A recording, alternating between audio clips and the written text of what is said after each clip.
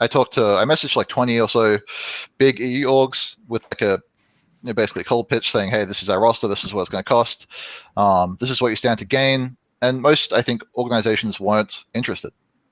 Actually, none were, other than like SSG, who ends up picking up Chris's team. And then, there's like another org that I won't name that is like looking around the Overwatch scene. I'm sure you guys have heard about them as well. Because something came up there that was interesting. It's like TM against Dive. Why are they so beatable? And like, obviously, we picked up Chase Torch. Like, maybe that's a conversation, But the reason they're beatable on Dive is just like the fundamental structure of their team. Like, this is something that the first time we lost to TM in Swiss, I asked Chris about. And I asked you about Andre as well. Straight away, I was like, how does this team function? Like, how does TM work as a team? Like, who talks? Who calls what? What do they believe? I wanted to know all this stuff. And like, I think my read at the moment on TM is like simple. I think I can talk about it because there's not much they can really do about it now. Did Hydron do anything to deserve the level of hate that he was getting? Like, there was something I missed. Like, maybe Gunba has a reason to hate him, but like, yeah. But can I explain why I think people should hate this guy? Gunba, if you were to guess, like the top 4 EU play against like the top 4 Korea, how do you think Korea dominates it, or do you think it's closer than people would expect? I think there's some sort of merging taking place right now. Like a decent team with Secret. That's going to happen in every region, though. It's happening in Europe too, right? Like, that's already happening, I think, in Europe. The Storm's been talking about it. I've heard about Gala and stuff. So, like, I think that's going to happen in every region when these teams realize that they can't make the top 3. Hello, everyone. Welcome to episode 17 of Uncoachable. Now, those of you who watch my stream might have heard me announce Jake as our next guest, but you might be looking at your monitor right now thinking, wow, without that Overwatch League makeup, Jake sure does look a lot worse. But actually, it's not Jake. Jake will be coming sometime in the undefined future. But today we are joined by returning guest, head coach of ENCE, Gunba, to talk to us about everything that happened in the main event in, I guess, every region, really. But before we go on to that, Gunba, I wondered if you could maybe talk to us a little bit about the ENCE announcement finally came in these last couple of weeks. How did you end up at ENCE? Why ENCE over maybe other options? And what's the sort of support structure they're giving you looking like? That's interesting. It doesn't sound like an interesting question, but it's interesting because it's hard to think about. Like, there were so many conversations with so many orgs and different players and twists and turns. And ENCE is just because Cloudy knew someone at ENCE, which I don't think surprises anybody, given that most of our teams finish and ENCE is finish, right? I mean, that's the only reason we got ENCE, to be honest. I don't think they would have signed a roster otherwise. Obviously, they're an org that is, I think, expecting or hoping to compete in the Saudi Esports World Cup club program, and so it makes sense for them to, if they have an opportunity to pick up a roster that they're familiar with and they trust and represents their brand well and has a lot of finished flags on the roster, which is like sort of important, not like mandatory, but they do value that. It makes sense for them, I think, and I think we're a cheap roster. I don't think people really realize that. Like, I think our entire team combined is probably like half of Court's salary, so it's just a cost-effective opportunity for them. It makes sense for the people on the team for various reasons. We wanted Master to be able to like quit his job, which we needed this to do. So even though maybe we could have waited and like kind of graded it out and stuff like that, this made a lot of sense in terms of the timing. So it made sense for us. It made sense for like the Finnish players. It made sense for Cloudy. So ENCE made a lot of sense in terms of support. I mean, the usual. I mean, we get paid and they do all the branding and publicity, and they give us peripherals, and they have like facilities and stuff for boot camping. Most of our players are in Finland or adjacent to Finland, so the support structure is fine. I couldn't imagine any other org doing more for an Overwatch team at this point, given that, especially, I think initially we asked for like basically no support. That was like a big part of I think what teams were pitching to orgs at the start is like, we don't need flights, we don't need boot camps, we don't need XYZ, right? It's a full package, right? So I think in that sense, it made sense in all those variables. The question is, why didn't we go with like a different org, other than the reason I already mentioned? It's like, there was just no interest, I think. There was like no competition for our roster at all. I messaged like 20 or so big EU orgs with like a basically cold pitch saying, hey, this is our roster, this is what it's going to cost. This is what you stand to gain. And most, I think, organizations weren't interested. Actually, none were, other than like SSG, who ends up picking up Chris's team. And then, there's like another org that I won't name that is like looking around the Overwatch scene. I'm sure you guys have heard about them as well. But Europe is just kind of like a wasteland for orgs at the moment, which doesn't make sense. I think EMEA is really strong, and like it's a really strong region and one of the better regions to bet on for international tournaments right now. And that hasn't been represented through org interest. So yeah, I think that about sums it up. It's just about, yeah, they're the only org looking and we're the only team looking, so that's why. Okay, so beggars can't be choosers is literally all it was. That's how you wound up with ENCE. Yeah, it's just pretty the only option. much, yeah. You said that you're a cost-effective option for the org. You know that maybe your entire team costs as much as half of a quartz from a salary standpoint. But then you also went on to say that Marsa quit his job for this. Was he panhandling before or something as a profession? Like how is 20% or less of a quartz salary, of half of a quartz salary? Cost of living in Finland, what can I say? No, it's actually simple. It's just our salary distribution is not equivalent. Okay. So many of us are on like incredibly low salaries, myself included, like under $1,000 kind of range, and then a few of us are on like closer to like 2,000, right? So like that's basically the distribution. It's okay. We're giving the money to people who need it the most to take on the opportunity, which is, supply and demand, right? Whereas I think you have a team like, I won't give away like SSG salary numbers, but they're in like a closer range to each other. So it's just, go on. No, that's right. Like I think we almost all get paid the same. We kind of like negotiated as a team. Our salary isn't like, I think the top players on your team get paid more than the top players on our team, but I think like on average we probably are slightly above you. Yeah, right. So I think it's just we just made sure, same as Florida Mayhem last year, we just made sure that the people got the money they needed to join the team, because it's a prize money centric year for us and for the org. Right. So to me, the salary numbers made no fucking difference. It's like if I had like a good salary, good in quotes, ignoring the fact that I literally get money from the Australian government anyway, right? Like I get like a decent amount of money regardless, just through welfare. Just to be, that's where we're at. Words I never thought I'd hear myself say as an employed person, but in terms of, even if I wasn't, the difference would be $1,000 a month over like a 9-month period. And it's like the prize money this year should be more than that, So for us, that was the big concern. It's just like getting a team that could win. And that still is the main concern. That's all I care about is winning. It's like if you don't win, it doesn't matter what the number was on the salary at the end of the day. It's irrelevant. If you're not winning, this is a pointless waste of time because all of the salaries are shit, even at the top end. So that's the main thing. It's just prize money. Yeah, I think there's probably only a handful of teams in the world, maybe even less than a handful, that are actually on like a proper salary or like above something that equates to like high above minimum wage, really. So two, right? 2 teams, wouldn't it? Toronto and Falcons. That's it. Maybe like so, 2 players on ROC. I'm not sure how much. Which two? Getting paid? Huh? Checkmate and Izzy. I'm joking. I could probably cover. I can cover a lot of the salary difference. Like I think Toronto.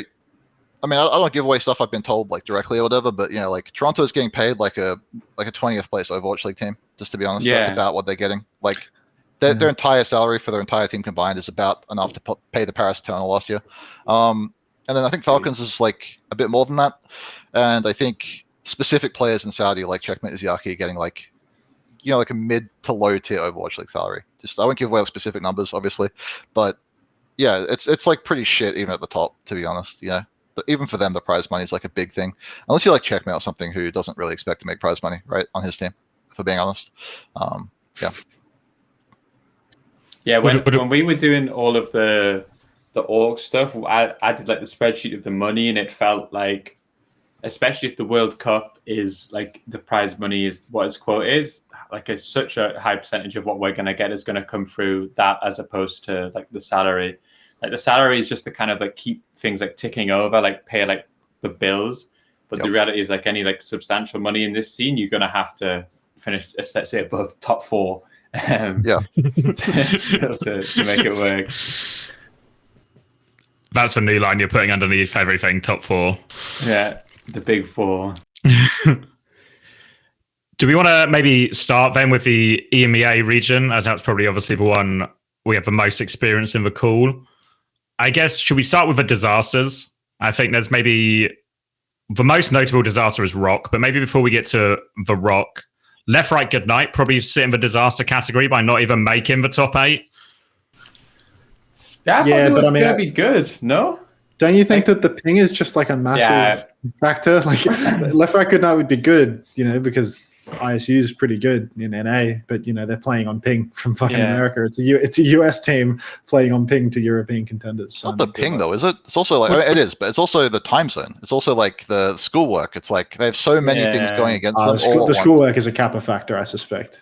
I wouldn't buy that from any collegiate player that the schoolwork is holding them back from performing in the game. Talk down on great educational institutions, yeah. I mean, they're doing the best work over there. But the whole thing is fucked. I know the players aren't happy with that arrangement, and they never were happy with it. Like the idea of playing in really early in the morning for them as well.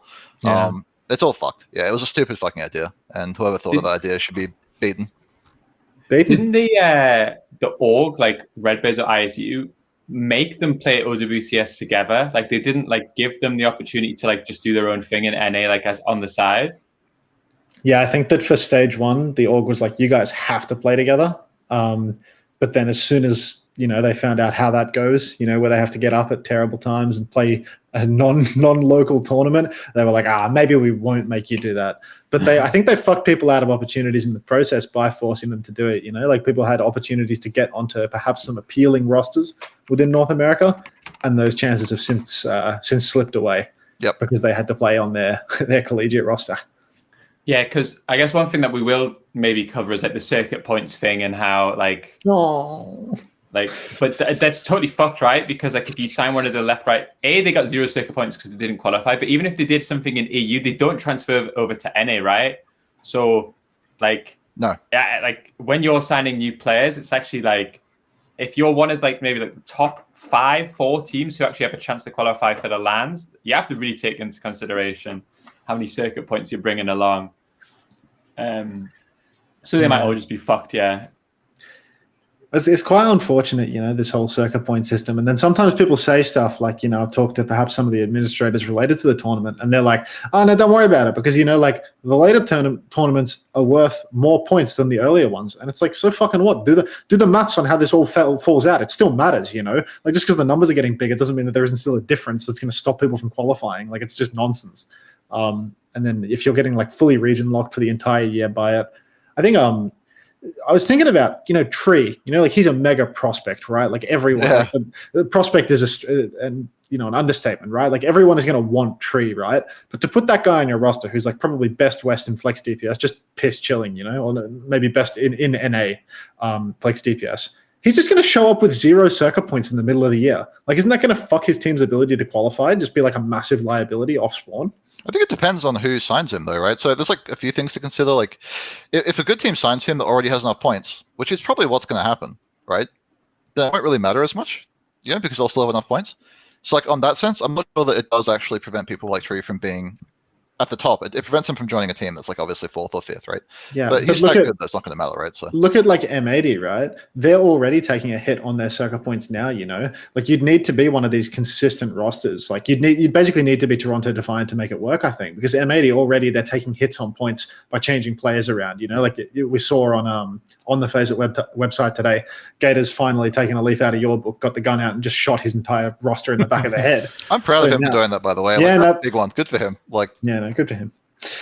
But also, you have to consider there's a guaranteed spot to Dallas in the first place, right? So if you get the first place, which means that if a team with low points takes that spot, it actually matters even more that you had points from the first tournament. Does that make sense? Yeah. Because now it's 3 or 4 teams that are competing for these last 2 spots, and there's no Twisted Minds Toronto team at the top with all the points. It's really messy. I'd say maybe it's not going to be the biggest of a deal for NA because I feel like M80 and the new rumored M80 roster and the Toronto roster are pretty far ahead. So it's kind of it's difficult to overcome that. One of the 2 overdogs is probably going to win that one first slot. I think most people just didn't understand circuit points, myself included. I don't actually. People think I'm super deep and work really hard. I don't look at tournament formats at all. I don't bother. They're boring. I try to look at the map stuff only. So that's my bad on that. I'm sure you guys probably made some mistakes on your roster as well with circuit points involved. Yeah, I don't know. It sucks. It's a very interesting system, but I don't like the fact that I can't play people on my roster because they won't get points or didn't get points before, or whatever arrangement of problems you want to have there. It's I decided to play Crimson on Moira. Ghost was away for school. That transitioned into the tournament. we ended up keeping Crimson on the roster because it didn't feel like a big reason to change at that time. Now Ghost has no fucking points. And it's like, what have I done wrong there as a coach to deserve my team having less points? Right? It's a player who, like, Ghost helped us warm up.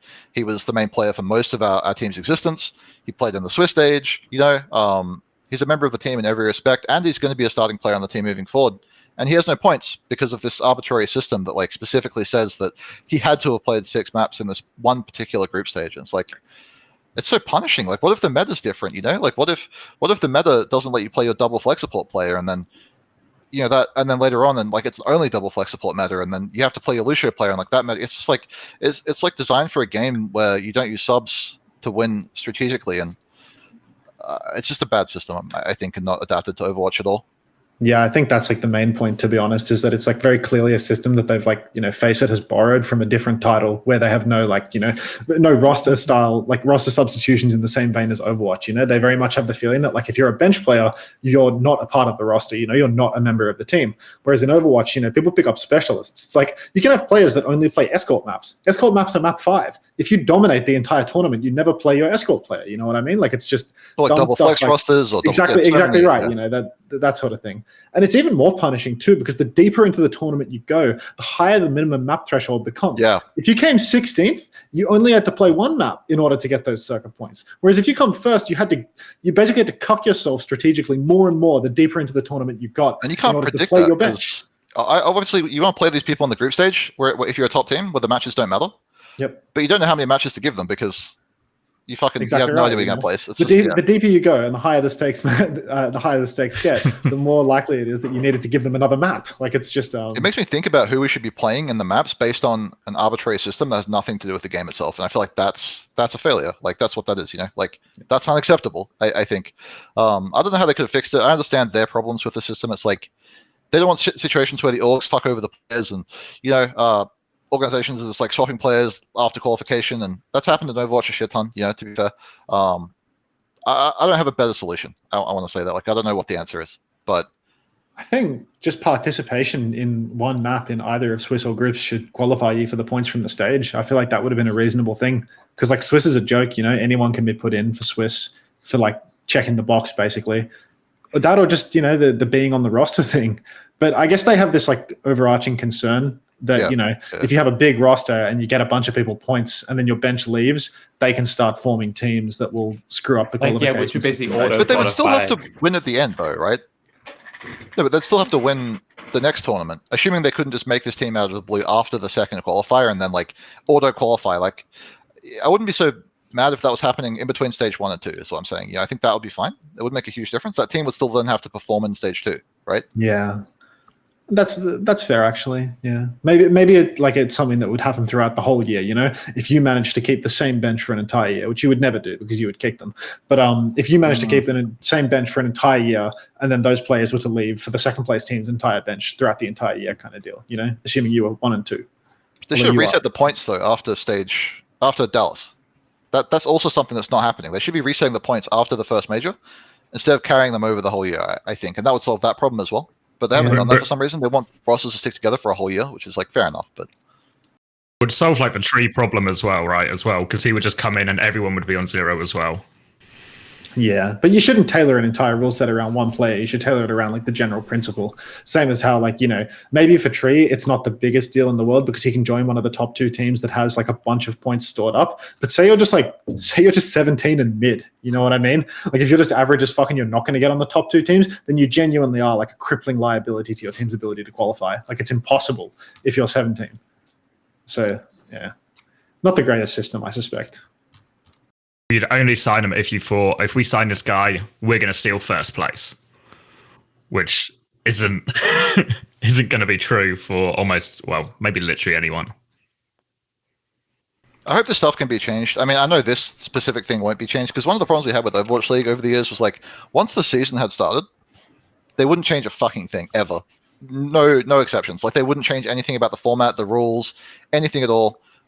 Except for, like, random bullshit right before a tournament, maybe some, like, seeding thing or, like, dates or something, whatever, nothing important, you know? And, like, I don't see FACEIT changing the system for the whole year, which is kind of scary because I do think they have a license to iterate. I think we're seeing that a lot in Korea. They're changing shit all the time. They're fucking changing the map ban system and all this bullshit, you know? I hope FACEIT changes this, but I don't think they're going to change it. So it's just like a reality. That's kind of unfortunate, you know. Like, this is like the first season of the game. It's like so important, and like some of these things are fucked, and like they've got such a long format that they can't change these things at all because it would be unfair, you know. So it's like it sucks. I think. But it feels really unfair as well to change the qualification system partway through a tournament as well. So they're just locked in essentially. I don't know, like, what would be a fair way to then change it to a new qualification system? I mean, I feel like it wouldn't be unfair. You remember with the seeding stuff they did, where they like wrote an announcement saying, "Oh yeah, we feel like this way we've done the seeding isn't fair, so we're changing it." And then there was like uproar, so they like changed it back. Like the brackets changed for like a day, which I thought, you know, I don't know, like stuff like that. Like I feel like to a degree, the current like Blizzard or FACEIT or whoever runs it, like seems to be more open to feedback than previously. Like I remember when we had like the streaming thing, my tweet single-handedly, you know, changed the game, and we were allowed to like do POVs and stuff again. Yeah, I don't know. Like I feel it's actually something that maybe you said in your interview the other day, Gunba, where it's like actually like a lot of like the new stuff that they've done on paper. It's like, oh, this is kind of nice. Like it's changed, it's different. I'm willing to give it a go. And then once you like fully dig into it, like once it's paid out, you're a little bit like, oh, I like map draft, but is loser picks just better? Like this circuit system seems okay, but actually, is it like when you actually see it in practice, like is it the way to go? But maybe I'm like a Blizzard believer in terms of I think that certain stuff they will change. I worry with the circuit point stuff. If you start to change how people qualify for the events midway through, someone gets screwed in such an unbelievable way. You know, like someone's always going to like be the I guess the opposite of a benefactor from this situation. So I don't know if they'll change that. But I feel like with like small stuff, like I wouldn't be surprised if enough people put feedback saying they want loser picks instead of map draft, that they would change it for the next tournament. I think it's possible. Yeah, changes like that don't have a long-term effect and just change the results of future games, they're always going to accept that. But they're never going to accept a change to like the circuit point system at this point because of the unbelievable fuck around it would be when, it affects who qualifies after the fact.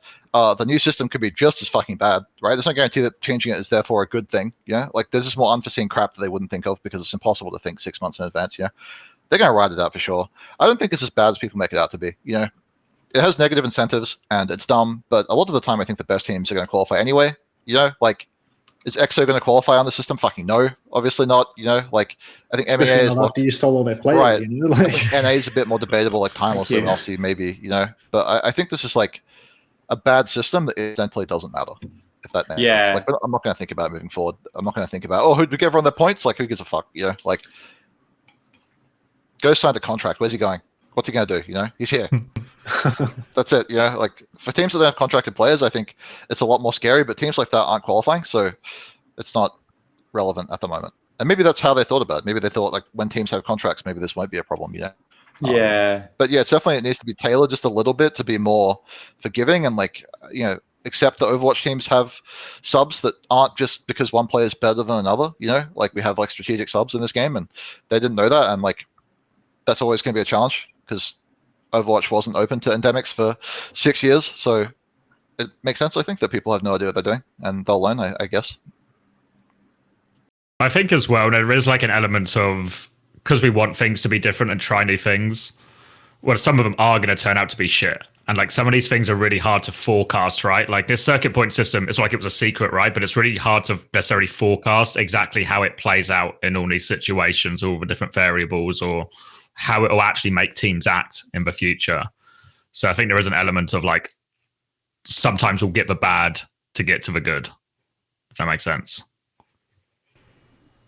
If there's time for the good, yeah. Yeah. pour some water. I'm not going to pour the water. Change your heart. Why don't you rustle for fucking paper again, mate? Ooh. My webcam fell off. Subscribe to our Patreon, guys. No, our Patreon, subscribe to it. Thank you, guys. See you next week. Then, should we move on to the other disaster, which was ROC Esports? I feel like a lot of people had ROC Esports sort of placed as maybe like, not in the big four, but maybe the next closest after that on paper. but then this doesn't transpire at all. They go 3-0, 3-0, immediately eliminated, finishing the 7th/8th spot. Who'd they play? Yeah, can you show they lost to? EXO and then Quick Esports. Quick Esports, yeah. Which Dan was Pumped very by happy Quick? about. Oh, jeez. Yeah. Dan was all in X's chat like the whole weekend about how like insane his Malga is compared to everybody else. Like, we're gonna dominate like in the next round. He was like flaming Vessi. He doesn't know how to play Malga. Like, I think Dan thinks he's like the number one, the world's greatest Malga at this moment in time. Dan's next up, a little bit of unscared. I'm a fan believer, to be fair, but like, is it not the case that they lost because ROC just practiced Sigma for basically 2 weeks? They were a Sigma one-trick team in practice the whole time, and then they go into the match and they're playing against a team that holds W key with Morga Sim all the time, and they're playing against a team that can play dive. So they got really bad matchups, I think, and their practice was shit. It's like not really surprising that ROC lost. It makes perfect sense. Who couldn't play Morga Sim in the bracket? Yeah, exactly. They made the wrong like bet, but like teams, maybe they would have had more of a chance. Sig garbage, but they're playing it now. It's fucking awful. Yeah, it sucks. Sig. I mean, they have a Sig one trick for a tank, don't they? Yeah, he played so well. This like in the games they lost, TVNT was actually doing the Lord's work. You know, like his Orisa was insane. I thought Checkmate was honestly fucking terrible every time I watched him. Like I was actually like shocked, like getting like supposed to be. He's like we put him as one of the people still earning Overwatch League salary. I felt like he was getting like gapped like by players that he shouldn't be. But I was actually really impressed with TVNT. I actually thought like his Orisa like every fight was like killing 5. This team has the good Saudi up and comers. I mean, for sure they do. But yeah, I don't know, just the Sig stuff. Fucking surely a bet to make. Maybe. Yeah, no, it's a Kareev gap. Yeah, I'll play that. It ends up being like a really horrible because like Quicker they did like Sim Sojourn and then like Sim May and stuff as well, right? Which is just so punishing if you want to be a Sig team as well. Like it just really fucks you, and they seem to have like no real plan B at all. Just thug it out. Maybe the rumors on the street is next season ROC might be the team that tries to come back from the circuit points disaster. There's a few rumors flying around right now that ROC's got the checkbook out and they're attempting to negotiate. They're starting to really try to buy some circuit points, if you know what I mean. No way, right really? That's what I'm hearing. I'm hearing. Oh my god! They're talking to players from Gunba's team, from my team, from TM, looking to offer them really like 4-5x what their current salary is to try and kill the other teams and steal the circuit points. Aren't these people contracted like in every situation? Like, yeah, I mean, I think they will either, if like ENCE or SSG is smart, they'll just put up like an insane buyout and say, yeah, figure that out. and but that's the word on the street right now. You know, I always bring the word on the street to Uncoachable because I love our viewers, you know. So thanks for being the man on the ground, you know. But I think because they have like that no my players are being bought by this team and never heard about this shit in my life. You didn't even know it. You need to think about that. That's actually a worry for you because if it's happening and your players aren't telling you it's happening, then there's like they're gone. An air of consideration. At least I know what's happening with my players, I think, unless there's more offers going around. Do you think Massa would stick around if his salary got 5x'd? But he had to live in Saudi Arabia. He signed a contract, I mean. Yeah, but you know, like, what are they going to do? Hunt from him the kingdom to take his money? Yeah, that's a part of the immunity, you know? It's like, it doesn't matter that you breach your contract because you can go and live in the kingdom of Saudi Arabia. I mean, are these contracts enforced by FACEIT? That's not, I mean, Overwatch League enforced that before. Fucking way. Do that now? Who knows? Someone should find out. Someone should try it. Yeah. We'll see. Yeah, it's like you're encouraging your players to. Fuck it. Take the wrong one. Try it. We'll learn something new here. Yeah. So do you think without roster changes, let's say everyone sticks to their original contracts, nobody takes the bag, is it redeemable for ROC now coming back with after this? Because top 3 has to be like the realistic aim, right? I think for them, they would need to like. It's not redeemable. Yeah, they would need like first or second next stage. Even second might not be enough. I'm actually not sure how it would go, but I think they're totally fucked. Respect. Do you think? I'm sure someone can do the maths, but I'm fairly sure, like They'd have to finished literally finish second, first. and we finished like third, I still don't think they would get in above us. Maybe there's an element of, because I guess the problem is as well, if Twisted Minds don't finish first next time, then they are obviously way at the top, or not way at the top, but they're at the top of a circuit point game coming in as well. If somebody else Yeah, finishes in first. theory, the best thing for everyone would be that like TM and ENCE finish like 1 and 2 next stage as well, and then like they hope that they can like. Actually, I don't know, because teams need the second slot, right? I don't know. I think it looks really difficult to see how. Like, I think EXO obviously, in theory, have like a really good chance of qualifying with us. But since my mate Gunba's, doing his best for the cause, that maybe that like looks more challenging for them. And I feel like every team below 4th, it seems really, really, really difficult to see how they can squeeze into like a top 1 or 2 position next stage. Is it even an argument of like points, or is it more an argument of can they build a roster that can even get top 3? Right? Yeah, like no, I mean they fucking can't do that. Yeah, They got to drop out of Saudi League to do that, and then there's no one unless they somehow Just a convince big roster, ENCE right? SSG. Yeah, they just need to have a huge roster change. Just like get Fearless or some shit, like and drop out of Saudi League. And it's like I don't think that's a hard direction to make a call on right now. So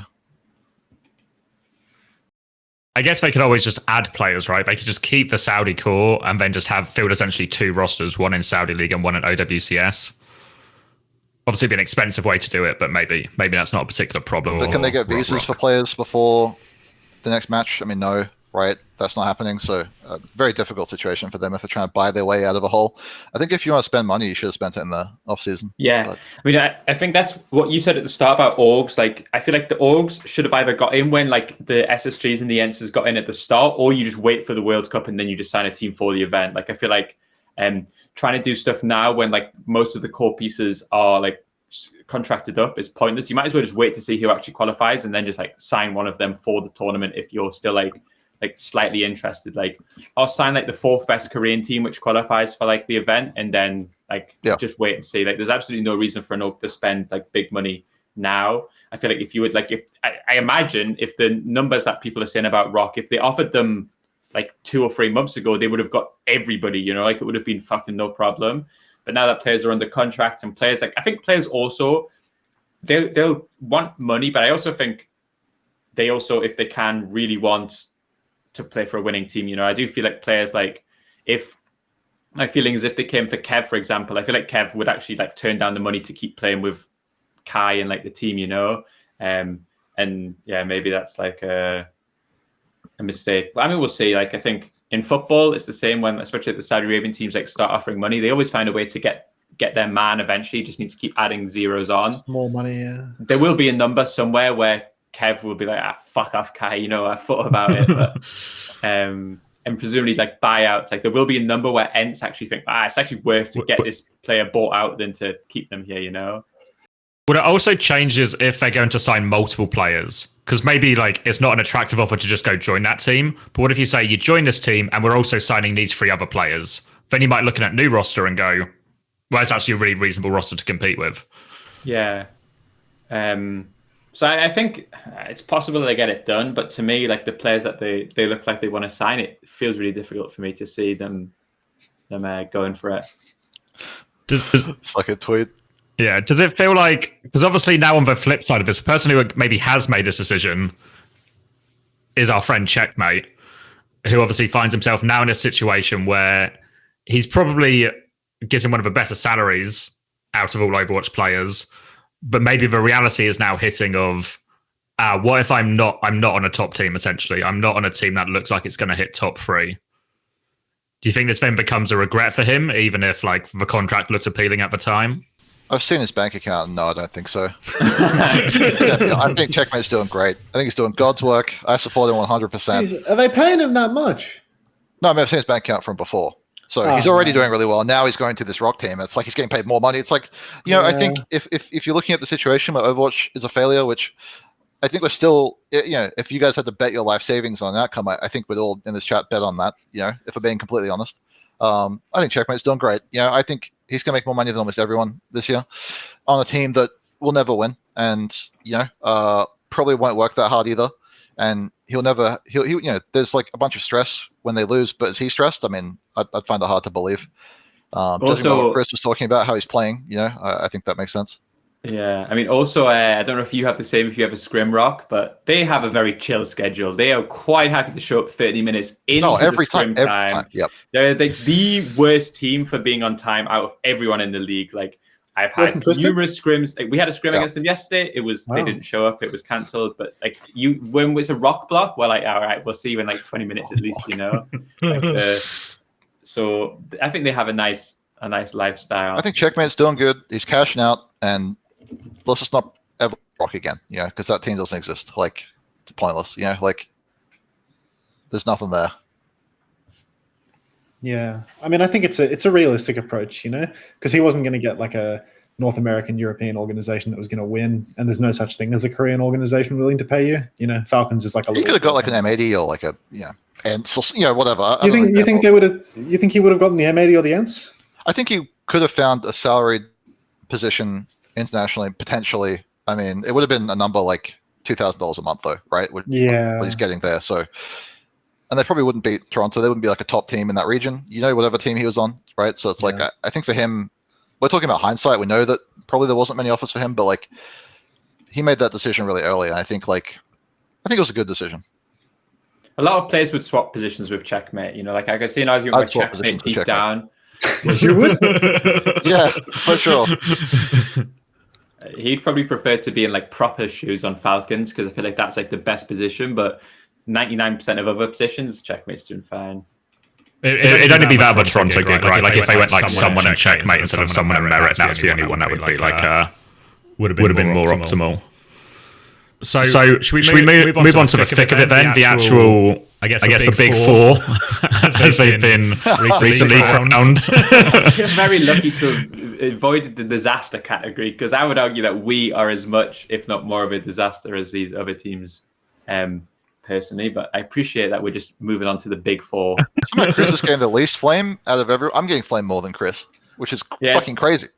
Yeah, it's true for sure. Like this is like the worst result of my career, but. And I didn't read the Reddit threads. I probably did get flamed, but that's fair. I didn't read your Reddit threads either, so maybe you're right. I don't know. Possible I'm getting roasted, but I saw Gunba got loads of it was 100 comments of just straight flame. Like every single comment was just I started seeing tweets. It's like Gumba's fall off and shit like that. Oh my god! It's like he came second in one tournament. Like, what is wrong with these people? It's actually pretty funny. So many comments the day before or something. Well, some were like, I always knew this guy was a fraud. And I was like, really? Is that what historical results have proven? Like, he's just a fraud waiting to be revealed. I mean, second place is a famously fraudulent result too. It's like genuinely, the fourth place is a genuinely fraudulent result. In contrast, for sure. Before we skip over it, though, Chris is trying to wiggle his way through the flame. So. Obviously, a disappointing result for SSG. Lots of people, I guess some of the Reddit comments were very much like, this is the guy who made us play Orisa in the World Cup, and now he's got these guys on dive. What is he cooking? That kind of theme of stuff. So I guess this is your opportunity now, Chris, to defend yourself. Yeah, I guess. I mean, it's like the same thing, it's like with Gunba, like, why do you play Kev on Sim? And it's like, it's really easy after you lose to be like, why the fuck do you do that? But we played dive for like 2 months, and our like scrim results and our official results we were the best dive team in Europe, like 100%, and we were like really, really confident on it. Like, and I don't think dive's in a bad place in this meta either. I think it's it's pretty reasonable, So I don't know. Like, I think obviously we'd have preferred to be on the Maga patch where everyone was playing Maga because we felt really, really good about that patch. But even when we like swapped back to this and we're playing more dive, like our scrims and stuff, really, really fine. I think for us, like we have to like figure out a few things. I feel like one thing that our players have maybe never had to like fully deal with is like playing these tournaments from a position of like being the favorites, like we've always been able to kind of like rely on like massive like underdog mentality, which I think it's a different mentality when you go in against Atlanta and everyone expects you to lose, and like the only upside is winning and like shocking the world. So I feel like we have to like deal with that a little bit. I always felt like there was like something that like Gunba said in his interview where it's like there are certain comps which are harder to like choke on, right? like when you play like Ram, Lucio, Moira, it's really easy to play that comp in official because it just relies on like aggression and tempo. Whereas I do feel like something about like the dive comp specifically is like you have to be able to play on that edge, right? Like you have to be able to kind of like play aggressive enough to find like the opportunities, but also not like too aggressive where you int. And maybe like if you think about some of the comps we've played in the past, it's actually quite easy to translate how we're meant to play from scrims into officials. Whereas like finding that edge in these tournaments was something that maybe we struggled with a little bit when we were playing the dive. I saw a really good take on Reddit saying that, it was really dumb of you guys to be playing dive in Europe because European teams are so good at countering dive, like all they do is just perma practice countering dive. It's like they're saying the theory is like Europe never plays dive. So all of these European rush teams are just crazy at countering it on. Like you can't have both, right? Like, you can't be the best dive countering region, but also nobody fucking plays dive. Like, where are you going to get your reps in for that? Like, it doesn't make any sense. But the size was just so small. Like, I feel like the viewers, and I don't know where these like NPC takes are coming from because there was a fucking fuck ton of them for our match, and there's a lot for this one as well. But like, Monkey into Orisa is a completely reasonable thing to do. Like, I think London's approach, compositionally at least, to these matches was like pretty reasonable. They went Orisa when they were losing at the end. They tried to like turn it around. That's fine. Like, I don't know. I just feel like the fans oversimplify why the losses happened. A lot of the time, it's just super complicated. Like, a lot of the time, there are things you didn't expect. It happens when the patch is 2 days before the match. Right. Like, it's all horseshit. And it's like their opinions are also based on that horseshit. Their opinions are based on saying like. I saw people in Athrid, not to skip ahead to our match, but I'm sure your match had similar problems. It's like people saying, well, they won on the Orisa Echo stuff. Why didn't they just keep playing that into the Ram Moira? It's just like, what the fuck are you talking about? Like, shut up. Like, it's not how the game is played, Like, it's a reality. It's like, I think that's going to be more common. But in reality, a lot of the losses come down to like a lot of things, like people choking, to playing compositions, as Chris said, that are more complicated, to being surprised with like the map draft, or like your prep wasn't deep enough because you didn't scrim against lots of opponents because the talent pool is quite low. I don't know how it was for you guys, Chris, or maybe even Antra as well, but like we didn't scrim once during the whole tournament. It was just like a warm up, like a 1 hour warm up with like a mixed team. These sort of oversights happen a lot in this format, and I think it causes a lot of these matches where one team looks really stupid in hindsight, but it's hindsight for them too. There was no time to test any of the things they thought, Yeah, I mean, like for us, if you take like when the Mauga like hotfix came in, we had to make a decision with like 48 hours about whether or not to keep playing the comp. And we had to figure out if Mauga could beat Orisa. But our sample size is like 1 scrim against EXO, And it's like, oh, it looks reasonable here. So we just got to stick it because we're good. But like, obviously, like, especially the way that you guys like played it. And I think especially like the way you were like positioning your Lucio and stuff was causing us like really like significant problems that no team had done before. But it's like, it's really hard to predict stuff like that with like 48 hours notice, And like, I don't want to like sit here and blame the patch because I think that we had like bigger issues and I think we are just going to have to get used to it. But it is like difficult to make these decisions when like you guys like had like 3 scrims after the hotfix, and every single one of your scrims was against a team that was playing dive against you, right? So you just had like no like real way. I think maybe you had like 1 TM scrim because I was tracking your scrims. Like after the Mauga patch, if you would like to keep mirroring the Mauga or to play like the Orisa comp, like I felt like you guys we played Orisa into TM in that scrim and they played Mauga. That's it, right? But so you had like 2 hours to figure out like if the Mauga is still the dominant comp or if it can be countered, right? And we had the same side of that matchup, but we did it against EXO. And in our scrim against EXO, the Mauga won every map. And we were like, okay, yeah, maybe the theory is just fine, And then we get in against ENCE, and ENCE have a different read of it, and maybe we don't play as well. And in hindsight, it's like, oh, well, you shouldn't have played that comp. But it's like, okay.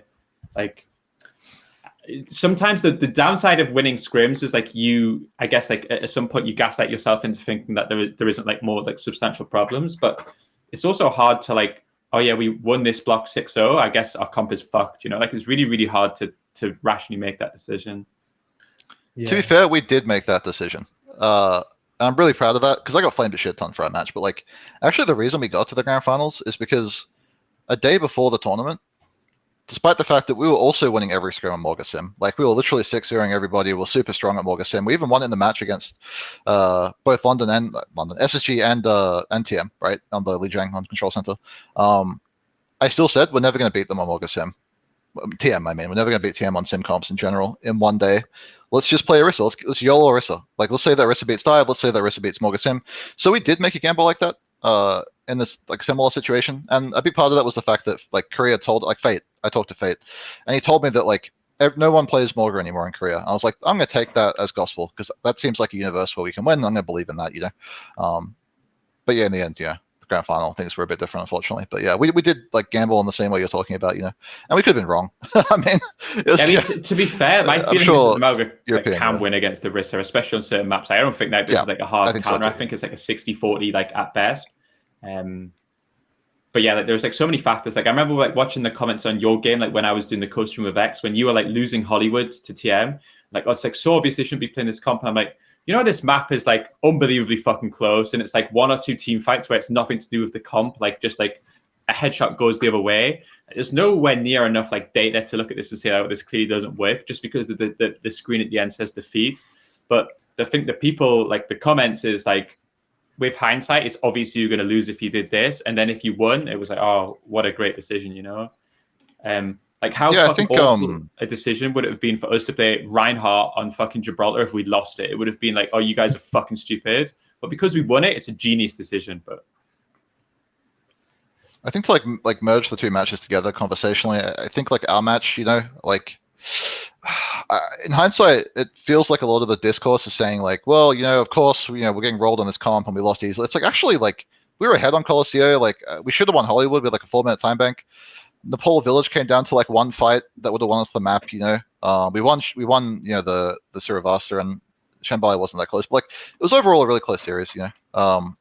So I'm like happy with that result, to be honest. But yeah, honestly, the fact that we lost Hollywood is like already enough to tell you that something's hugely wrong. Morga Sim doesn't lose to Ram Moira on Hollywood. That's obvious. But again, to credit the fans, like there's fucking no evidence for anything. So they see something not work and they're like, well, why isn't Kevster carrying the game on Tracer? It's like, we scrim every day, you know? Like we know that certain things don't just win you games for free. Like it's not like he goes Tracer and they just ignore him and he kills everyone, yeah. But there's just a bunch of fights in this matchup between us and Twisted Minds where like we don't abuse our comp advantage, and that comes through like inexperience, you know? On Hollywood, we're on the ground like every fight. Their Sojourn's above us. They have like top control with a Moira somehow, you know. We have a Sim TP, it's like 5-man TPing every fight. Yeah, don't show this clip. This is so mean. Don't do this to them. Yeah, Vess had like a horrific game. Like obviously, this is like an example of that, you know. And yeah, Kevstar's like low experience on Sim, so yeah, I don't know. It's I don't want to say it's like entirely hindsight. You know, I think I learned a lot from like this match. I'm sure you did too, Chris, the way you guys lost, but like. It feels like a different sort of preparation is necessary for these matches in terms of like knowing what you're going to do on each map, and then also having ideas on the maps for even maps that you don't play often in scrims. This is a coach being able to go into Hollywood and say like, we should play these positions, you know, like this, and this. If they do this, we do this. But yeah, I don't know how it was for your guys' match. I think this might have been like a grand final only problem. We didn't have a lot of time to talk to the players between maps. It was like 1 minute literally with an admin like the whole time interjecting, you know. I couldn't even like help our players adapt. But they interrupt a lot. Yeah.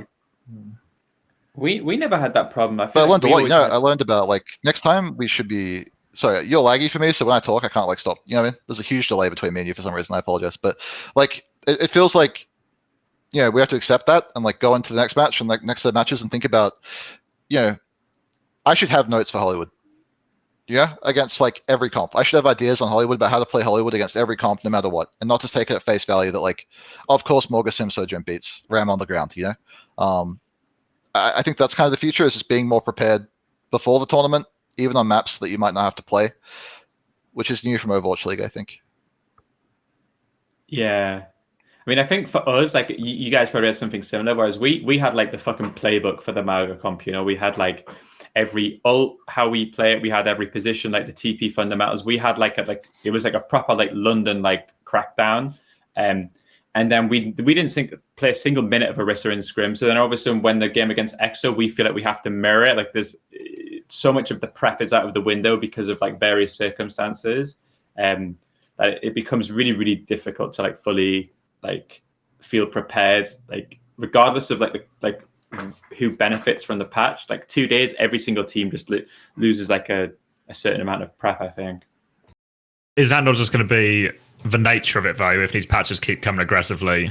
Because in theory, like you said, there's like no good way to get these answers. Like you use us playing Ryan on London, But that was like with a couple of weeks practice, I feel like when we first tried for Rhine Sim stuff, it didn't just work. It wasn't just plug and play. We had to like fix a load of problems, figure a load of things out. And in Overwatch League, you actually had the time where you had a full week to try and do that, knowing specifically what maps you're going to play as well, so we can just solve specific maps. But that's not going to be true anymore, because there's going to be a bigger map pool. You're going to play 4 games, like Thursday, Friday, Saturday, Sunday. So you've got less prep time for everything. So is the nature of it just going to be, it's just going to be chaos every time. And people having to take big gambles. You're saying like, oh, your solution for the future is like, oh, I just need to be more prepared for the Hollywood and stuff like that. But I mean, I feel like, to some extent, it's like this was just the unprepared tournament, right? Like the 2-day prior patch, all of your preparation, I mean, not all of your preparation, but a lot of your preparation in the advance of the tournament just gets thrown out the window because of the patch change. I think we were pretty lucky that like the theory kind of just shifted back to what the old patch was, more or less. Not like 1-to-1, but like there was a lot of fallback to pre-Maga patch. I think there was a lot of similarity there, or at least it seemed that way. So at least you weren't completely reinventing the wheel 2 days prior to the tournament. But I don't think you can really be like, just prepare harder, when they're literally shaking up everything 2 days prior. Like, you're a human too. Or maybe you're not. It's also, okay, to be fair, like, it wasn't just the patch shake-up that was a problem, because we lost our match at the very end. It was the last match, We had like we had like warm-ups, and we had a lot of matches on that patch, a lot. I mean, 3 or whatever. But like at the end of the day, the problem was that they also completely shifted their ban approach, right? They banned like all of their own maps. They banned Blizzard World. They banned Legion. They banned all the maps that they had bet on for the whole stage, right? And they intentionally took us to these maps that we had never played before. And they also played like a comp they hadn't played before on these maps. They completely YOLO'd, and like we just weren't. I think like to compare us and TM, and like maybe like I don't know where London fits into SSG. Where's SSG fit into this? I think to compare us and TM, I think it's like really simple. It's like we're like a really brittle team because we're like a month old, and so like new situations to us are scary, and make us make mistakes. And like that's what they did. They created that situation where like everything was new and like everything was made up. We had like no experience as a team to fall back on, and like basic ideas about how to play like this comp versus that comp, and they took us out of our comfort zone, I think. And I think they're a team that's kind of capped, like they're a team that over time will not continue getting better. Like they're a fixed problem, I think. So like even though we lost, I'm still like optimistic, I think we should be able to beat them long term. And I think like SSG as well, I think SSG has like significantly more talent than TM, to be honest. Like I think you guys would probably agree with that. TM's a team that's like been together for so long, and like they've never had to consider roster upgrades, but they're going to have to at some point. They've got like the family pet on fucking Lucio. They've got a ground tank one trick with like no Winston player. Like their DPS are great. Obviously I think Quartz is like the best player in the world. Some might argue this tournament he was like a bit more average, but generally speaking, UB's like great. Good IGL, good at lots of different heroes. So I think Slade might be possible as well, but like they're a team that I think has already maximized their potential. And so like what I take from this, even though it's fucking annoying to lose the way we did, and even though I'm getting flamed, whatever. It's still positive. I think I'm still optimistic, and I think like the changes we're making to the roster are going to help a lot with that as well. I don't know how Chris feels about like his team long term, but I'm more worried about Chris's team than TM long term, because I don't think TM can like fundamentally improve. I don't think they're going to keep improving. And by the time they realize they need to make roster changes, which I think they do, it's going to be too late with the points and stuff. So like, yeah, I'm more thinking about Chris's team moving forward, I think. Yeah, I think for us, one thing that's weird is like we always like in scrims 9 times out of 10 we lose to ENCE, but we always beat TM. Like when the original like bracket change came in, it was like so good for us because we got to be on like TM's side of the bracket, which means that we could get to grand finals, like meet you there. So when Gator cried and got it like reversed, and where he peddled his influence, it was like really annoying that we like the only time we could play TM in theory was like one of like the losers of like the winners bracket finals. But I'm aware, like everybody says that like TM plays better in officials than like they're one of those teams that like that team like genuinely never loses, like actually is like pretty much won for like 3 years, like exclusively. And I feel like they have like something special. I think one thing that we maybe looked at to change is like we consider like we have a lot of like experienced players, and I agree. Like for my money, I think our roster on paper is even better than ENCE's and like TM's. Like I genuinely think that we have like the best in slot for like almost every position in Europe at least. But we kind of needed like we have a very experienced roster, so everybody can talk. So we didn't really have like true leadership in the game, and I feel like that was like something that maybe we'll look to change, like some of the internal structure and some of the communication stuff to make sure like what happened this weekend doesn't happen again. But yeah, I don't know. Like, I don't know how it officially. Like, I think, to be honest, I think if we played the way we played this weekend against him, we would have lost as well. Like, I don't think our level that we showed in officials was good enough to beat these teams. But at least, like, in terms of like scrims and stuff, like us win rate versus TM is extremely high. So yeah, I don't know. I don't think we would have went into a game against TM that scared actually, because like all of our I think we know that they have more of a mental block against us than we do than them. Whereas maybe against ENCE, more often than not, it's like the other way, where we don't really like to play ENCE, and maybe they feel confident against those. I feel like the general consensus is Twisted Minds don't want to play versus Dive and feel weakest in that matchup. So if you have that option, it's an automatic advantage against Twisted Minds in a lot of situations.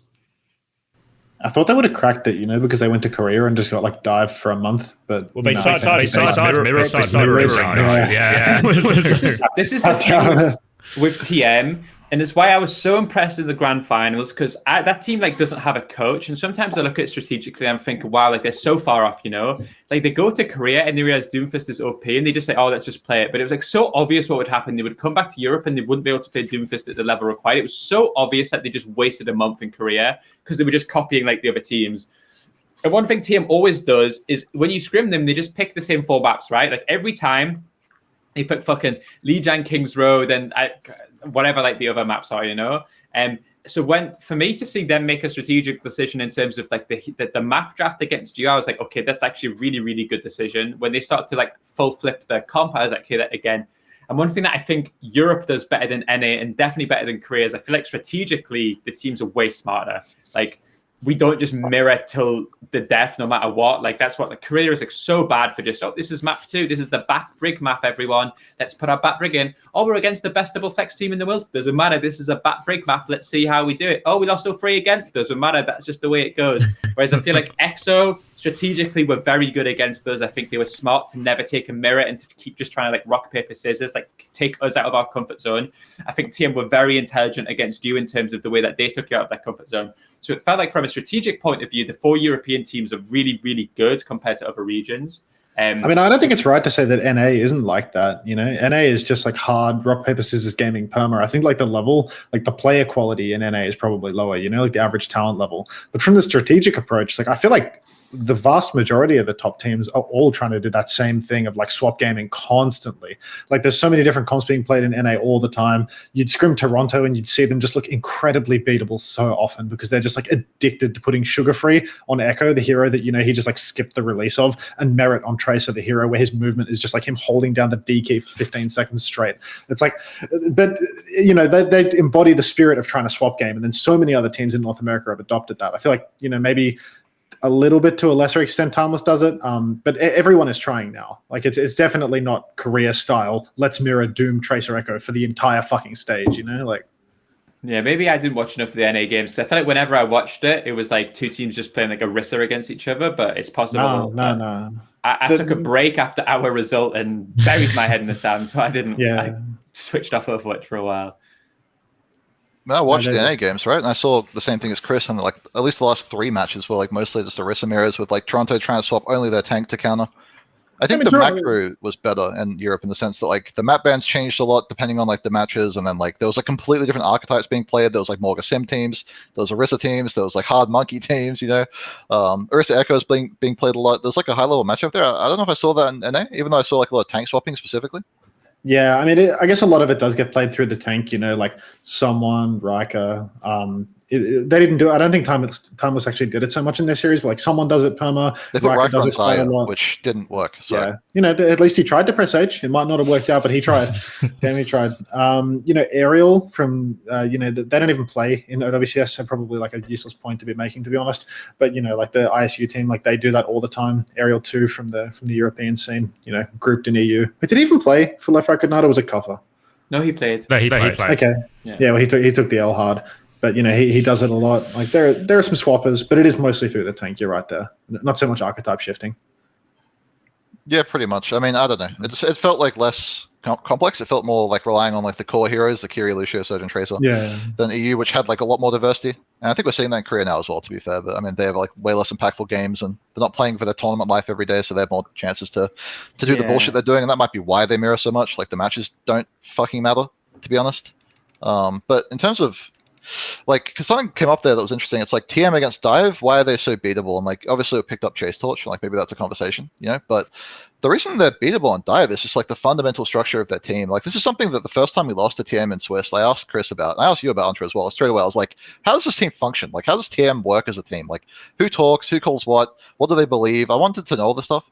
And like, I think my read at the moment on TM is like simple. I think I can talk about it because there's not much they can really do about it now. It's like, I think they're carried so hard by their DPS that like, they're going to have trouble in any comp where they have to split. And they just don't split. They're always 5-stack. They only play comps that work in that way. They play compositions where like can hard call everything. I think one of the reasons they struggle against Dive is like, that's a horrifically terrible way to play against Dive. You know, if you're 5-stacked on the ground all the time, or like, you know, like you have to push the objective, but you have to split. It's like, if you split and Dive, you get obliterated immediately, right? There has to be like individual like support play. There has to be like teamwork, you know? I think they lack that agency as individuals on that team. And I think also the fact that they rely so much on like the hit scan is a huge problem against Dive, because Quartz is not carrying the game and Hardy's jumping on his monkey, you know? It's not easy to do that, you know? Suddenly Quartz is like a liability that you have to protect all the time, and like that requires teamwork. And then UB has to be doing something on his own, and they have to like trust each other more, I think. So like getting Chase Torch for us, I think one of the big reasons I'm so excited about that move is it's going to allow us to beat them on Dive, which is, I think, going to be long-term the way to beat them, you know? Because as you guys said, like, why haven't they figured that out yet? And it's like, it's because they can't fix it with their team, like the way their team works, you know? I think their structure overall is the reason why they struggle so much against that comp, you know? And going to Korea didn't change that at all, right? So yeah, I think just like wrap up the European side of things, that's why I'm looking forward, and I'm really thinking like, you know, I think we're going to look back at this moment and think to ourselves, they probably should have added more to their roster at this point. They should have got like Fearless or something, you know? But they're like hamstrung by the fact that they're competing in Cell, so like they have to keep 3 Saudis on their team, and that's like a really dangerous position for them going into like EWC. You know, like I think my prediction would be for EWC is like, yeah, SSG and ENCE are the 2 top European teams. I'd be really surprised if that wasn't the case. I think the map pool is going to help a lot with that. You know, like this map pool was pretty rush favored. I think it's fair to say there was like Kingsroy and Midtown. There was like Lijiang and Nepal. You know, there was like for every map type there was always at least like 2 rush maps. But going into this next map pool, that's not true, actually. Most of the map, like Kingsroy got removed, Legion got removed, you know? It's going to be like a really dive-heavy map pool, or like poke-style map pool, at least, depending on the meta and the patch and stuff like that. You know, the new hero, obviously. But yeah, really optimistic, I think, moving forward, especially because of Chase. I guess ironically, Twisted did try and solve this. There was a rumor at a time that Twisted, right before the initial roster lock, were trying to sign Chase as well, because they were convinced it was a Doom meta. So get Chase in, and then that would like help them hopefully solve a lot of those problems. But now obviously Chase is going to be used against them. I wonder why they didn't get Chase. I'm not sure. Ukrainian? Yeah, why didn't they get Chase? Because he's Ukrainian, right? I imagine it wasn't clear at the start of the year that he could play. Oh, that was it? Yeah, well, their country's being invaded, so yeah, but, you know, like he was good for it. Like, was there not? I don't know. We could turn this into the Ukraine-Russia section of the podcast, but didn't we already have that the other week? Was there not something where you can't leave the country if you're an adult male in Ukraine? Did I not read that? You can get a permit to leave if you're representing Ukraine in some way, like for a pro player, for example, which is happening in CS. Through FACEIT. Like Simmons, for example, right? Or something like that. Yeah, and FACEIT have told us that like they believe he'll be fine.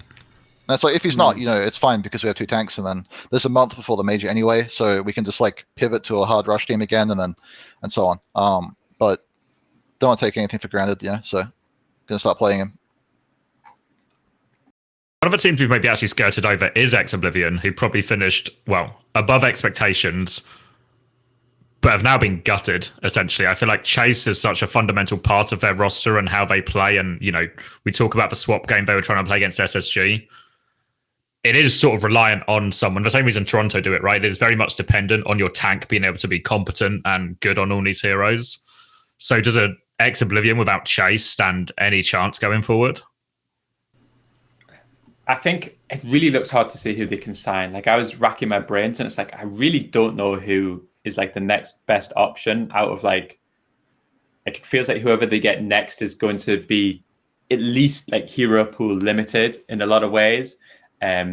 It feels like playing like if you're the unsponsored 4th best team in Europe, it's like such a horrible team because you're the like when the big boys with salaries come to pick teams for parts and upgrades, you're the team that's going to get like.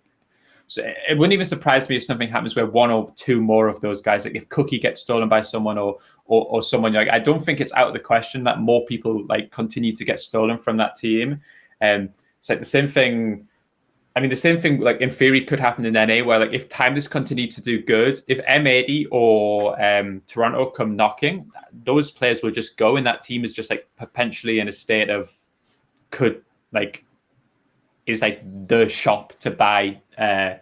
Always their best piece. Yeah. Come up. And it was like so inevitable that like the Chase hype was gonna eventually be what killed EXO. So yeah, I don't know. Yeah, I mean, I feel as if like Chase was just a little out of place, you know, like Chase was that known quantity of being next up. Like he probably shouldn't be on the 3rd place team. He should be like on one of you know, or the 4th place team in the next tournament or whatever. Like he should be on one of like the true top teams because people were saying that, you know, he was probably like just meant to be at the top from the beginning, right? I don't know if that's the case. Everyone knew that though, right? He's just Ukrainian, so it was a risk. That's all. Like it's like we talked about Chase in fucking 2021. Like I mean, yeah, I remember you were trying him like it's so long ago. We've always known that he's good. It's just we weren't sure if he could be like a solo tank, and it also wasn't clear at that time like how important that would be. Like how important is tank flexibility going into the next patch? How good's Winston, you know, for example? Can Vesla and Doom? But now we've realized like Monkey's actually incredibly important, right? And it's probably going to define the next patch. So it's become way more important to get Monkey, I think, especially given that it's now become clear that's the way to beat TM moving forward, right? And like, you know, like who's the other team in our region we have to beat? It's London, like SSG. It's SSG, and like they're a team that, you know, we can at least mirror or we can play Rush against them. So it just seemed like an obvious choice, I think, at the moment, whereas it might not have seemed as obvious at the start of the year. EXO's dead. So I mean, just to be clear, and like, go on. I was going to say, like, is your plans to use Chase 100%? Or are you still looking to like share play time depending on the meta? Have you like considered that? Yeah, so I talked to Vess about this as well, and like Chase, and like my belief is that Chase is just the best tank in Europe. Like if we get him into this team, we develop him, and we develop his hero pool, and like surround him with good players, he'll be the best player, no matter what, you know, on every map, every comp. You know, I've said that to Vess as well. They're starting out with a bit of a split, to be honest, but I do anticipate that he'll eventually start full time. But Vess is open to proving me wrong as well. Like he has the opportunity. You're a serial killer, dude. Like it's actually crazy. What do you mean? you're just talking about how you're slowly cutting Vest to bits until he's dead. It's everyone. Yeah, but I think that honesty from the start helps, right? Like I'm not someone who like I'm secretly thinking this, and then one day I'm just like, anyway, you know, Chase is in. Like it's like he knows, you know, and he also knows that like the meta's not that good for him. You know, it's realistic. So, and Chase could fail, Vest could succeed. You know, I'm open to these things as well, right? Like I change my mind a lot. I'm not gonna ignore reality. You know, if I see the scrim results, right? So like, I don't think it's that unreasonable. But yeah, I do think on like the EXO topic, I mean, that was one of the reasons we made this decision in the end. It was like, I realized that there was only 4 teams in the region, and we had the ability to kill one of them. So even if Chase couldn't make LAN, it's like, we should still do this, you know? Like, if that's the worst case, that Chase can't go international, and EXO doesn't exist, well, suddenly now there's only 3 teams, and this year there's 3 slots for everything. You know, VWC, for the majors, there's 3 slots out of each of the events or whatever, so it's like, killing EXO gives us that leg room to, like, experiment and not be worried about major results as much, and, you know, take risks and play different comps and not be focused on like the, you know, the now all the time. And so killing EXO was definitely a huge plus. Yeah, I mean, for sure, you know. And if it results in us being the best team, that's even better, you know. So it's kind of, obviously, this is like one of the downsides of a circuit point system we were talking about before, is that it almost encourages murdering other teams more than anything else. Would you have still made the same decision if there was no circuit points and it was just a straight roster addition? Arguably, the circuit points fucked us over for doing this, though, right? Because we put in Ghost over Crimzo, and then we, you know, we're bringing in Chase Torch, who has less points than Vest, and this is not a good situation for us because of the circuit points, I would argue, but I don't think it's going to matter because it's a 4-team region, and now it's a 3-team region, right? So, I guess no. I guess even without the circuit points, it still would have massively handicapped X as a chance to finish anywhere above 4th place, really. Do we have anything more for EMEA, or should we move across the pond? Yeah, I mean, I suspect our across the pond segment won't be quite as in depth, just quietly. But Hydron played in NA, so I mean, this. Yeah, how'd that go? Not good. Yeah, he's already cut from his team, so that was quick. You know, I'm not sure if anyone didn't expect that, but you know, he twice as bright, half as long type shit. I fear for young Hydron. I think a lot of the like client Redditors are like, I can't believe Hydron burned every bridge just to get this result. It's like, what bridge do you think Hydron actually burned in this scenario? You know, it's like, what opportunity did Hydron fuck up for himself by talking shit on like a podcast or on his stream or whatever? It's like, he still joined M80, you know, and he's getting cut from M80, not because he talked shit on a podcast, but because he got shit on by Chopper twice, you know? It's like he got put in the chop shop so aggressively that it made no sense to keep him on the roster. But some fucking stupid Redditor is going to be like, oh my God, Hydron burning all the bridges in the world. You're just fucking delusional. You have no idea. You know what? No clue. You know what I realized about Redditors the other day? So, you know, there's a website, it's quite popular, it's called Pornhub, right? You might have heard of it like once or twice. You ever see a Pornhub video? I mean, I've literally never, you guys, I know you've never been on this website. I've never been on this website, but this is what people tell me, okay? And there's a comment section. Have you ever seen someone drop a comment on Pornhub and ever think I should take this guy seriously? Or is there an immediate realization that if this person is commenting on this website, that their opinion is so worthless because something's happened? I start to look at Reddit the same way, you know, like when I see these Redditors and they're like doing all this, and I see 20 times a day they post on Reddit and they posting like to all these different like subreddits about how like, oh, I need help with my money. I don't want to get a job, but you know, I can't afford to pay the bills, but I really hate working. And I see all of these. I just realized you need to view it the same way. You know, you would, if you were getting flamed on a Pornhub video for some reason, if they were uploading the Luminosity games on there, you wouldn't look at this and think, fuck, I should listen to these guys, because you're like, yeah, this guy's commenting. He has an account and he's commenting. I think you need to view Reddit the same way. And then that's fair enough. Goes away. Yeah. I mean, to be fair, I didn't even for the Luminosity games, I had a quick skim and it's like no one fucking cared, dude. There was like 10 comments on the threads and they were all like, damn, Rocket really had their number today. And it's like, okay, sure. Like that's a pretty tame comment, to be honest. I'll take that, you know, like nobody's like, let's cut off his head. Let's kill that guy. People are pro Hydron from what I've seen recently, to be fair. People are like sympathetic actually on Reddit. I read Reddit because I'm stupid. But people on there actually like they've come full circle where he's been bullied so much that now they're like pro Hydron. That's like, yeah, it's super sad to see that. Yeah, I was sad to see it. Like, did Hydron do anything to deserve the level of hate that he was getting? Like, there was something I missed. Like, maybe Gunba has a reason to hate him, but like, yeah. But can I explain why I think people should hate this guy? Like, in a way that they shouldn't hate like Margit or something. You know, like I don't like Margit either, but like for very different reasons. Hydron's someone who like actively went out of his way to shit talk me after I was like one of the only people to give him a chance, and none of his friends wanted to play with him that year, right? And that was his best year ever. We got to 4 tournaments that year, every single tournament with a rookie roster with Hydron and Majed in every match with their hands shaking. Like he goes out of that team, goes on to Toronto, right? Starts flaming me to all of his teammates. Okay, you know, fine. Even that I can accept. But then after all of it, he comes out and says, oh, well, he made everyone take Adderall. Fucking, I've never seen Adderall in my life, right? Like, just lying, just blatantly lying. Insanely racist. Most diverse team in the league for 2 years, right? Like, the only white person on the team, I killed them. So, like, when he says insanely racist, I think he's talking about the cringe American racism, you know, like he made a racist joke. Yeah, I'm Australian. It is what it is, you know? The 1AM reviews, he just straight up lied in a way that was, like, super targeted and, like, false, you know? After I did so much for him, I think, you know, personally. That's why I can never sympathize with this guy, because like when all was said and done, he was happy to lie and like try and take down my career, right? So like I'll never feel sympathy for him ever. Like it's that simple. I think what he did was really wrong, you know. And so he deserves all the hate that he's getting, right? Like he deserves to fail in the way that he has failed. Yeah, I'll pay that, you know. Well, Chopper truly like just sliced him to pieces. Chop his Oh, he Gunba fucking head. sent the match. Yeah, dude. no. He potentially, yeah. Stripped him for parts and just killed his career then and there for like the third time this year. You know, it's like Hydron, every time he gets to one of those bright light scenarios, you can see that he's just like not cut out for the high lumen situations whatsoever. Like he just melts like fucking butter under the sun. Did you It's see actually that crazy. match? Yeah, not good. Not good. Dude, it was crazy on so many levels, I think. Like somehow they made Timeless look good, which I don't understand. Like, not to blame Timeless. I mean, Timeless has no future as a 2-team in NA. Like, I think everyone can see that, you know? Yeah. Like, the way that this match went, I couldn't fucking believe. Like, for some reason, M80 had every angle, every single fight in a mirror comp. And Hydron just fucking misses every shot. Whenever they get an advantage, he shifts into the team and feeds. Lep was doing God knows what. They kicked Lep by like map 2 or 3, right? Just They booted Lep out of the kicked him off the team mid-series. Haters really doing no this reason. Gunba Like, these days.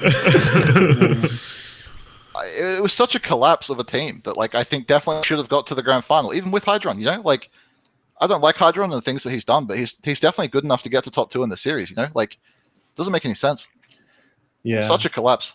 Now, these NA games are crazy. Like, it's actually unreal, like, how you can just, like, watch a replay of these NA teams, like, one by one, and you can, like, pause a top-down with the icons on, and you can just see, like, oh, that's the better team. Because, like, half of the teams in NA just don't even use the map, you know? Like, they just don't even walk to the open angles all over and just to shoot each other better, you know? It's actually just, like, 5 idiots standing in a corner all the time, so much in NA. Like, I really can't understate how much lower the level in NA seems compared to Europe right now. It's Because really, and then, like, for top 2 career as well, like, Toronto, like Timeless coming second in this NA tournament, it really does seem crazy just from like seeing all the scrims versus Timeless, like just the state of the scene overall. Like M80 was so fucking bad too for it to be like that, you know? I mean, that's an indictment on my team as well, obviously. But just looking at the level in Europe compared to NA right now, it's actually crazy. Like people don't even walk around the map, you know? Like you can just pause freeze frames, and without even watching people play the game, you can see that they're already lost positionally. Timeless got to the grand finals by 5 stacking on the card. In every situation, on every single map. I couldn't fucking believe it. Like how the fuck do you win these mirrors doing that? It's insane. Like, well, all of that, like this Midtown first point defense was like almost one of the biggest indictments because Timeless had to retake first point every single time because they just gave the entire map. They obviously win 3 retakes. they're just doing nothing and they get pushed. It's crazy. Like, that's every right. If we watch for a couple more seconds, Hydron will die. Just wait. Yeah, pretty much that's what happened. Like here it comes. I don't know, just a very strange region right now, NA. It's Toronto's pretty good. Like when we scrim them, it feels like they're a top. No, they use top 3 Europe easy, right? They'd be like they use the map. They're a good team. Yeah, but they 4-0'd the grand final. They're playing clowns in every match. Like, I mean, even Toronto has these like insane problems though. Like the fact that Toronto went to map 5 with Timeless like a day or 2 prior to the final. How does that fucking happen? Like, how do those rosters go to map 5? Yeah, when we scrim Toronto, I sometimes feel like this team like should be better than they are. But there's something like I think when you guys mentioned it before, I feel like the way they do scrims is like so inefficient that I always like have this idea that in tournaments they'll just actually play the comps which make sense and then they'll look a lot stronger, you know.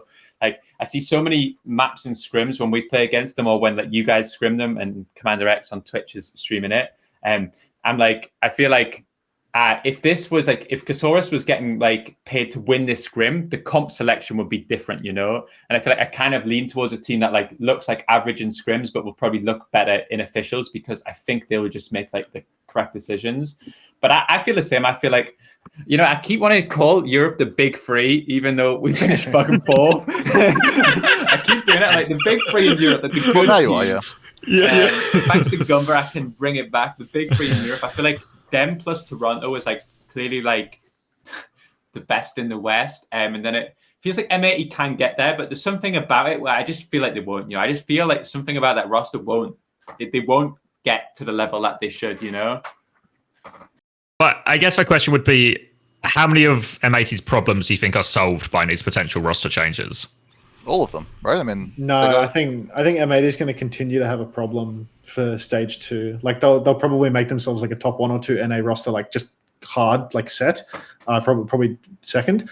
But I don't think they can really be like god tier until they can find a main support player that's a human, you know, and that like doesn't exist right now. Correct? Well, they're getting Laya, right? They're going to have Laya, Happy, Aishin. Like I said, they need a main support player that's a human. Yeah, but Open doesn't an enemy team, for fuck's sake. Like, No, Yeah, like, but, we were talking international, right? Like that. We're talking internationally competitive, right? And it's like I think this team will finish top 2 in America, but I see this team just like for some reason, when you see a team, just the vibe is just they're gonna fuck it up when they play against good teams. That's what I get with M80. That's the vibe I get. They're gonna play like a dogfight scrim versus ENCE or something. And do you think Pelican is just going to be like smiling at Liar? Like, do you think he's going to be happy with that? Yeah, for sure. For sure, this is going to happen. It's like as things get more competitive. Liar, 100%. Yeah, that's what I mean. But I think that, like, down the line, they have options to make that work. There's that 16-year-old guy that's coming of age that'll probably be pretty good, and he could probably help them form like a really, really strong roster if they want to just use Happy for a stage and then fuck him off again. Like, I think there's options there where they can perhaps import a Korean main support and then have like a really, really crazy team that's like super well rounded, except for hard hit scan. But I don't know whether they'll actually manage to make that work. I think maybe it was your idea, Gunba, but you talked about the idea of one thing they could do is once the top 2 in Korea is decided, take the main support from the 3rd place team or something, or take whoever doesn't get it. I don't know if the rosters would actually unlock in time, but there's like a clear opening there where whoever's on that 3rd place Korea team would just take whatever offer, right? If they were given anything. Yeah, and I mean, I wouldn't be surprised if that's what they do, to be honest. Get Tree and then just take the 3rd place Korea main support, take Violet, Chorong, or Chia. Like, yeah, I agree. It'd be fucking funny if Falcons came 3rd, though, because then they wouldn't be able to take Chio. Yeah. My feeling somewhere is for the World Cup, more than 2 teams are going to go from Korea. So I actually feel like the 4th through 5th Korean team is also going to get like some level of sponsorship where maybe those players are difficult to steal. But isn't the level outside of like top 3 Korea so fucking average now, though? Maybe it's just top 3 Korea is really good, but it seems wank. It's like the team with Decay on it has Teru as a terrorist on Lucio. You know what I mean? Like, that's so fucking bad. You'd think Decay and you'd be like, oh shit, this guy must be on a good team, right? Like, it's Decay, he's a god. And then it's like, oh, he's playing with Teru on Lucio. Like, it's just the region is pretty shit out of the top 3 as well, to be honest. Except for that flex DPS role where there's just like 100 of them. Yeah. I don't know, it's weird because like I watch the Korean games and I never know quite how to judge it because sometimes I'm so unimpressed with like both like the gameplay and the decisions. But almost like, well, yeah, it's like because I'm in Europe, I'm obviously impressed with Europe, and because I don't play against the Koreans, it's possible that if I play against the Korean teams, they'll just fucking smoke us, and I'm like, okay, yeah, like, these guys are good again. But there's like something about watching these games where I look at some of these teams and I think, fuck, like this isn't like the Korean scene from old, Well, it's just because there's like so much talent that's not playing anymore, right? Like there's just like a step down in how many people are competing in Korea. Like there's like no pathway forward, I feel. So like the new talent isn't what it used to be. But it's very O2 Blast and Element Mystic and RunAway like of old, all kind of like duking it out for these top slots. It's like it's Dart. I think Dart's duking out for a top slot. But if you look at these rosters, there's not many new names here, right? There's no like I feel like every season of Korea Contenders historically there was always like a couple of people who were like, this guy's going to be the next big thing on whatever role. But I don't feel like we really got that at all. And it was just like a lot of, it's just recycled players essentially. It's like, who's the Rocket of this region? Who is next up in this Korean tournament? And there's no rookies in this region at all. I said this before as well. Like I just feel like Korea used to be the region where like you get your propers and stuff coming out of nowhere, and like they'd turn 18, you'd be like, holy shit, import them. It's like I just feel like nobody cares about this game anymore in Korea. And I think that's true globally. I think the age of seeing people like Proper come up through the ranks and be like so good that they're like actually constrained by their age. Maybe like Tree is like the last rookie, The last rookie. Yeah. I think you got one, kind of. Like, he's forged in the fires of war. He's a tank instead of a DPS player, but nonetheless, like Chase is kind of the next. He's almost 20 years old though, and he's already gone for like 2. Like, yeah, you know what I mean? Though it's you like old for Gunba. He's like COVID baby into Ukraine war. Fuck it, dude. Like he's not new though. Like he's someone you see and you're like, yeah, that guy should be in the top 4 team. Like I just think the fact that nobody is picking up this game at this point means that you'll never see rookies again. You'll never see these people who are like, who's that guy? He's owning. That's not going to happen because the people at the top have so much experience, and because like no one's coming in, there's no like weaker circuits for them to grind up through. There's no like organized scrim circuit for like crap teams. It's just. I think we've got the players that we're going to get for a very long time. We're going to see like maybe 1 or 2 rookies a year that are really exciting, over the whole world, and that sucks obviously. But I think that's why Korea looks the way it does. It's just a bunch of old people, right? And half of them don't give a fuck anymore because every single person in this region got paid more money last year, right?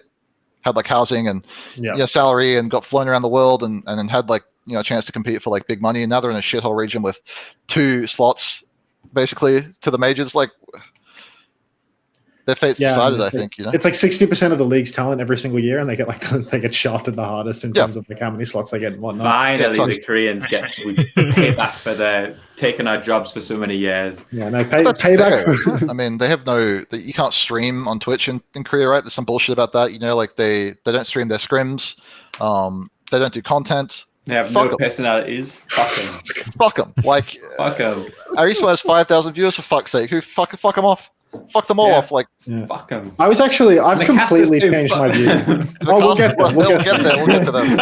I've completely changed my view. I remember when they did the announcement of the circuit and they were like, "Oh, we're killing OWCS." I was real sad about them killing OWCS, but I was like, "Fuck! Why are they giving Japan all of this shit?"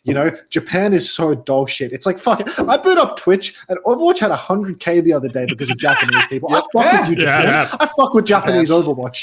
I don't care if you're all dog shit at the game. I fuck with you.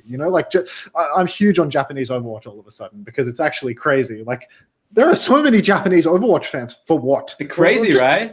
Yeah, no, genuinely. Crazy. Good on it was just like a community tournament as well, right? It wasn't even like it was like Tyler was stakes or anything for it, wasn't he? He was like the face of it, and fuck it, maybe Blizzard wanted something. They realized there was an untapped Japanese market that we're now exploiting.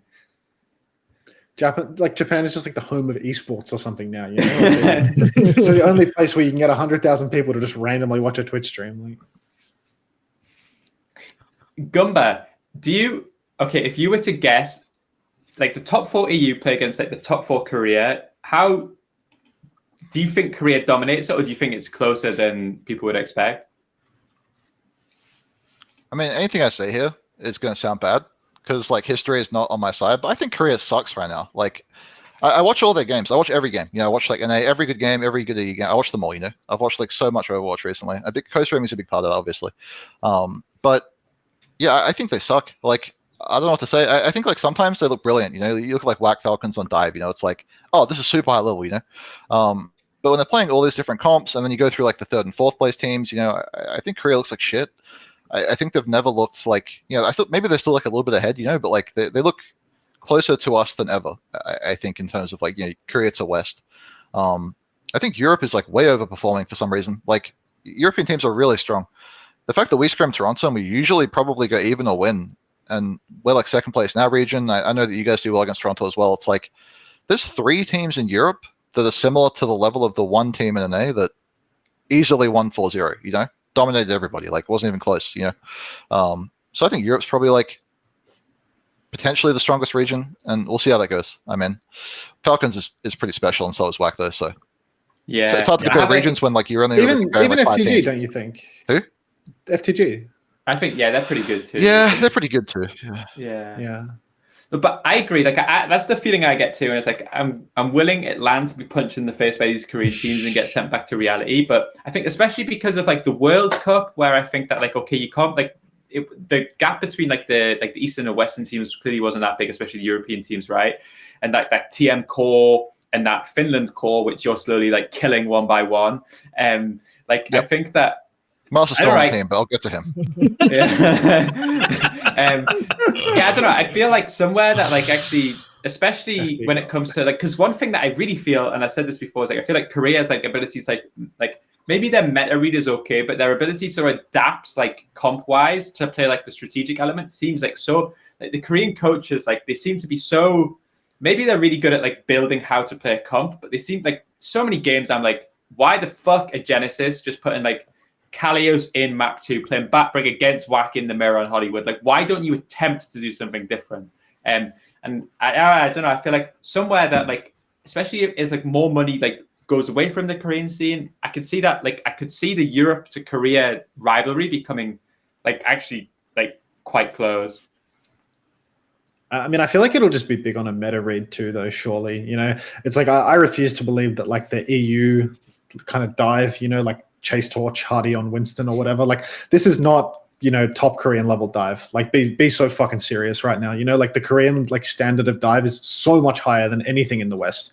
Always, like if you have a final that is, live or die on dive, like I feel like the Korean team, like the APAC team is just going to win that, no? For sure. But we also have experience playing both matchups, Like we can play Russian to dive, and we've practiced that a bunch against teams that are at least decent on dive, So like we're going to have levers to pull. I don't think they're going to have as many levers to pull. Yeah, I suppose so. If they mirror each other, they don't learn anything. They don't learn how to play the meta, You'll have more options, but just pray to God that it isn't a dive mirror grand final. Like it's just we'll lose, for sure. Yeah. But is it actually only that archetype? Like everything else, you don't have them in really in the same tier, really. Like they're beatable in a brawl mirror, they're beatable in a poke mirror, or anything in between. Anything that really strays away from that like core, I don't know, like Anna Brig Winston type thing, or Winston Kiri Lucio. Everything else they look pretty reachable on. I think they'd be pretty like insane in like a poke mirror, Like do you want to go in like a double flex poke mirror versus like whack or something like that? I feel like they'd have like an absolutely insane turbo fucked roster for that, like probably better than what Europe can produce. I don't think that if I'm looking at like Shu versus Ghost in like a double flex meta, or Shu versus Crimson, however you want to slice it, I feel like I'd just be backing that team, versus like stick for something like Sigma, something like that. But again, Europe, I guess you have like the luxury of like, perhaps more matchups at your disposal. You don't have to take the mirror. I think that would be it. Like I think Europe could win through not mirroring and like through strategical planning, but minus like RAM mirrors or Ryan mirrors, I feel like the Korean teams will win most, I think. But my feeling is the same way. If you look at like Team South Korea in the World Cup, for example, with like Rush as the head coach, like they mirrored China on dive and they mirrored Finland on Sigma because they had no strategical like way to like actually like navigate the tournament, and they just made like two absolute like horrendous decisions, and they nearly won because their players were so good. But I don't know, I feel like if they continue to like not to put the entirety of the Korean region into Russia's hands because of what like the World Cup, but I don't know, I feel like that level of like the planning is something that I think that through people like Gunba like has evolved in Overwatch, where teams don't just like blind mirror like and die on their sword.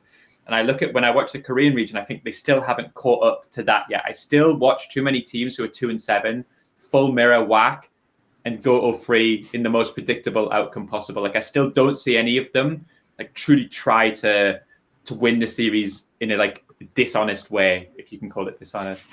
Is that potentially why the feeling a lot of people have when watching Korea this time around is that it's a weaker? Is partly they're not on the comps they're so good at naturally, and because everyone's just mirroring, their skill disparity is way bigger, right? Whereas in Europe, these teams won't be taking a mirror if they feel the disparity is so big, right? They'll be trying to offer a different problem. So therefore, Korea becomes very the way to look at this is like, well, let me explain something about WAC. Like, I think something like a good example of something that tells me that region they've missed, that there's definitely some fucked up something. Like they're playing double flex support on King's Row, which is already like, what the fuck are you doing? Like there's no chance this is meta, like there's no fucking chance this is the correct way to play the game, right?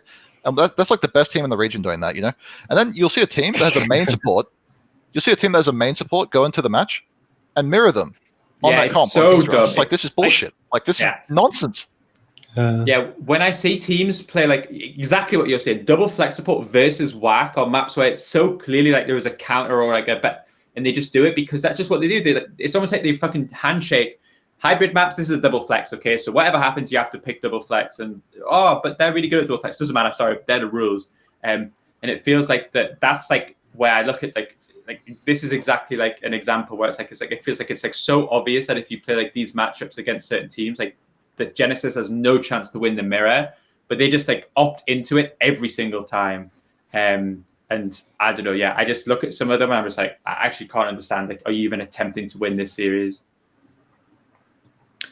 Yeah, I just don't really understand like why there's so much mirroring in Korea. Like it's kind of always been the case, right? It has always been. I don't know if it's like maybe Gunba can talk about this. I remember I spoke to you before about like your Korean players wanted to just mirror the dive against Atlanta and Houston when it was like Winston Sombra Tracer. And I don't know if it's like culturally they just want to like just prove they're the best, and it's like if it's like actually something where there was like too much like pride in going away from it or whatever. But if it's not even just mirroring dive, it's a lot of the time it's just mirroring any comp. Like they just want to play the same heroes as the other team and like outmatch them, you know? I think a lot of it comes down to there's like a few issues to like, you know, as someone who doesn't speak a single word of Korean, I'll judge their culture. I think Perfect. the best way to think about it is they really care about what other people think about them a lot. Like they don't want to look stupid. They don't want to look like, you know, like dumb or like clowns or like, you know, like London are playing Ryan in the Overwatch League and like losing matches to people jumping on them with Monkey, maybe like that, you know. They're really afraid of like how they look, and they're also they're very hierarchical, I think, in the sense that they view teams that are better than them as just like holistically better, and like there's like status in their mind involved about like how they perceive things. And whereas I think we're more accepting of looking like clowns, like we do on this podcast, for example, all the time, you know, like it just you wouldn't have a podcast like this in Korea, you wouldn't have like stream scrims, you wouldn't have any of these things because they make you look stupid, you know. So I think it's just a bit of that, you know, it's a bit of like fear. And yeah, that absolutely happened last year, you know, like if I'd left it up to, especially our Korean players, you know, we would have played Sombra Tracer the whole year, right? And just never beaten in either of the top two teams, yeah. We would have lost 100%. Obviously, yeah, that was the wrong thing to do if we'd done that. So there's a bit of that. And there's also, like, I noticed in scrims when we were, like, playing against Atlanta, I remember we tried some comp against Atlanta. It was some dumb bullshit, you know. And after the round, the players were like, "We can't play this. We can't play this." I'm like, "Why?" And they're like, "Well, Atlanta says it's stupid." I'm just like, "What the fuck are you talking about? Who fucking asked Atlanta? Like, what do you mean? Like, I can't think of anything more humiliating to think in my life than like the enemy team says this comp is bad, so we gotta cut it out." You know? It's like, I don't give a shit what Atlanta thinks. What do you mean? Like, it was a terrible comp. To be fair, like it was dumb. It was really bad comp. But you know what I mean? Like, I just can't imagine a Western player ever saying that. You know? Well, I don't think it's untrue, though. There is still, like, I think this is like all players from any region. There is still an element of, oh, we're losing to this, we can't beat this. Maybe this is just for comp, we have to switch it. I think there is still, like, for European players, American players, there is still like a tendency to just want to mirror, even if it's not out of like a pride thing, but just out of I can't figure out another way to play how to beat this. Let's just copy it. I think there's less recognition though that like, oh, they are definitely better than us at this. Yeah. And no amount of like, let's grind it out until we are better, you know? Like we had this even with fucking like, you know, 2021 Atlanta Reign, right? It's like, we've got Gator and Hawk. It's like Gator is a fucking Orisa Ryan 2-trick. Like genuinely, it's like he has a disability on Wrecking Ball. It's like we play Volskaya first point and he's off the map in a minute every single time. And Pelican is still crying, saying we need to practice dive and play Wrecking Ball. And it's like, no, we fucking don't.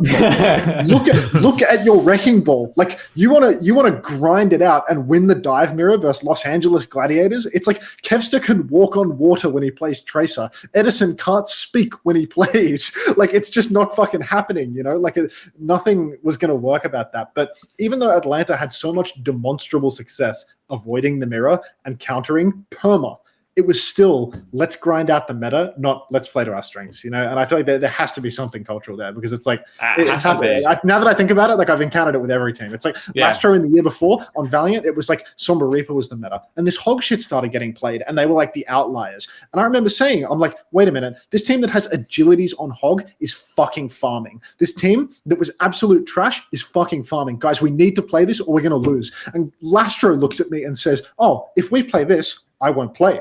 I'd say, oh, okay, cool, fair enough. You know, thanks for controlling the strategic direction of the team, brother. We'll mirror Sombra Reaper and lose to Washington. Like, well, yeah. Ironically, it was like the opposite for us on Fusion, where like we committed to the hog comp in playoffs, and it was so obvious to me, and I said it so many times, like we are losing every scrim to every team on this matchup. Okay, I accept hog is fucking busted. This cannot be the way to win grand finals. And we just stuck it out and we just mirrored it and we went 0-3 and we went home. And that was obviously because we were under like a Korean head coach of it, like a Korean team. And I do think like one thing that you can say about Europe is like, I was thinking about it in the top four, the big four, there wasn't a single mirror match that entire fucking like series, right? Like our game against ENCE was never mirrored. It was always either Mauga or Dive versus Orisa. Our game versus EXO wasn't mirrored because they were always swapping to something else. It was Sigma, Orisa, like whatever. The ENCE versus first TM game was Mauga versus Orisa. And then the second game was Ram versus Mauga. And then when you did eventually mirror for a map, they swapped off it away from it, right? So actually what happened in Europe was all four teams had like a power ranking of who wins on each comp and were actually intentionally taking matchups which gave them the best chance to win. And I don't see that in other regions. And I think that is 100% the optimal way to play Overwatch, is to realize when you can't win EMEA. Agree. Yep, I'll pay it. I hate Koreans. All right, we're back. Whoa! Title. Title. 3 week break. There we go. The I think Koreans. we're saying here is Koreans suck. I mean, I'm with you guys. That's it. On I the, just need more Koreans in NA to raise the level, but at the same time, like, I watched a rival podcast the other day, and Custer was on it, and Custer was saying, "Oh, the only reason Uncoachable is successful is because they just like clickbait and like farm like hating Koreans and casters." You know? do they even watch? Do they even watch? It's Probably not. hilarious because he's so out of touch. Like, I think the reason we're successful is because I think we actually have a sense of humor that actually appeals to people who fucking play the game, as opposed to like some fucking like PG. I think it's not just that we have edgy, you know, incelibate humor, or involuntary celibate humor. You know, it's also that we keep it $1 with the fans. You know, it's like we'll actually talk about what's going on with the teams, with our thoughts, with everything to do with the scene. You know, whereas if you go on Plat Chat, it's like there's only so much jerking off on camera you can do about the week's patch notes. You know what I mean? It's like at some point it must get like at least a little bit boring. It doesn't get boring to about 20,000 NPCs per week or whatever their fucking view count is. But at the end of the day, hours, mate, less than hours. Yeah, I think that our podcast genuinely, you know, it has substance. You know, it's got a bit of heart, and it also has lots of like racist undertones. I think they're worried about burning bridges. All the bridges have like already rotted away. You know, like the scene has like 20,000 viewers on stream. It's like we don't need to be so afraid of losing our jobs anymore. You know, it doesn't matter. Like, what are we losing? Yeah, exactly. Plat-Chat's like so professional, I think. I think that's why it's boring. It's like they're so safe, you know. A lot of them actually work on the broadcast as well, which I think makes it even more difficult. Safety. Exactly. I've started to call the Plat Chat and casters the establishment. That's how I see them. Like and I am anti-establishment. That's what we are. We're the revolution against the establishment. It's what Custer said on the thing. He said, they always like flame the casters and the Koreans, but I only like to say nice things online. And I'm like, okay, good man. Only say nice things online. Let's see how far that gets us, you know? So fuck the establishment. Fuck the establishment. Something that might actually tee us up for more negativity is one thing I noticed, because Korea Games happened today. The last chance qualifier happened, and it wasn't broadcast because the Pacific finals were happening. But RunAway have been eliminated. Nice. Genesis won? Genesis beat RunAway and Sin Priest beat Pokerface. So both of these are upsets. And then the lower bracket, which is an elimination game now, happens between Pokerface and RunAway. And RunAway get 3-0'd. Oh, jeez. Because RunAway were obviously like looked odds-on favourite for the top 4 for a long period of time, which would have put them in this seeding bracket with, you know, the big 3. But they didn't make it on like the last day. And now they've just been eliminated and essentially what this will be like 8th place. Not bad. Not too shabby. Did you guys watch this match? No, I watched it with Avril before this podcast, and I think, well, I watched one of them, the first one. But RunAway looked like shit, to be honest. They looked fucking incompetent. They were playing Echo Tracer Mirrors with Monkey. And like Korea has this like new map pick system as well, which is relevant. I don't know if you guys are familiar with this. They pick like, you can pick from basically any map in the whole pool at any point in the match, if that makes sense. As long as you play the game modes once. It's like game mode picking, technically. But if you think about it, you're picking like almost any map, right? And some reason, like Nabani, their pool's different to ours as well. Like they have like Nabani, they have like Harana. But RunAway just played like Echo Tracer Mirrors and they were just shit. Like they were just completely fucking hopeless. They had no idea what to do. Like they look like white people playing dive, you know? It was fucking bad. Like, and Genesis looked really good. Like Genesis looked fucking really strong. They're playing so well, I think. Even with they had like Marco, they had the Kalios on support for one of the maps because Marco wasn't there or something. That's the only map they lost. That's the only map RunAway won in this tournament. Yeah, it's like it's playoffs decay though, you know. Like that's got to be. Yeah, the he was fucking. They swapped roles too. They put him on Echo, I think, and they put Tracer one on Tracer. I believe that. Yeah.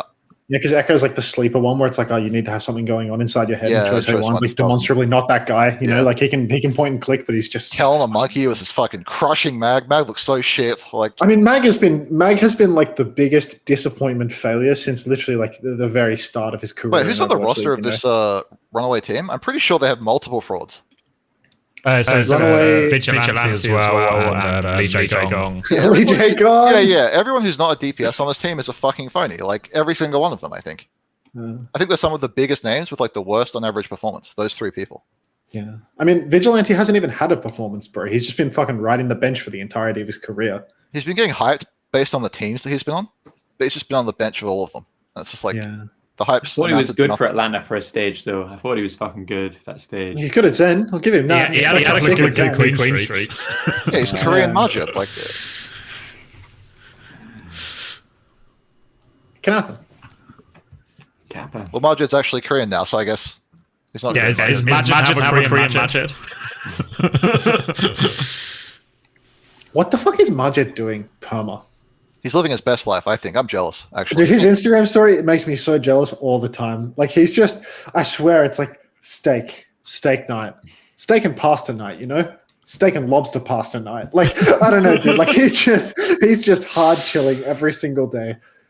I think Majed's done the best thing he possibly could have done. Like, I don't know. I think he's got, again, he's like a checkmate type player where he's just cashing out real hard. And, like, you can't even blame him with the state of the game, you know? Like, I'm jealous as fuck.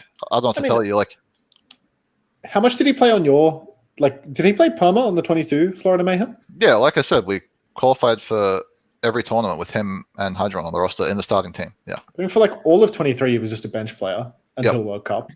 And now again, he's just set himself up to be like he's just a god at being on the bench, genuinely. Like, he's got everything like about being a pro gamer figured out. It's like, be really, really good at something and make sure that something is something everyone wants, but nobody ever really needs or can be bothered to take the risk. Like a backup quarterback. I'm the first choice quarterback for the Super Bowl winning team. He's the BQB, you know, like that's what he's all about. He's young too. I mean, fuck, dude. That's a life right there. He's making a lot of money to eat lobster in Korea. Like, some people just have insane spawns, no? Like, that's just what it is. Like, just being Saudi Arabian is the insane spawn, I think. yeah. But he's not lucky for that, you know? Like, he's lucky because he's so goddamn good at Zen and Ilari that it's like, there's actually a reason to have a Majed on the roster, no? Well, and also, it's pretty lucky that he's Saudi Arabian considered. Yeah. No, but hero pool-wise, it does make sense. Like, if you ignore the surrounding details, but like his hero pool does they would have got Vigilante for Falcons that roster. role. Yeah. But my point is, like, there is a justification, right, in terms of like the hero pool makes sense, even if maybe someone like Vigilante might have made. Justify this shit. Yeah, I was going to say, you really... I'm not trying to justify, I'm just saying, like... You just said it. My point is, Zen and Ilari, but that's why he gets into these positions, right? Because there is enough merit in his hero pool to fill in his like second flex support spot. But not this position, right? Well, no. It seems like Vigilante or someone might have been a better fit. Yeah. Unless they maybe hate him from last year or something. But do you think Majed would have started for one of the big four in Europe if he'd stayed and tried to compete? Presumably he would would he? Is he not better than like Slay? He's not better than Slay, but he would have started, I think. You don't think he's better than Slay? No, I think Slay is one of the three good people on that team. Or at least Slay isn't like reprehensibly bad at times. Okay, you're a Slay head. Yeah, Whereas you feel that Majed is reprehensibly bad at times. Yeah. Fair enough. When he was Majed was on the original Falcons roster as well, which was like the Kev, High, Astro, Fearless. Is that right? Yeah, Fearless Smurf. And he was supposed to be like Smurf Helmet? Or maybe it was Smurf. Yeah, you're right. It was one of them. But either way, he was just going to be a starting flex support, right? Because in theory, if you actually just go European flex supports, is Majed not in at least the pool towards the top end? For sure, right? Like, I mean, you have Ghost and Slay, and they're the only two that would. But even then, like, I don't know, I think you could make an argument that he's the best of those three. No, it'd be like Gala or Kaya as well. Yeah, I feel like, maybe we're too down on Majed. Like, I feel like Gunba's just like spreading the anti-Majed propaganda right now because he. Oh, to be fair, I think Majed's like an okay player. You know, I just don't like him as a person. But in Europe, he could be the best. I think. Yeah. I think the thing for me is more the disproportionate, like, between his like ability and his position is the big gap. Yes. For me. It's like yeah. He's like almost like the most valuable player, right? Like in this new like ecosystem, I feel like he's like I think so. Like he's the one like if you're on Majed's team, you're getting paid. You know, like that was like a fact. And that's why I think loads of people tried to cozy up to Majed like during the time. Oh, hey bro, how's it going? You know, because like if you could be on Majed's team, then there's literally no way you're not getting salaried. Yeah, pays to be mates with Majed, you know. It does. Well, Falcons are That's my cashing it mistake, in. I suppose. Were you guys surprised to see Falcons lose to WAC? No. It felt. I mean, I feel like those rosters are so close. Like, I don't know. I'm like, you know, I was like such a Chio head, but like the more I think about it, the more I'm becoming like a Chorong over Chio head. You know, I feel like Chio is. Isn't that fucking obvious though? I guess. I think so, Chorong like, has always been over Chio. Yeah, maybe it was me that was wrong. To most people, it's not obvious though, but yeah, I think so. Yeah, because like I was like low key like Chio should be like, one of the MVP picks for that like Atlanta season. Like I was actually like he was so fucking good. Like I felt like he was actually more important to that backline than Fielder. But I actually think the fact that like Chio seems to be unbenchable actually does kind of, it's like the same as like the Kevs are on ENCE problem, where I feel like it's like to play the comps where you want Kevs there, you need to have like a slightly, that's why you get Chase Torch in a way, right? Because it allows you to unlock Kevs there. I feel like for Chio, a lot of these like double flex or like these like non-Lucio or Brig comps, I feel like Falcons kind of need to play Lucio comps a little bit like the same way that Europe does, I think. But it's hard to play it because what Falcons probably want to play is like dive comps maybe. I don't know, like if like double flex is better than Brig. I'm a Chio hater for sure, I think. I don't think it's not even just a double flex thing, you know. It's like when Chorong and Chio both came into the league, you know, it's like Chorong was that guy at the time. It's just his team spent so much fucking money getting him that he had a shit roster. You can't justify money. Whereas, you know, it's like a fucking main support and they spent like $500K on the guy. Like they just burned their entire roster on a Lucio Brig player, you know? It's like he could play a serviceable Zen and get clapped by the teams that had 3 supports. Like the thing was, like, you know, overall, I feel like he was ahead of Chio at the time. It's just Chio got this insane reputation buff from being on Dallas Fuel in a year of Lucio meta, you know? Not to say that Chio's bad at Brig or anything like that. He's obviously like, you know, fucking top in the world. But I think Chorong was always right there at that same level, if not higher. It's just people kind of forgot it because everyone was so busy gargling on fucking Chio's cock for an entire year at Dallas Fuel time. I feel like Chio makes everyone play around him more though, which is the problem. Like Chio is like he's like a Yubi of that team, you know? Like the whole team plays around Chio. Like a lot of the time you'll see them playing Brig and Lucio and you're like, why are they doing that? And it's like, well, it's because of him, you know? Yeah, Chio feels like playing it. Yeah, Chorong's a team player, you know. He just like does whatever the team needs. He's like a homie, you know. So I feel like in that sense, it's like we're talking about 2 main supports, as if like these are like the people who impact the team. But like when you have Chio on your team, it kind of does, you know. He's like kind of the decider, you know. So yeah, I think Chorong's probably just a better person to have on your team as main support also, and he's more flexible, which is a product of the fact that he does what the team needs, not what he wants. Yeah. I guess the other big part of that WAC team that was like the question mark coming in was like how Jumbin and Heesang would look in terms of like, would they actually be able to compete with like their Falcons counterparts? But I think Jumbin looked more than the real deal up against Smurf and stuff in the Winston Mirror. I think he's looked fine on like Doomfist and whatever else he's played. I think Max has looked like a solid flex tank or like solid on the heroes you expect him to be solid on. And I think Heesang's actually looked like one of the best. It's funny, right? Because I was obviously such a fucking Smurf head. It was unbelievable. And when they kicked Fearless and got Smurf, I was like, good decision. I think they kind of regret it now, actually. I look at some of the heroes that like Smurf's playing and I'm thinking, fuck, it would just be fine to just play Hanbin and just have a Winston guy. Because I don't know, like I looked at like Smurf on some of the heroes they were playing and I was like, okay, he's obviously really good, but I'm like, fuck, like I actually don't know if he's like considerably better than Hanbin. They're splitting a lot of play time on certain heroes, right? Like you're seeing, like especially in the Mauga meta, they would like both play Mauga and just on like different maps. I wonder if there was actually a part of it which made that like you could just play Hanbin more and then just have Fearless as like the Winston Doom guy, and it's actually better than Smurf, even though I'm a Smurf head. Yeah, I think Smurf's not that good on this Falcons team compared to, I guess, what my expectations were. And that was right all along.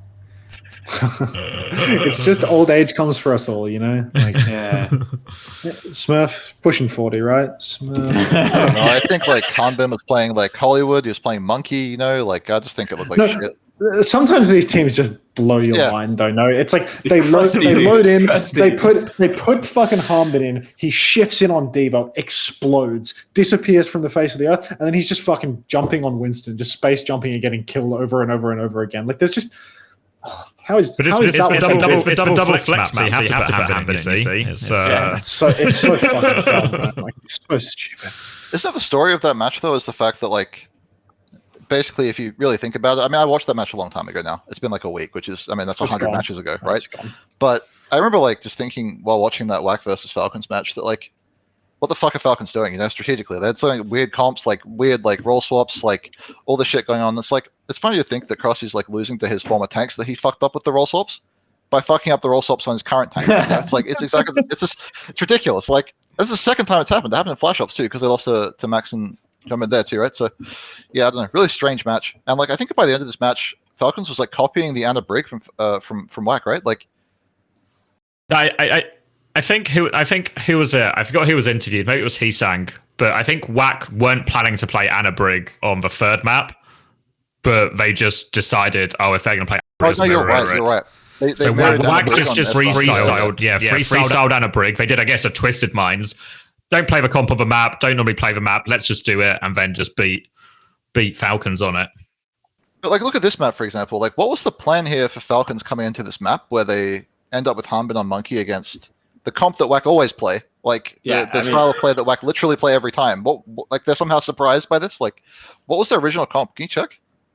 Yeah, they started Diva, right? Like the first. It was Diva, Lucio, right on the first. Yeah, but then it felt it was like Diva can't work. But you're right. Like I don't get it because none of what WAC did here, presumably. I mean, maybe this. No, there is one thing. The Brig. They didn't expect the Brig, right? So like, actually, WAC is smart because they realized that the Brig would beat the Diva, and they just dropped the double flex support, and Falcons put in their Diva player, obviously, right? And now they have to do something new.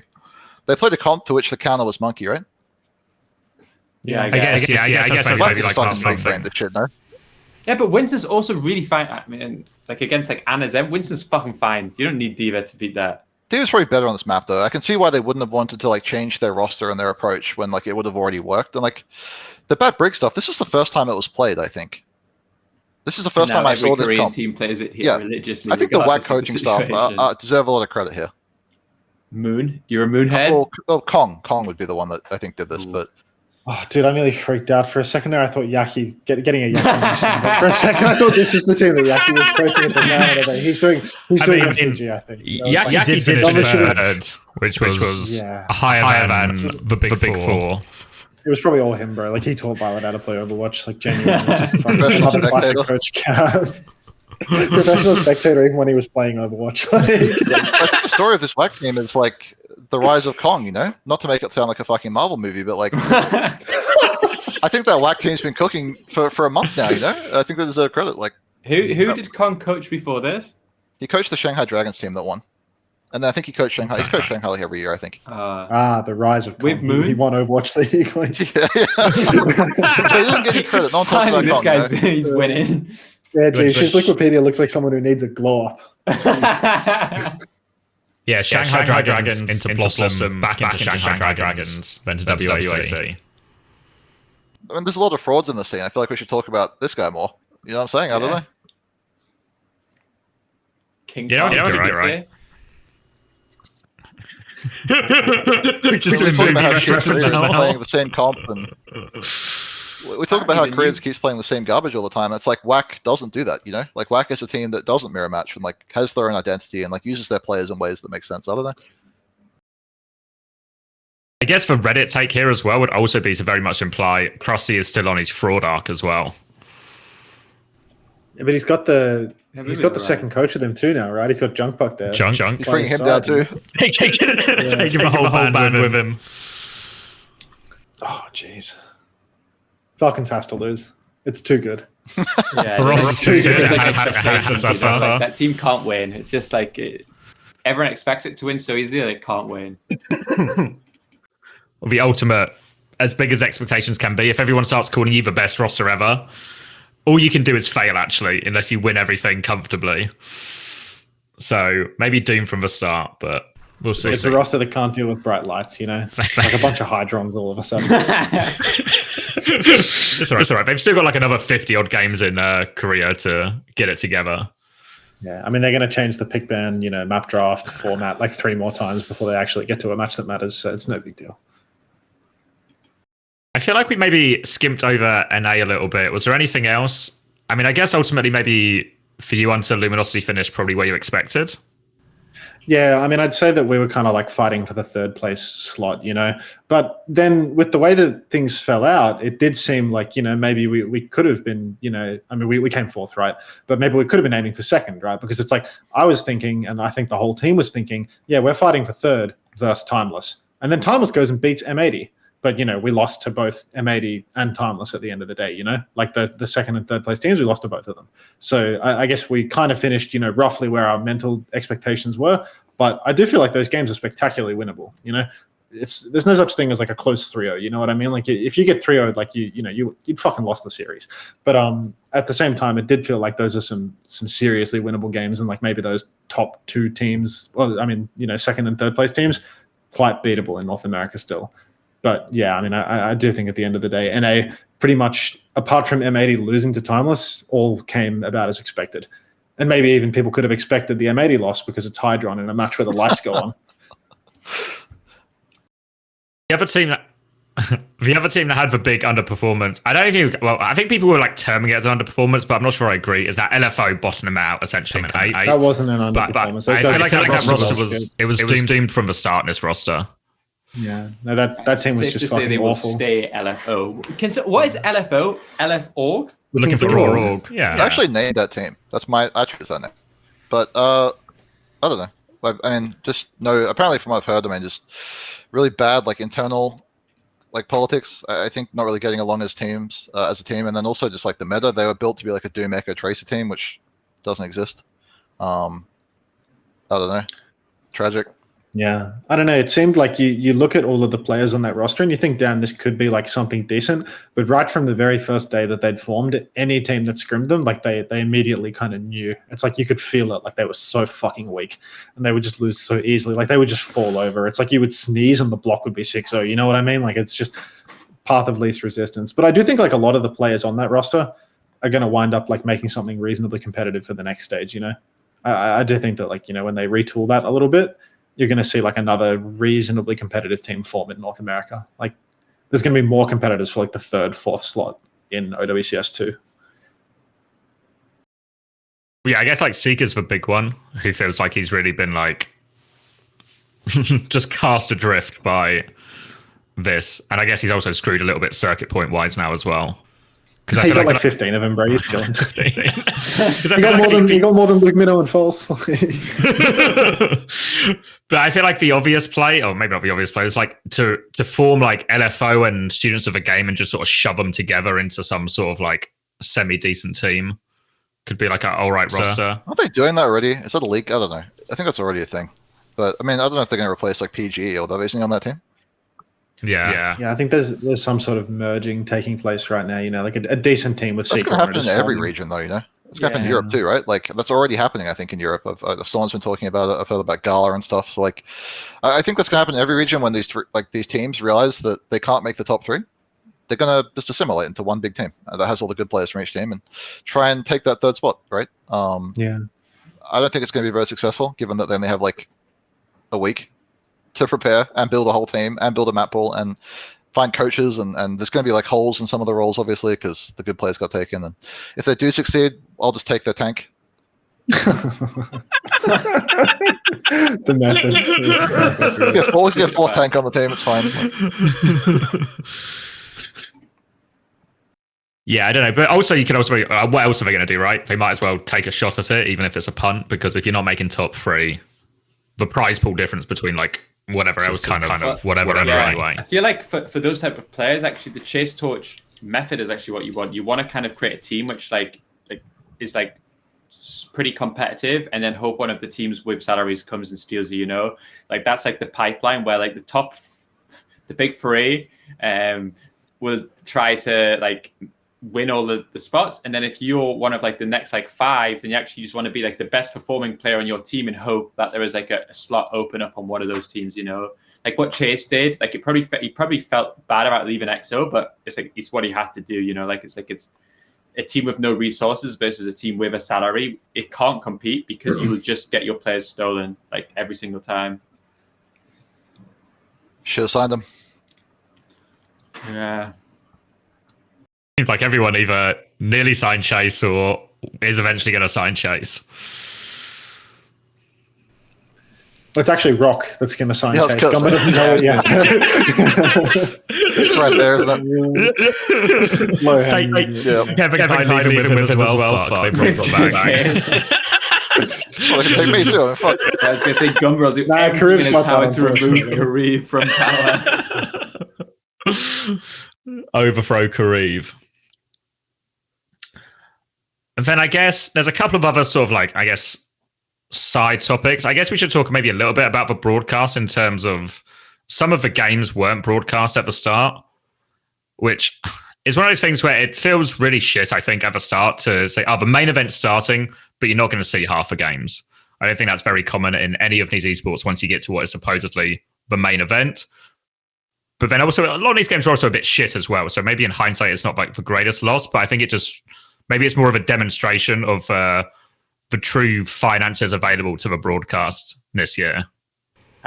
I felt it was kind of weird that we spent 2 weeks on the group stages, which I think was actually the most boring part of the 4-week cycle, and only one weekend on the main event where half the games weren't broadcasted, you know? Like, I think you could, like, if there was a way to work the schedule, which presumably there is, to do the main thing over 2 weeks and the group stage over one weekend, like, I could have happily sacrificed like New Age versus Salters, so I could have watched one of the lower bracket games, you know? Like, the fact that like all 4 of the first rounds were like played at the same like time, and you could only one of them was on broadcast, and at least they allowed co-streams. I feel that was like, they should do it so it's 1 week of Swiss, 1 week of groups, and then 2 weekends of bracket play and broadcast everything in the bracket. I feel like that has to be a better format than 2 weeks of group stages where the groups, everyone knew who was getting out of the groups with the second they were done, you know? Yeah. I thought the bracket was really weird, you know, like the fact that the upper bracket games after that first round, only half of the upper bracket got played, and then top half of the picture would get played right afterwards, and then bottom half of the picture would get played a day later. It seems really weird that would occur, and like I feel like this, you know, kind of negatively. Right. Yes, exactly like that. You know, exactly like in the picture where we were in the bottom half. So like when we played M80, they had a day to watch us, and you know, and we weren't playing Orisa the whole time. So you know, as soon as we load in, you know, like they're spam messaging us about, you know, Gator's spam messaging me about what we're going to play tomorrow because you know we play it right, like in our match, and like. If we were in the top half, they just wouldn't have had that prep time at all. They wouldn't have had any time to watch our footage. We would have just gone straight into the next match and played it. But instead, we're in the bottom half, and for some reason, a same position in the bracket gets played on a different day. Like, it's really weird that, you know, the same position in the bracket has different conditions for the matches. It makes almost no sense to me. Well, this happened for both you and Chris, Max, right? Now, you also then, on your next day, when you did play your upper bracket game, you then immediately had to play your lower bracket game. So you had like zero time between. We got less than 10 minutes. It was games. like immediate from getting like fucked by Gunba to having to get into like the next round of games. It's like I was like, I mean, we were lucky that we were against like the kings of Malga, so it wasn't like as much of a challenge as it could have been. But yeah, we faced whoever we played, so like it wasn't a big deal. But like actually, if it was like a better opponent or an EXO, so it could have been EXO, right? EXO were on that stage of the bracket too, so you could have just run into EXO if the bracket fell a little differently. Yeah, it's actually like it's so hard to just do like 10 minutes break of getting like fucked and then just let's go again. And it's like all felt so rushed, you know. Like it's what I'm saying. Like I think if you just took the previous weekend and rush the group stages, you know, like who gives a fuck? Like the group stages were best of 3s too, right? Or were they best of 5s? They were best of 5s. Okay. So yeah, but like I don't know. Either way, there has to be a way that you can schedule 4 days of groups: Thursday, Friday, Saturday, Sunday, and then make this entire bracket. Because how many games is on screen here? 1, 2, 3, 4, 5, 6. 10, 14 games. Like presumably you can do that over 2 weekends, no problem, and give everyone broadcast time. Even the groups had a weird format. Like instead of it being a round robin, it was this weird, like, you know, GSL. You're playing like little bracket. Yeah, I don't know. It's not what God intended this OWCS. I don't know, man. I don't like change. It's not natural, man. I didn't mind any of this stuff. I mean, I think it's all incidental as well. It's like, we're saying this in hindsight, but I think the matches, like the fact that the groups basically already have one good team that's going to definitely beat every other team, and there's like zero competition. Especially in Europe, that was the case. These groups, I could see them thinking ahead of time that the groups might have been more interesting than they were. Yeah. But I definitely think it's horrific that they can't show all the playoff matches. I think that's. I think the fact that they split up the matches the way they did. What's that face? You're making that face. You have a right to make that face. That word's been reclaimed nowadays. So that's right. There's no Overwatch League. Who cares? But the point is, I just think, I kind of agree with Chris, but I kind of also understand why they thought the groups might be more interesting. But I think not showing every playoff game is abhorrent. There's also differences in the format between Europe and NA, right? I think for some reason, the games of the last day were played differently. Like one of the games was played the day before. I think because they roll the schedules together for Europe and NA. They influence each other. Yeah. But I don't know what the reasoning was behind not showing every playoff game. The rolling schedule is actually so fucking annoying. It's like, as a man that has to wake up for work in the morning, and randomly the schedule gets shifted forward like 2 hours. It's like I look in the schedule and it's like we have a warm-up scrim and then we have our match. And it's like I'm waking up at 6. And then suddenly I wake up at 6, I check my phone, and it's like our match is in 10 minutes. Our warm-up scrim is supposed to start 30 minutes from now. Like it's all just fucked because they roll the two schedules together. Yeah. So if they give you an estimated start time, they just want to finish their workday as quickly as possible. They can't even. The fact that EU matches go really fast means NA has to start 2 hours early. I mean, maybe it's better for the broadcast team, right? Because they don't have to fucking piss chill for 2 hours. But it's so bad from a scheduling standpoint. Europe didn't need to be fast though. We were ahead of schedule. Almost every match in Europe, I think, if you look, was a 3-1, 3-0. Yeah, but then you have a fucking admin sitting in the voice channel being like, let's get a move on. Let's get a move on. You ask them for a pause and they're just stonewalling you. That would slow down the broadcast if we pause the game right now. Fucking. You mean the in-game pauses or Yes, the in-game pauses. Oh, wait, I've got the clip actually. Where is it? Oh, this clip's a banger. I love this clip. Wait, hold on. Insane how... Can you guys hear audio on this, hopefully? No, you have to do your browser capture. No, I think it works now. Wait, hold on. Can I pause or no? I can't hear it. I'm lying. Yeah, thanks for fucking lying to everyone, Chris. But it is true though. Discord. Wait, I'll put it in the thing so we can watch it. Where is the channel? There it is. I'll play it for the people might have already seen this, but yeah, the viewers at home.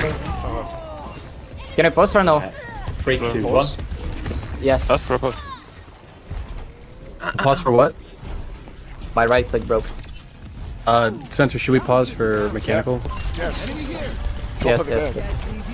Just keep playing. Just keep playing. Yeah. You guys all caught up? So it was essentially asking for a pause, the admin says... It was also crispy. It was always crispy because it was the same as Esperanza against us. The one against us was even worse because it was genuinely 2.5 minutes before they paused. Spamming in match chat, PP, 2.5 minutes. And of all the things to go backwards, I felt like having a lobby admin who, I do in scrims, when someone says pause, I press pause, feels like we could have nailed that. It really feels like in all the budget cuts, we could have maintained that. But fucking hell, it was so bad. 2.5 minutes after typing PP for them to pause is low key. Is there a clip of it? So you can splice that in with the lip clip at the end of the episode or something if you can find it. Yeah, I don't know if Crispy posted it, but it was. I don't know. It was. I mean, okay, the admins are pretty bad. We can say that, but at the same time, it's one of those things. It's a little more forgivable, it's a new game with new admins who are untrained. That's so nonsense, dude. The guy said, "Pause for what? What do you mean, pause for what?" Yeah, but they have no context. They're from CS, and CS the round. Pause and then ask. Come on. Yeah. How is Gunba? I'm just saying they will fix this problem. Yeah, it's more fixable, but it's still just it's a pause first, ask questions later. Because even the other admin, Spencer, sounds pretty fed up that he's getting asked for pause. Yes, pause it. No, breaks. That's the way it goes, Players should be able to pause though. Why can't the players just pause? Why do we need admin at all? They should automate that. The technology isn't there yet. These guys invented the technology. Automatically. I mean, sorry, man. That's the main thing they're doing.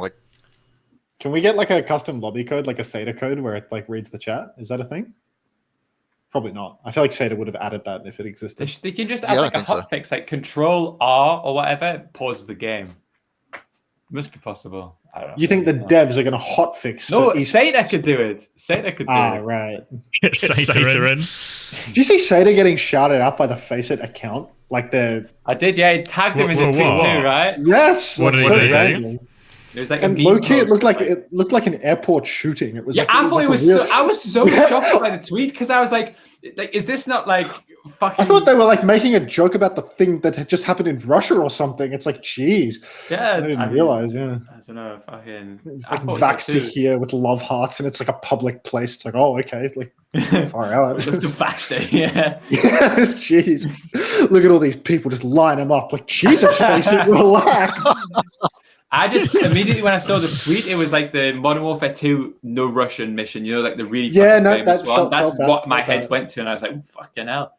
But Yeah. you know, I prefer a bit of edgy humor, so I'm not complaining. So you're a FACEIT head. I'm a FACEIT head for sure. Yeah, I can't find it now. I'm choking. It might have been deleted, you know. Like I felt the same as Max. I'll try to find it for you, mate. Okay. Yeah. Just save it for the outro, man. You know, like it's not that important. We don't need to watch a 2-minute clip of the admins being incompetent. We've already established it it. was easy as fuck, dude. But God, you're so fucking useless, X. It's actually crazy how hard Chris snaps you. there you go. Tweets in the Gunba channel, mate. I got it, mate. I got it. Hold on. I'm doing it. Literally. Oh, you think about the Vaxter tweet? You know what I mean? You feel me? Like I feel like you could, because it looks like really, really like actually similar to the like concert hall in Russia too, you know. But I think one thing that, not to get too political, one thing Yeah, I this learned tweet was is bad. that This is a bad tweet. one thing that I think I've learned is that if terrorist attacks happen in Russia, no one has any thoughts or prayers or wants to talk about it. And just, you know, if it happens in a different country, everyone tweets about how sad they feel, but Russians deserve to be killed is what my Twitter seems to imply. Did you preface this with not to get political? Like, good God. I'm not We're out of our depth. This is an Overwatch podcast, man. It was just an observation I made. I Is just when think that terrorist attack happened, no one tweeted anything on my feed. But if it happened anywhere else, it would be like all people would talk about. Oh, I'm so sorry this happened. Like blah blah blah blah. But this one, everyone was. I just thought it was interesting. That's all.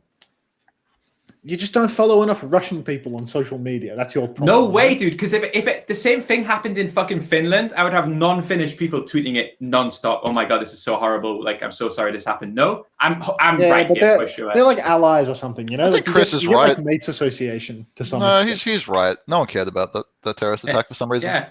I was on also the Reddit threads, and all they were doing was like conspiracies about how Putin's going to twist it, like just like completely. Yeah, like, he's right. Yeah, no. I mean, not a single one about how wasn't horrible it Putin was. saying that it was, you know, he was like, they were trying to get to Ukraine, and it's like, well, no, they weren't. You know, they would come to yeah, Belarus. but the point is, any other terrorist attack which killed 150 people would talk about the victims primarily. I think that's a fair thing to say. We're going politics, but you brought it up, you know. I brought this up. If it happened in any other country in the world except maybe like fucking Russia and China, everyone would be tweeting about how horrible it is, you know. But let's move on to the FACEIT League. Seamless transition. So yeah, this was, I guess, everyone sort of knew this news was coming, but this is now the first time we're actually getting some of the details in terms of what to actually expect. And I guess most interesting is the qualification spots to the Esports World Cup. So if I can bring it up. So yeah, so leagues everywhere, including OCE once again getting recognized as a real people, which is obviously nice for them. But then actually quite a lot of qualification spots in total. And from the way I think it's going to work is if you're a top 8 team in EU or NA in OWCS, you get automatically put in like the main event of this tournament to then play off in these. So you've got like master tier. I think the bottom one's called open tier, and I don't know what the others are called, like challenger, bronze, or something. I don't know. And yeah, like you will get placed into a league depending on your average rank. Like here it is, like master, expert, advanced, open. Yeah. So like the top 8 teams, the big 8, are in the masters tier, and then the masters division is where you qualify for the World Cup. But when I did my tweet yesterday, like the reason I was like quite high on this is I actually feel like people want a tier 2. I feel like this is a tier 2, you know, Like, I feel like if you're like a gold player, you can play in it. If you're like a plat player, if you're like a masters player, a GM player, like there is a league for you where you can participate against, in theory, people that are of similar skill level and earn prize money. And I feel like this also lets 16-year-olds play. So that's also really good for like the tier 2 thing, because that's going to allow the young kids who Is that true? Yeah, I think so. Like 99% sure. Is that in the Masters League as well, or just in the? It might be. When they spoke to us, it was like Masters is 18 and everywhere else is 16, which is still okay, I think. Wait, Masters is 18? I think Masters is the same qualification as OWCS. 17. Oh, okay, 17. Yeah. But I definitely saw tweets saying like 16-year-olds could play. So yeah, and I feel like that in itself is quite good, because I feel like you can get a lot of people like trying to compete. Like one of the problems Open Division had was like the signups originally were really big, but they went downhill so fast, because if you were like a gold team, it was such a waste of time because you just get clubbed by like big teams, you know? Whereas in this system here, you can kind of play, and in theory, you actually get quite a competitive season, and you could earn promotion or relegation, and there is still ways to win like actual like prize money too. And I think that this looks actually like a really, really solid system, and I think it's actually like a better solution for tier 2 than what contenders were, where it's just like, let's hope enough people on Twitch watch, and then we can sustain it, you know? Better than OWCS, the open circuit of OWCS in theory as well, right? In terms of actually like well, because the other games. divisions actually get matches, you know? Like OWCS, you don't actually get to do anything. Games. You just get, you just get like a bunch of Swiss, and then it's over for you, you know? Like Swiss is no tournament at all. Can I doom it real quick though here? I think when you look at CS, which this system's copied from, and is eminently successful, right? They've said that they're like 49 seasons. So, when you look at CS, I feel like there's such a huge competitive scene and such a huge drive for people to play competitively, especially in NA in Europe, for example. But this is a pay-to-enter system, right? Is there going to be enough teams that pay to enter this shit? Because if you look at the signups for OWCS, there's not enough people signing up for that. So that's the big concern I have. Is that like, true? Well, yeah. So I believe I it's paid think, to enter. Yeah, it is paid to enter. Yeah. No. What's happened with OWCS? You're saying not enough people are signing up for that? No, I'm saying the number of teams isn't that high. It's like 100 or something, or 100. It depends on the region. I think for NA it's a bit more actually. For Korea it was pretty low. But like, I wonder if there's going to be enough people participating in this that want to spend money to compete in Overwatch, because I think culturally Overwatch is not like that. You know, Overwatch is not so dense on the competition side. So that's the one thing I'd wonder, I think. I think go on.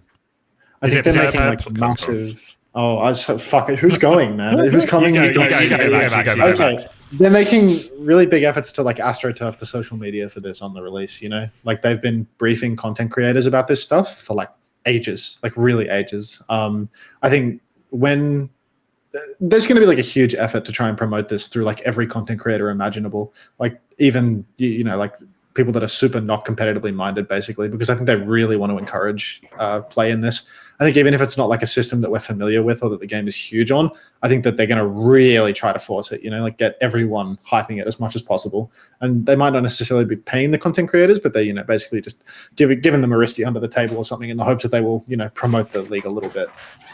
Yeah, I don't know. My feeling somewhere is like when I was in Philadelphia, I joined there's a word for it in American, but I don't know what it is, but it's like a pickup football league, right? And I did the same in LA.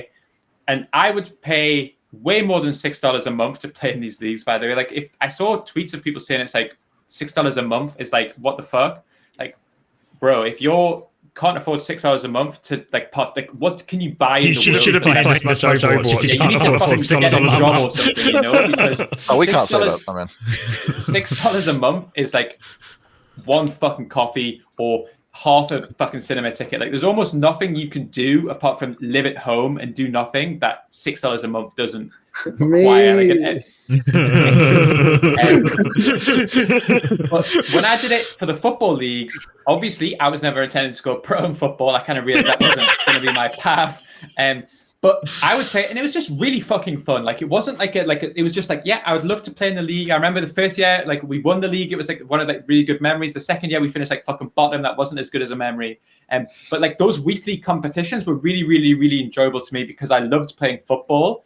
And I wonder if there was like something here where open division for like gold teams is so unenjoyable that actually if they play in this league, because I always think competing is way more fun than ranked, just as a blanket rule. Like I think competing in any sport is the most enjoyable way, but there has never been a way for like gold, plat, like non-pros to enjoy competitive Overwatch. And like there just hasn't been a system for it.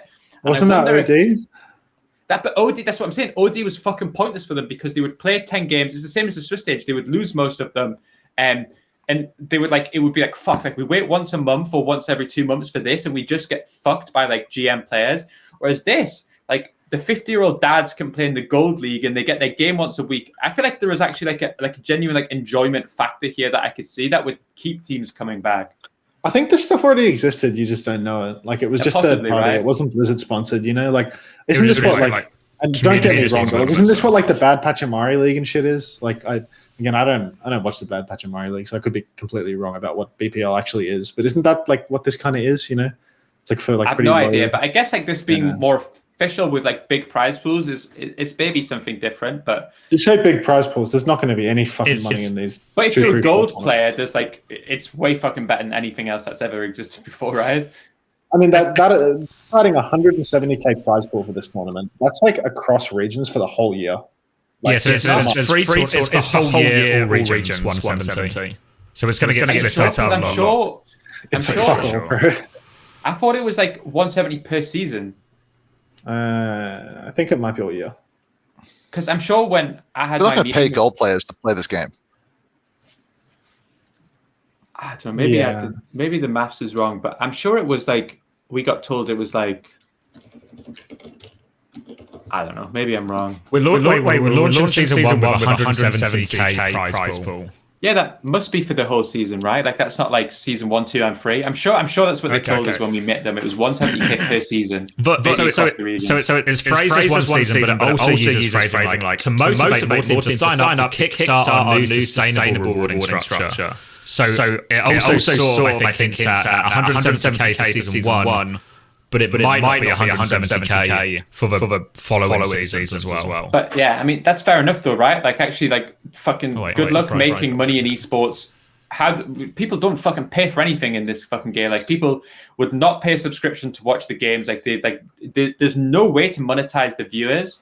So fuck it, like create a system which is fun to play and then monetize it like this. At least this would be sustainable and not just like a company pouring money down the drain until something happens. I mean, definitely relies on what Gunba said, where it requires enough. This is a good idea. Yeah, it just if there's enough signups, right? This is. I don't think there will be enough signups though. Like I don't think that Overwatch players compete. Overwatch players hate ranked. I don't know. It's my feeling. Every time there's something like this where it's like, can we try and find a way to multiply Overwatch's like large player base by some competitive angle? It fails every time. Yeah, it's always like that's my feeling. This is a cool. Yeah, I hope it works. But like, yeah, I'm pretty doomer about this. You know, I'm always optimistic, so I'm smiling again. I think this is. I feel like you need to stop pretending that you care about the gold teams anyway. You know, the only reason you care about this FACEIT League tournament is because it qualifies you to go to Saudi Arabia and get a big fat sack of cash jammed down your throat, Chris. Like, oh, shut your fucking mouth. No, you're actually. Fuck golds. Fuck the Koreans. You guys are fucking wrong. For me, of course, I want to go to Esports World Cup, but actually, I think that like for the fucking player base to have a tournament which we can compete in, which is sustainable, is like fucking good, no? I think the theory is good, right? Like the proof will be in how many signups it gets and how sustainable it gets, right? Especially if a prize pool in future seasons is actually driven more by how many people are paying the participation fee. Because if that's the case, it then sinks itself if there's not enough signups. But I think the theory is good, and it's the right kind of thing. And also, I'd rather see them try things like this, and then hopefully it works. If you're a player that plays a little bit of ranked, give it a fucking go. Join the open division, see what it's like. I actually feel like it might be way more fun than people think about. And if after season 1 it's dog shit, then fuck it. Don't subscribe anymore. But I actually got a feeling that this is going to be something that people look forward to once a week, playing their fucking I can see you've had your media training to AstroTurf in favor of this tournament. Actually, Like you're like talking to the golds and plats to watch our thing and being like, "Come on, contribute 5-6 quid to the prize pool because eventually that will trickle back down to us." It's like you're just seeing it writing on the wall. It's like you saw the word sustainable in the announcement and you freaked the fuck out because it's like if you think that they want to make a sustainable model for esports, it's like, oh god, they don't want to pay us. Like we need everyone to. Mate, you have a business degree and you still can't see. Like this is the way to monetize. It's not that I can't see what's going on. Can't see it. You're just a shill. Bias, you can't see. This is the future. If you want to get fucking schooled on business, just wait until Jake is on this show. Client demand. He's going to get you to shreds, dude. Well, I think the idea, like for $5.99 in the end, I think that's it's fine. I think there's loads of precedent for this. We used to fucking pay this back in TF2. Americans would play an ESEA and play a membership fee. So it's I don't think it's going to be much of a barrier to entry to people who are actually interested. Wasn't ESEA for CS always paid as well? Is it still? I'm not sure. It might well be, yeah. It's the same in TF2. And people sign up to those TF2 tournaments, even though it wasn't a lot of money going around, right? People would just pay for this is the best place to compete and work your way up the supposed ladder. See, though, based on this? Because it says there's 8 slots from this, right? It's 3 NA, 3 EU. Yeah, but there's 8 slots missing, right? Yeah, the rest are just going to be nepotism invites or something, they're unannounced. Because so OWCS doesn't qualify for EWC? No. So it does qualify you FACEIT league. So it gives you a... No. Or does it both qualify? So I missed it. You saying does OWCS qualify for the World Cup? Yeah, that's the question. I think it will. I think at least 1 or 2 spots. Because in this announcement, they say 8 out of 16, which means that there's still another 8 slots. I think, and OWCS has said before, there is a way to qualify for the World Cup via OWCS. So I would guess the winning 4 teams or 3 teams in Korea will get this through the OWCS. And it wait. Is it just the major teams? The 8 major teams plus these 8? Would the math not add up? I think if you're asking Christiafa, the FACEIT League believer, how they'll do it, I think they'll give 3 or 4 of these to the Korean teams. I think they'll give 1 or 2 to a Chinese team. That's the Christiafa. This is literally, I'm not leaking anything. I literally have no idea. This is just what I'm guessing. They're going to give 1 or 2 to a Chinese team. And then I think maybe the team that wins EU or wins NA might also get a slot too. Or just the team that wins or finishes top 2 at the major. But I think that there will definitely be teams that qualify through OWCS for this, and then everyone else will come through this. But also, aren't they fucking over Koreans once again? And I wonder, I'm happy with that, obviously, as a Korean hater myself, but isn't there an incentive for FACEIT isn't there an incentive for FACEIT to do that? Because isn't there an affiliation between FACEIT and the World Cup, but there is not the same affiliation between WGS or whatever, the Korean... Yeah, whatever they're fucking called. Whatever 3 fucking letters on your fuck. But, you see what I'm saying? There's a huge bias here. The Koreans are going to get screwed because it's in FACEIT's best interest to screw them over, and I'm here for it. You're here for it as a Western coach? That's right. Yeah, it wouldn't surprise me if we get more slots, but I guarantee they'll have at least 3. That's what I would bet. At least 3. Yeah. My feeling was a little different, and my theory was more OWCS doesn't want the association between EWC, how anytime they're talking about the OWCS pipeline for the year and the future of Overwatch Esports, there's a gap in the calendar where EWC is, right? But they don't actually acknowledge the existence of EWC. So I don't think that they're super keen on having their tournament be used as the qualifying. There's tension there, is there? Well, I mean, there's no link, right? Was it just a timing thing? When they announced OWCS, it wasn't confirmed that Overwatch was going to be at the World Cup, so they had to Overwatch in the schedule. EWC since forever. Yeah, I mean, but when you say known, was it officially known? Every fucking person in Saudi Arabia would stop me on the street to tell me about it, dude. The guy selling the fucking ROC tea on the street corner was telling me about how Overwatch was going to be at the fucking Esports World Cup. I think maybe when there was a broadcast, I remember that Zoe said on one of the broadcasts, that you might notice a little break in the calendar, but I'm sure there will be lots of fun Overwatch tournaments. So she kind of pointed at it. Also, in the announcement tweet here, Zoe voices over it, right? Like the announcement video explaining how it is. Like Zoe's like actually doing this, and I think they mentioned the esports World Cup. So I don't know if they are as like running away from it, as they might not be fully leaning into it, but I feel like maybe they're not trying to like distance it. But so is your theory like if you win EU/NA, then you compete in the FACEIT League, then they're just going to invite like seeds 2 through 5? Yes. Instead, that's what I'd guess. Right. What's happened in other games when there's been like multiple qualification tournaments? Like it happened for Cyril in StarCraft, where he had already earned a World Cup spot, and then in the IEM Katowice, he earns another World Cup spot essentially, but they just move it. They give it to the fifth seed instead on that tournament. Yeah, fair enough. Wait, no, hold on. I disagree. I think it's going to be the 8 major teams. I think that's the most logical prediction because there's a few reasons. One, it maximizes the FACEIT teams, and 2, how many of the Korean teams are even in the Esports World Cup program anyway, right? Is that even a thing that Korean orgs care about? Yeah, like well, Falcons is the obvious like exception, right?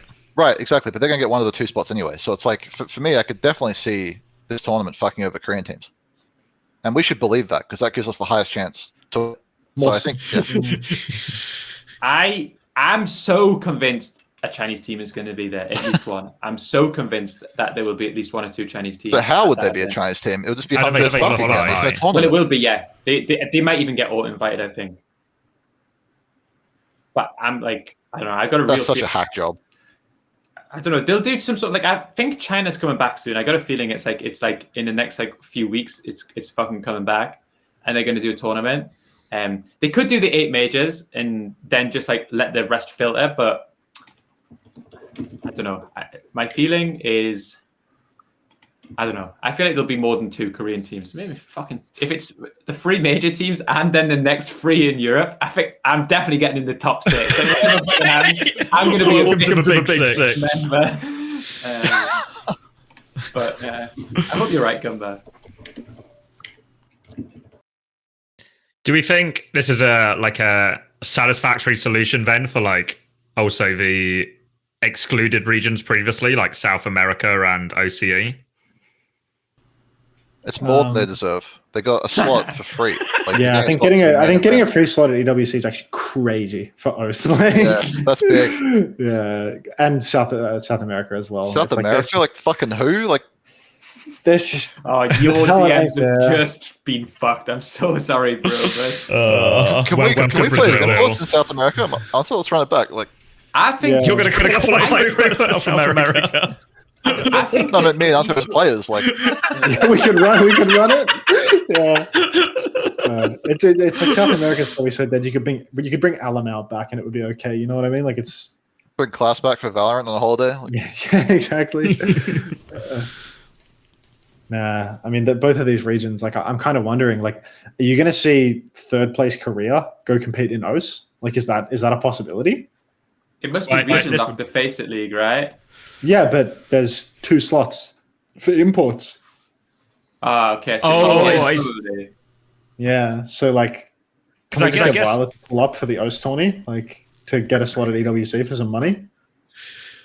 Well, because in theory, it'd probably still be worth, even if you were a team that was dead set to finish 16th at the World Cup, presumably there's payouts all the way to the bottom. That's still like an okay free holiday and a bit of cash in your pocket. When they're advertising a prize pool of $40 million, coming last is actually so fine as an Australian player. Like, I'm going to be real.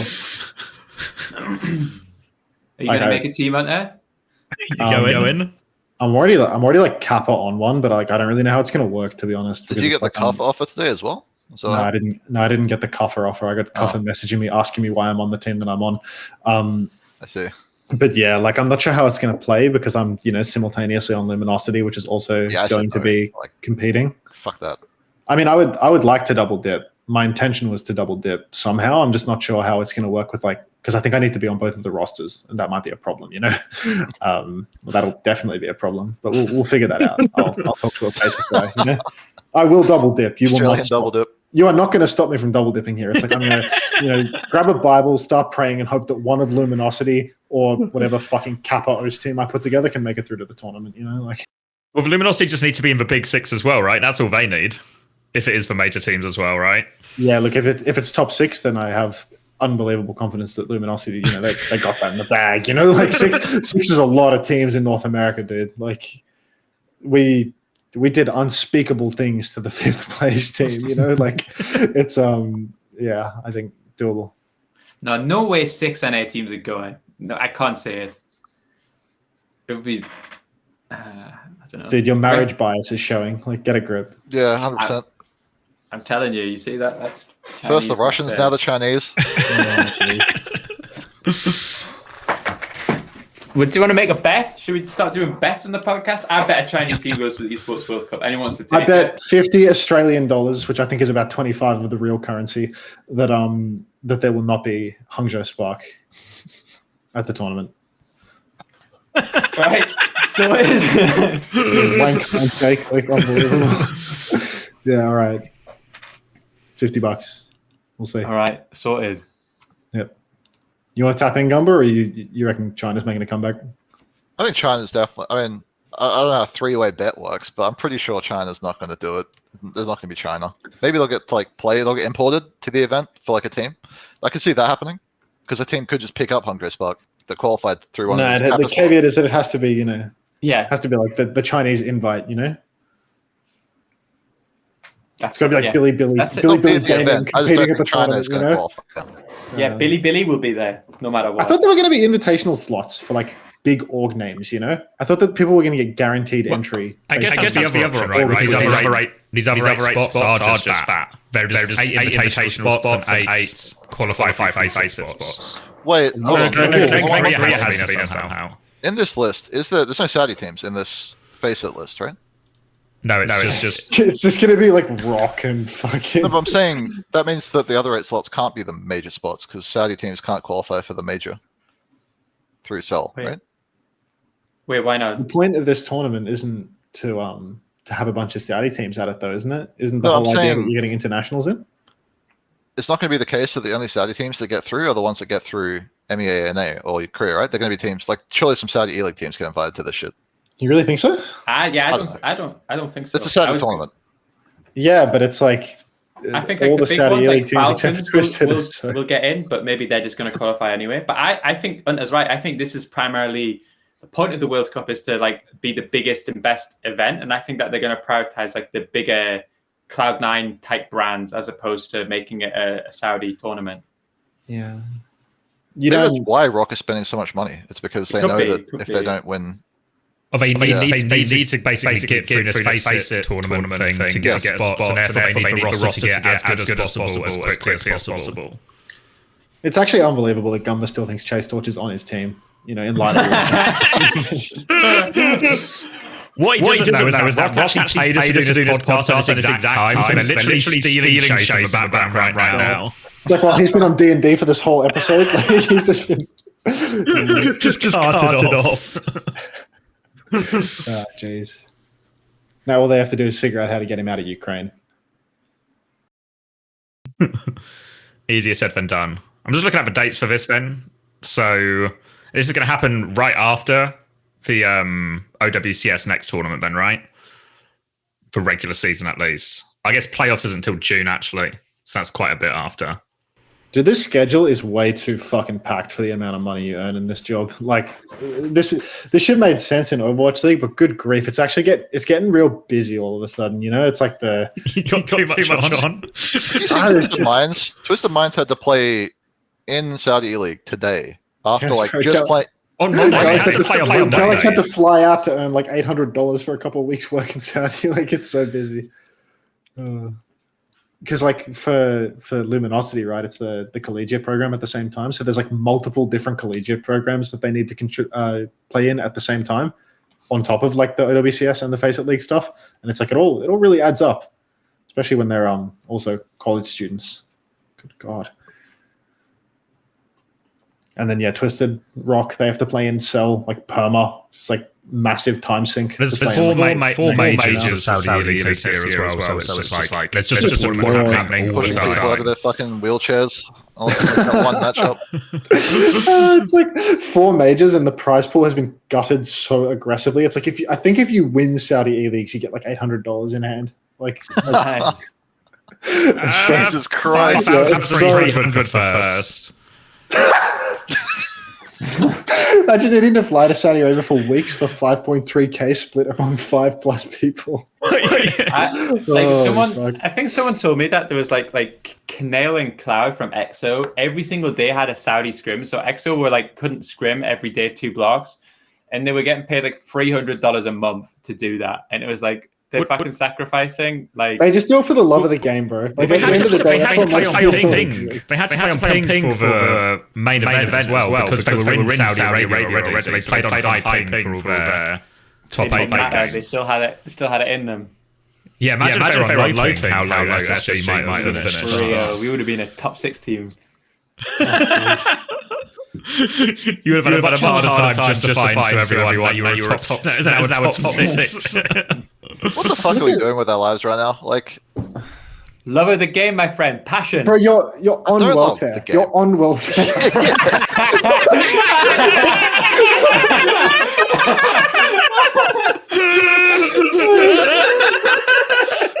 Jesus Christ. My life. You're on fucking unemployment benefits.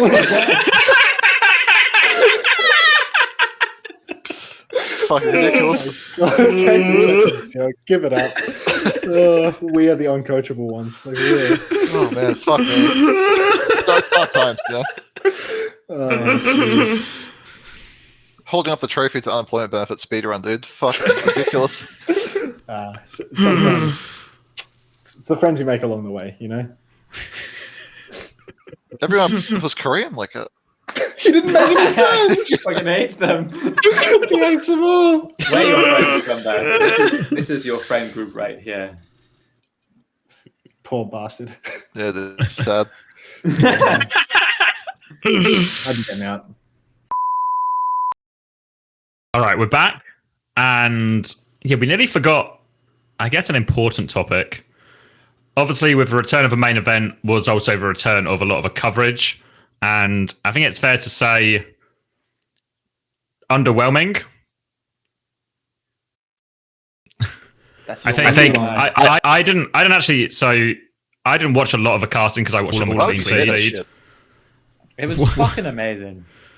Why are you trying to beef with the castings? What's wrong with you,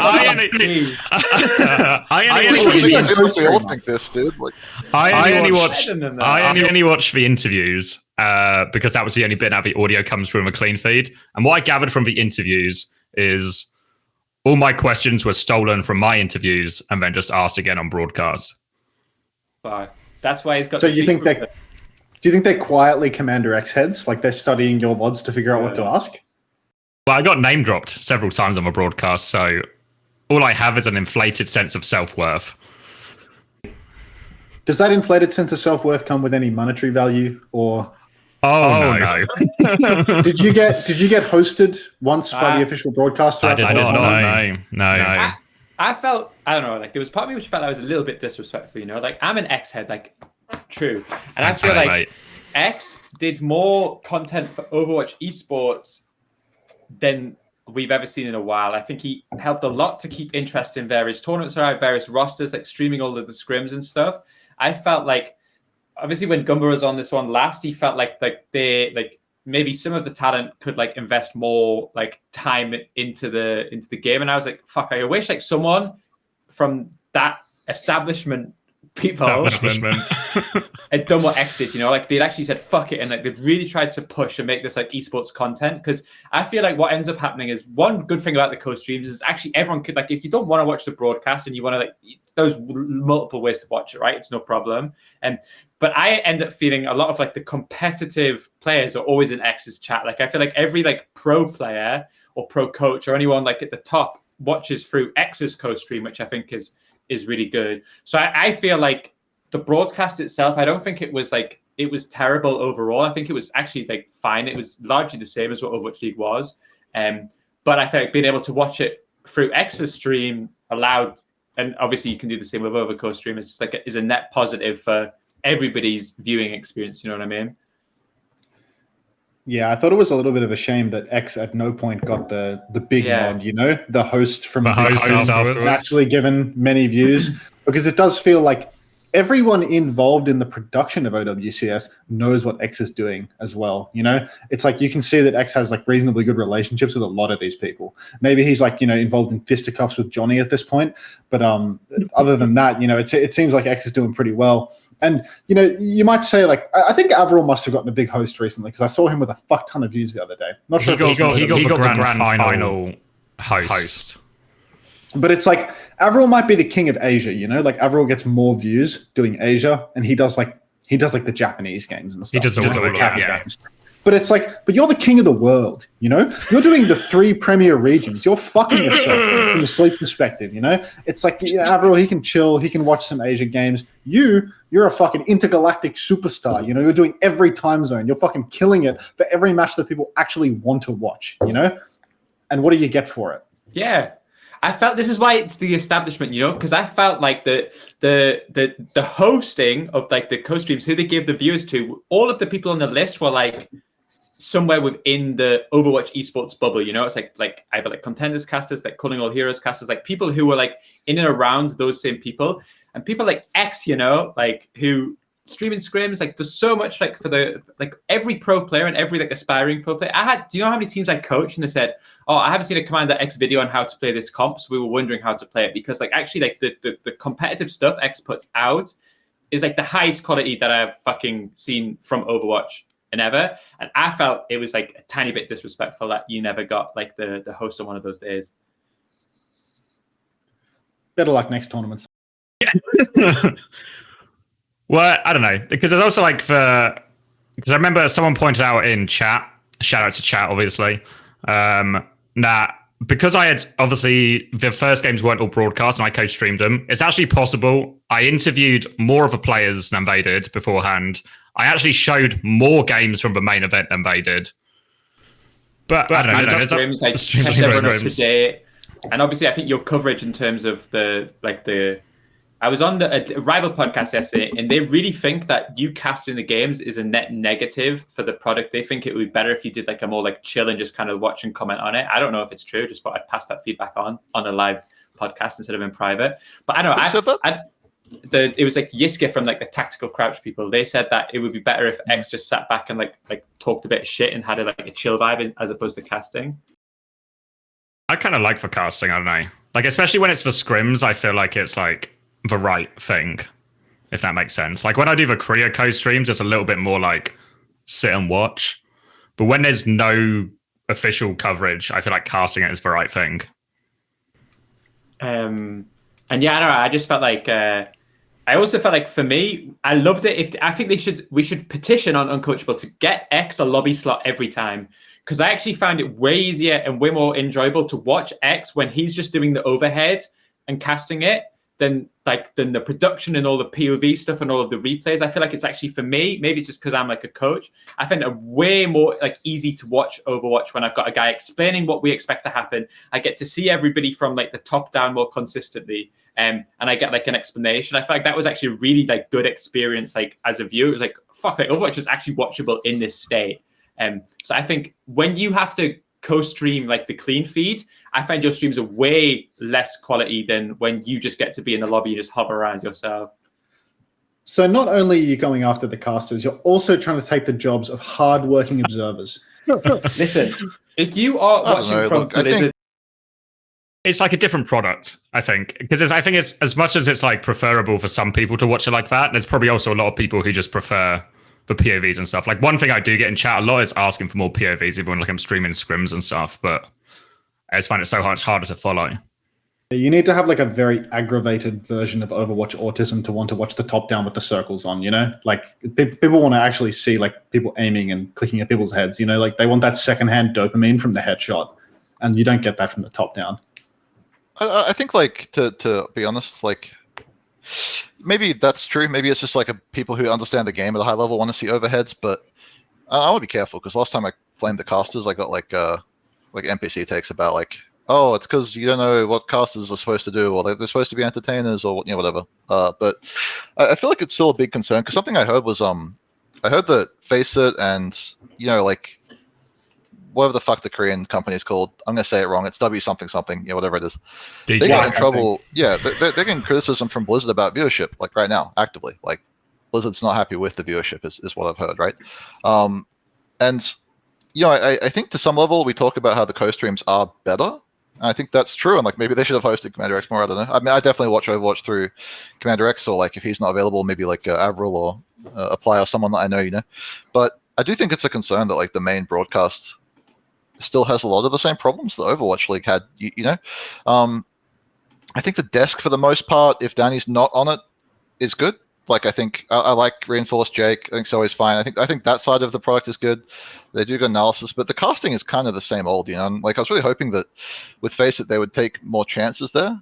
I think relying on like the co-streaming stuff is really good. I think to some extent it's like I think we can all agree co-streaming's been good for our POV. But yeah, I think in terms of just like the casting talent, I'm still not happy with like a lot of the casters. I think there should be more challenge there. There should be more of like an up and coming type thing where they replace some of these people that have been sort of endemic to Overwatch for so long. Maybe from FACEIT's point of view, like they saw it as like these are the people who know the game. These are like the top people in the esport, and maybe they got like misled a little bit there. But I don't think that's true. And I also think, with the observer point of view, I feel like the observing's gone downhill as well in OWCS. Like, yeah, to talk about POVs being like prominent. It's almost always POVs. I feel like it's POVs the whole time. It's so hard to follow anything. Like it feels POV dependent almost. So to me, like the quality of the product has gone down. I wish there was like more competition there for those roles. I think it's a product of budget cuts too, though. Like there was a big observer team for Overwatch League, and you saw like a lot of them were tweeting about how they lost their jobs. And then I saw like even like one of the observers was saying that like he was offered a contract that was like extremely low, but then it was also offered in a manner which was like no guarantees of future work, and you're basically going to be competing against the other observers for the work. So I think they've like slimmed down the size of the team a lot, which has probably massively hindered the quality of the product for the observing. And then at the same time, like they're just less people, less competition, like it all leads to something worse. And then maybe they just have like some random Mickey Mouse candidate, pointing the camcorder at the screen as well, just for a laugh.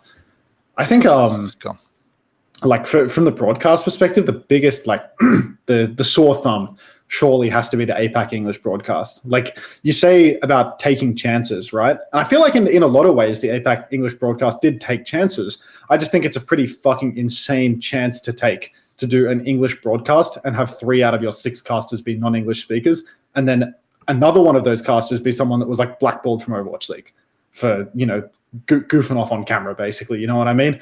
Like, I think the APAC broadcast is just nuts. Like, I can't believe Avril isn't a caster for APAC. Really. Like, that guy has been the APAC specialist since forever. Who did they get for APAC? They got Hex. Well, they did do that. That would be the area to, if you did want to experiment, right? Like maybe you look at like the NA and EMEA region, you go, we've only got a few slots. Let's just take the established talent, and put them back there. The safe bets, I guess you could call them.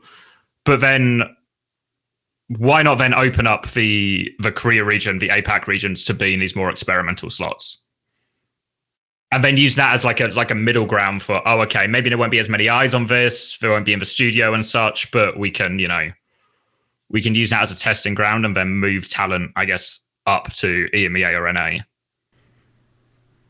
Yeah. Can we get any takes? You can go. Yeah, I was gonna say, like, obviously, like, I think there was probably takes about who's shit. Is that? I want to know how people feel about the 9K being on the broadcast thing now that it's settled for a few weeks. It's settled. What do you mean settled for it? Oh, as in it's been on for a few weeks. He's been doing the job for a couple of weeks. He looks more comfortable sitting in the sweater on the camera, at least. I fucking love 9K, but I don't know. No, we're all 9K heads here. No, I just don't care about the APAC broadcast at all. Yeah, it's fucking garbage. It's terrible. Like, anyone who listens to it for more than 5 seconds realizes it's shit. Like, it's not even defendably shit. They're not even pretending to be good at casting. Like, it's awful. It's like, what is there to talk about there? Like, I haven't ever talked to a human being who listens to that shit and thinks this is a good broadcast. We should like critically analyze the level of the people on this broadcast. No one cares. They suck. But that's where all the viewers go, though. It's like the people that watch these co-streams, they're the extreme minority. Like, Overwatch is not the same. Yeah, but my concern is the main broadcast where they got the same fucking people again, and they're casting 2 regions that people actually watch. No one's watching APAC in English. Like, You know, they don't give a shit about that. Why would anyone care about that? Right? It's not important, you know? Like, yeah, Nick is awful at casting. He's fucking hopeless. Why is Hex employed? Nobody knows. Everyone thinks the same thing on this issue. Like, this is not a hot take, I think. There are no Hex heads. Like, There's got to be a Hex head somewhere. and these are the two people I know because the rest of them I've never heard of, and they don't speak English. So, like, right? Like, we almost missed this segment. they're not even hot takes, though. I think everyone agrees with these ideas. You know, like, I mean, yeah, I think, yeah. I guess like there was an element somewhere we don't know like the deal with like the contracts and stuff. Like I think, like one thing at least I agree with like Gunba on the main broadcast. Whereas like I mean I had a friend who wanted to watch our games and he said to me, "Oh, I really wanted to watch your games versus like XO or whoever," and I was like, "Please don't watch it." And then they were like, "But I just had to meet the casters." That's what he said to me. And he's not like an Overwatch head. He just found it like really really difficult to watch. And I do think there is an element somewhere of like, at least from the outside, it feels like if we've slimmed down to only 2 caster duos, then presumably like I felt like Costa every time I've heard him cast, I was, even though, you know, he's on the establishment and he's an enemy, I always thought Costa's casting was really, really, really, really solid. I feel like Avrol's casting was really, really, really solid. I feel like somewhere, like if there was this effective Hunger Games where like 8 or 6 caster duos was slimmed down to 2, I feel like we've like, obviously everyone's going to be on like the same team with like Uber. It seems really good. I like Jaws a lot too, but somewhere it feels like I'm not convinced that the best casters from the Overwatch League are still casting the game. And maybe that's the stuff we don't know behind the scenes where they just like, they couldn't get the contract for it. And it was like various things. But my feeling is that if there was like a true meritocracy and everything was even, I'm not convinced that the best casters have made the cut. So we're basically circling back to the controversial point that you made quite a while ago, where it was like that we did genuinely need like a casters Hunger Games in order to determine who was the best. And you feel that because that didn't happen, what we've wound up with is something that is, you know, inferior. Maybe it's I feel like it's the same as Gunba, where I feel like I can say it chest out. Like I would have much preferred to have a Custa Avril cast than like Lemon Kiwi Necra like on the games. I feel like that's like has to be. For most people have to be on the same page with that, right? Like I don't think that this is like a crazy take. Yeah, again, I think it's important to distinguish between like who we're talking about, because actually last time we had this conversation, I remember getting messaged by Reinforce and being like, "Oh, I've really worked on like I heard what you said. You know, I said some hot takes. It's a hot take podcast, you know, whatever." But he said like I really thought about what he said about how like we weren't watching scrims as like Alice. He went through this whole thing about how he's like improved, and I mentioned him back. I'm like, I wasn't even talking about you though. Like, I think Jake and Reinforce are actually pretty good. You know, they're former pro players and they've kept up with the game for years, and their personalities. They're really good, especially Jake and Reinforce. You know, coming from like a mixed language, you know, he's not English first language, but he's become supernatural as well, you know. I think the desk is really good. I think Zoe does a good job. There's just like the casting, and sometimes when Danny's on the desk, I'm not like a Danny head at all. You're a Danny hater, bro. It's like the third time you've singled out Danny. You're like, fucking I'm a low-key Danny hater, yeah. You're a high-key Danny hater. There's nothing low about this. It is what it is. Yeah, the important topic. Yeah, well, what do you want me to say? You're right. I mean, I'm not a hater. I think it's good. But well, I think for the comments, go on. I know. You finish. There's a massive audio delay, so that's why I try and like start in it like a fixed moment and get through a bunch of stuff, because people on this podcast are quite physically far away from each other. I think for the commentators, yeah, it's like as you guys said, they went through like there's 4 casters on the whole thing, on the whole product, you know. And there's more than like 4 good casters in the world. And somehow we've got like Lemon Kiwi, we've got like Necra. I think Mr. X is phoning it the fuck in, to be honest. I think he's been phoning it in for like 2 years, at least, if not more.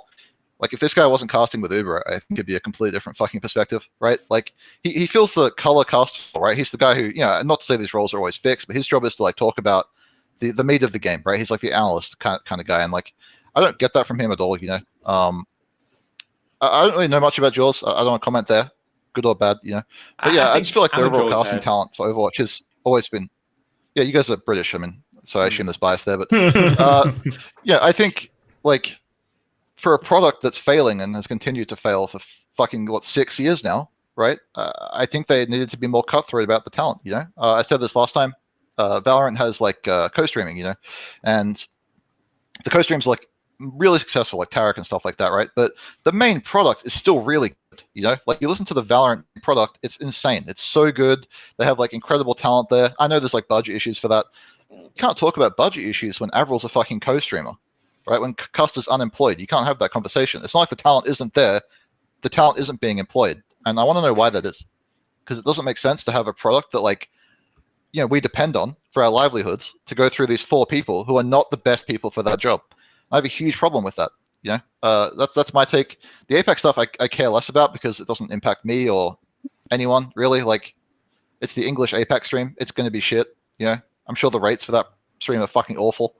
It's bad. But yeah, for the like MEA stream, I've seen people comment as well. Like, why aren't there any European casters on that? You know, from the European scene on that product. Is European, brother. In quotes, I mean, he's a defector, I think. But yeah, you understand what I mean. It's like he's a defector. It's like the broadcast talent isn't representative, and it's not good, and it's not the best talent they could have gotten. So why is it the talent? I mean, just explain to my caster's not on this broadcast. Like, what the fuck has to be? Like, yeah, I feel like they must have offered him.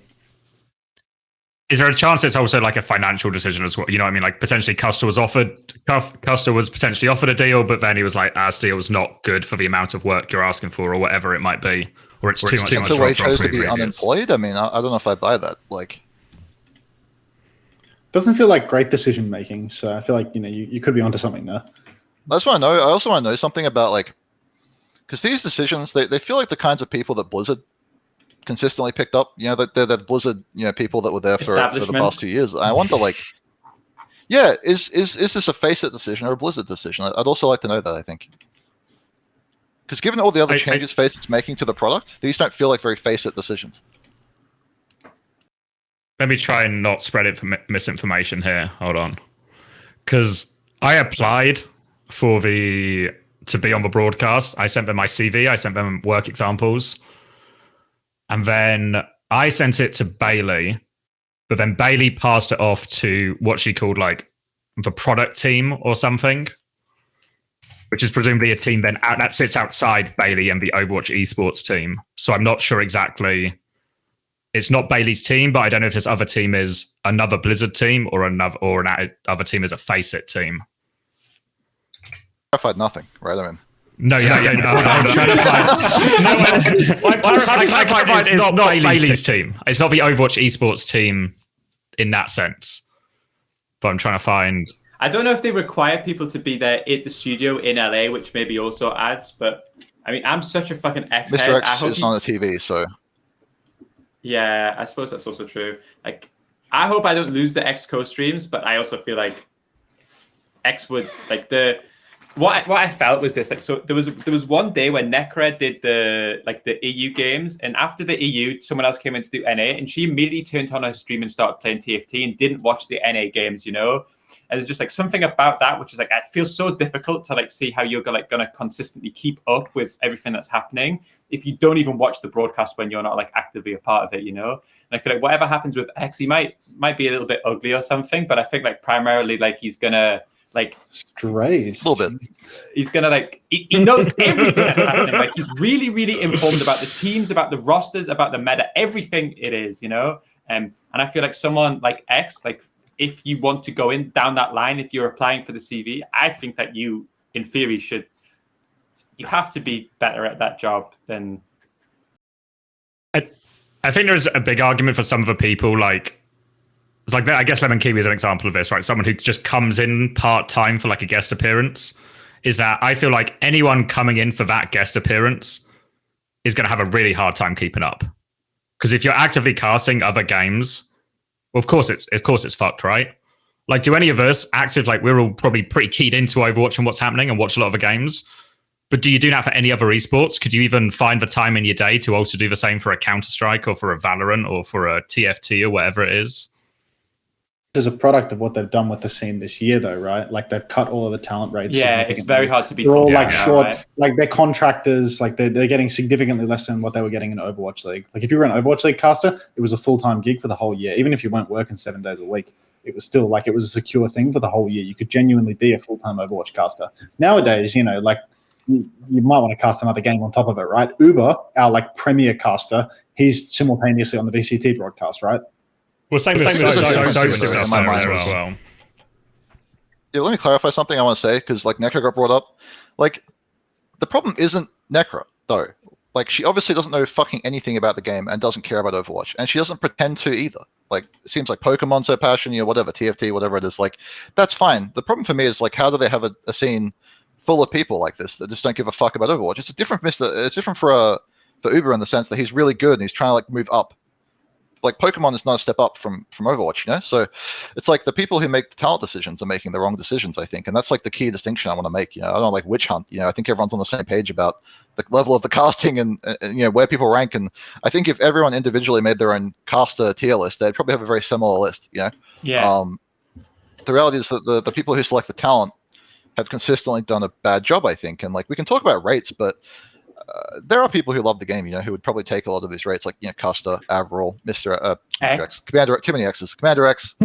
Yeah, right. Like, there are people there that would do those jobs, and that's where I don't understand. If I couldn't point to people who are better and say, why aren't these people there? That would be different. But I can point to those people, and those are people I know. Like, there are people I don't know, like good casters in Europe, or whatever. Like, yeah, I mean, you got your up and comers. You got like your Doors and your Rich Rads and whatnot. Yeah, exactly. Like they were like, they featured on Overwatch League broadcast randomly, and they were all like really good. It was like, I remember Rich Rad came on the broadcast once, and it was like he had so much personality. Like, it was actually insane. It was so fun. It was like I felt like I'd never seen that, or I hadn't seen that in so fucking long on the broadcast. And it's like they were just like, nah, fuck you, back to Starbucks, buddy. Like, he's never seen him ever again. Like, I don't know, he was sick. He was actually awesome. And then same with Door. Like, he was really solid, and just. Yeah, they went with the established talent, even the established talent that doesn't full-time Overwatch. So it's like, what can you do? I think as well, especially with the casting, I think the casting's a way bigger deal than the desk. Because I think if the desk isn't that good or isn't like elite tier, it's a much smaller part of the broadcast. Whereas if you're with the casters and it's a grand final, best of 7, you might be with them for 2.5 hours. I think you get so much more opportunity to talk about the game and discuss the game as a caster than you do on the desk. Like on the desk, it's just like I'm on main league, so it's just muted. Yeah, they did more like analysis pieces this time. Like, Johnny would do like the telestrator and stuff, and I felt like it was pretty good. Like, there was a problem with the menu one time. I remember you couldn't get the menu to work, but that's like a separate issue.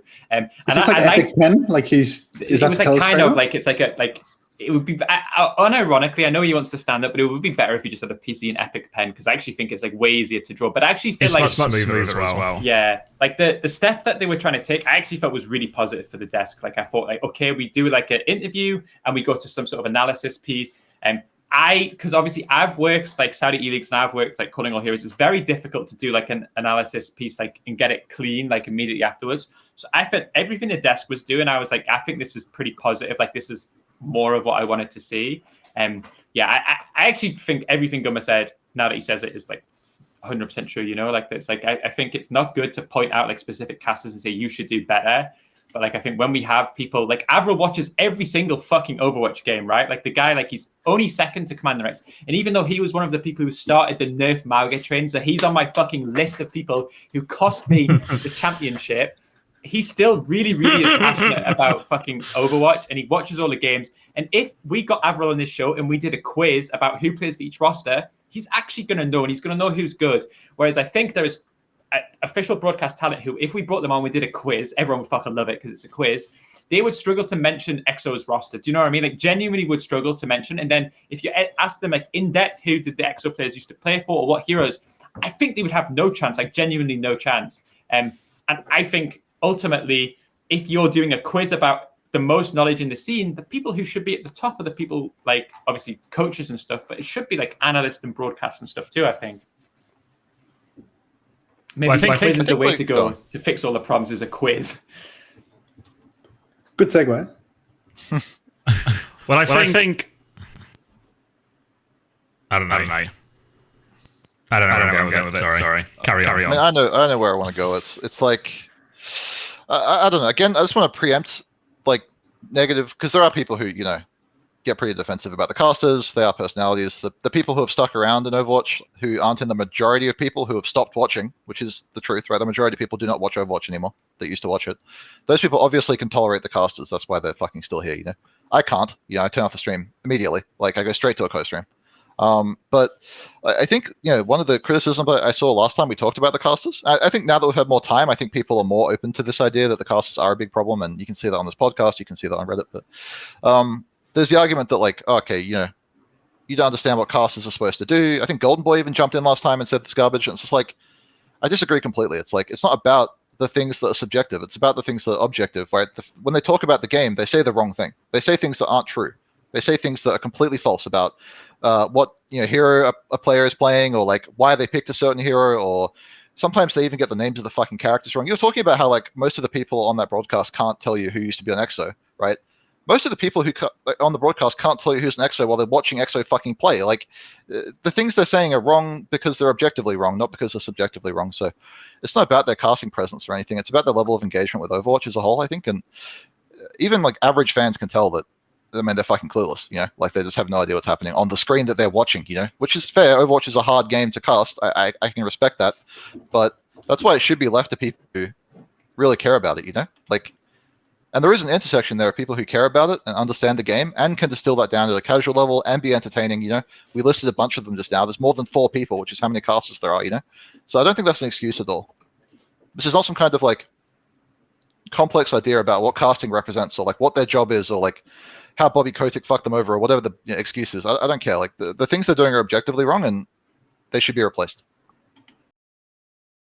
I think especially because Overwatch is such a complicated game, it requires a bigger standard, right? In the same way, if I watch some of these games that can be like, some games are quite easy to watch, like a Counter-Strike or a Valorant, there's a relative, like you can get quite an open access in. But there's stuff like League of Legends, Dota or stuff, you actually need expert talent.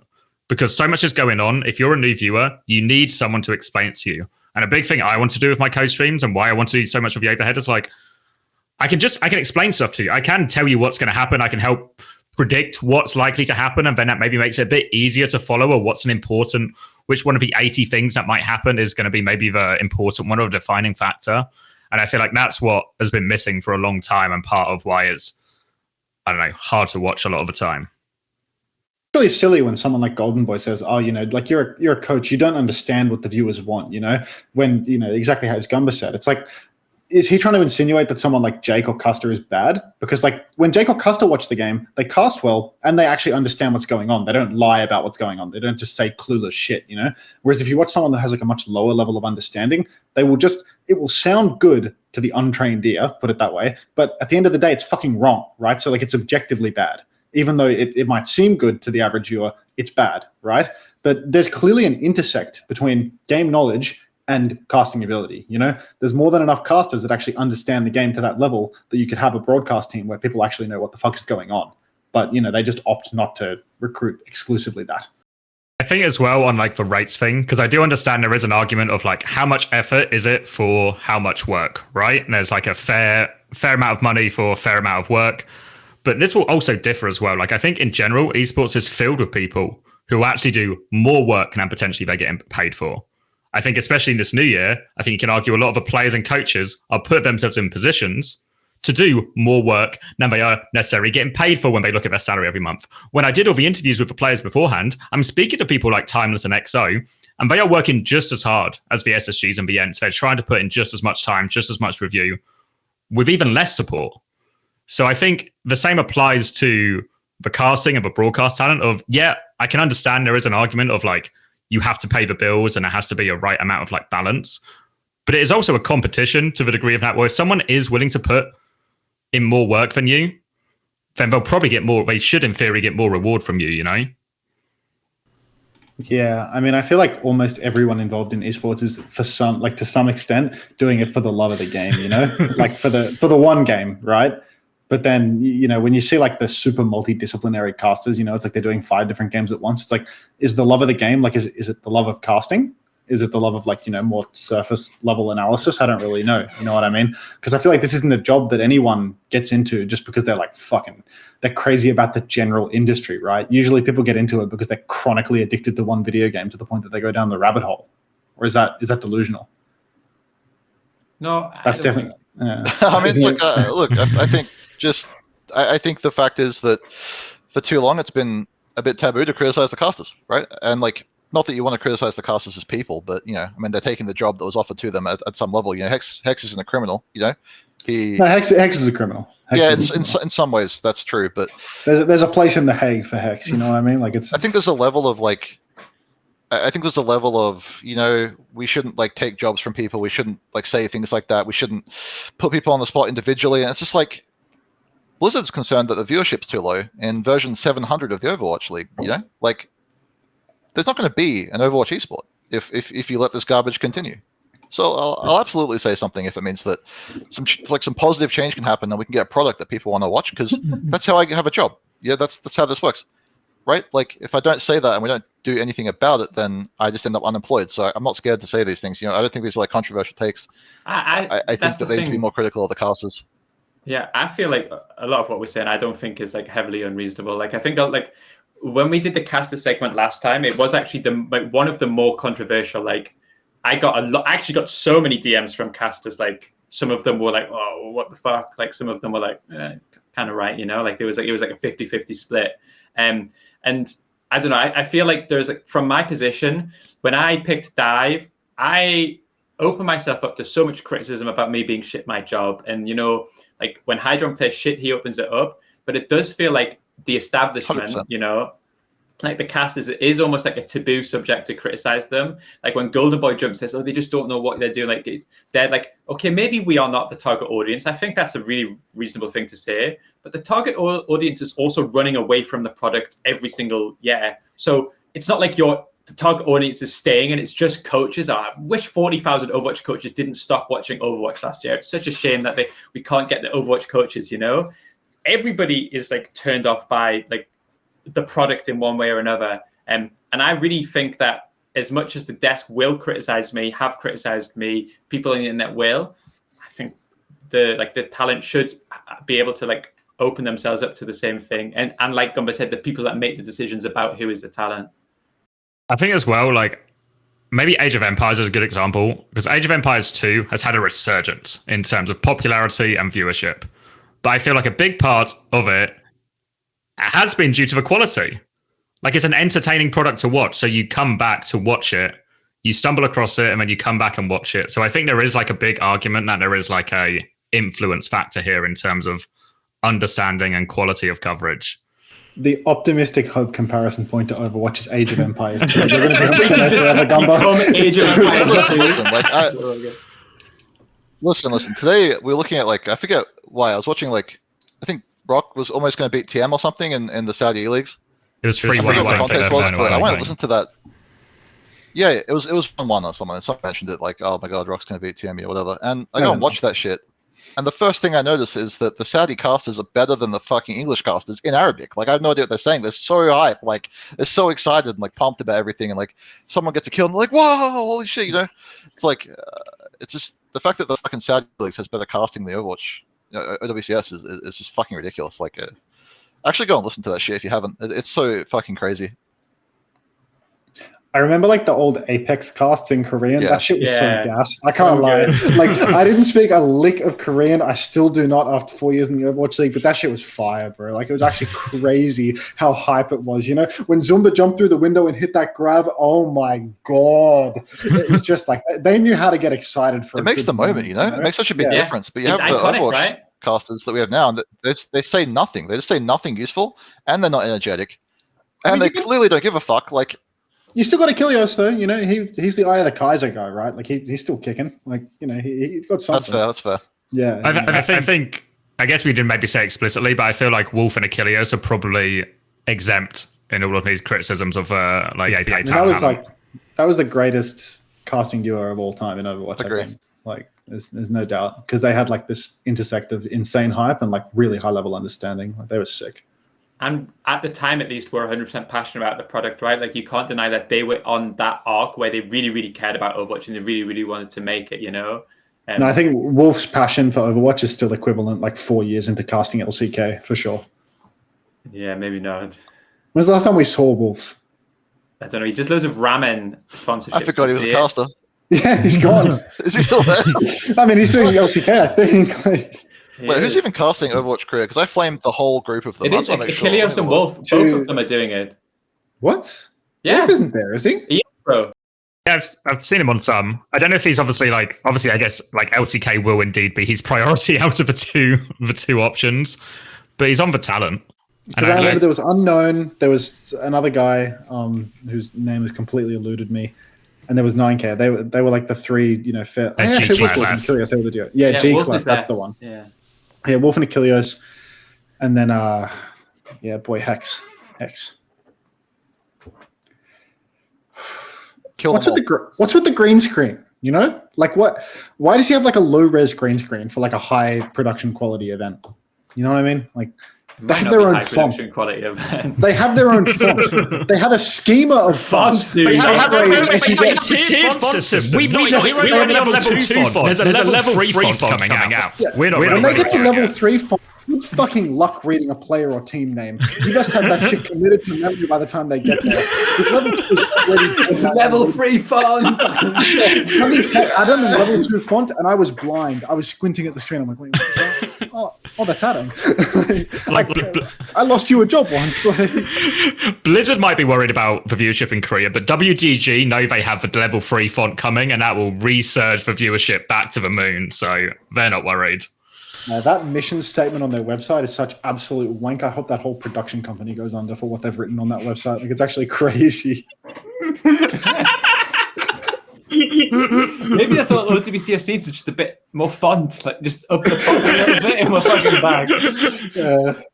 Yeah, after thinking and talking it through, I think it's mainly a font problem I think we all have.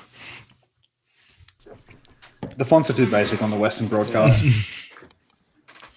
How was the viewership on the Western broadcast, actually? I've heard that Blizzard wasn't happy with it. I've never even looked because I just immediately closed the stream. It's unwatchable. It's been unwatchable for fucking years. I feel like 20K is the number I have in my head, but I don't actually know if I'm just making it up. Did you see that one from like really early on? Like it might have been like the first week or something. Link in the chat. It was a real bad one, It was like a Overwatch League versus OWCS comparison picture. Oh, fuck. But it was on March 10, It was... Oh, yeah, we're winning. We're winning. Oh.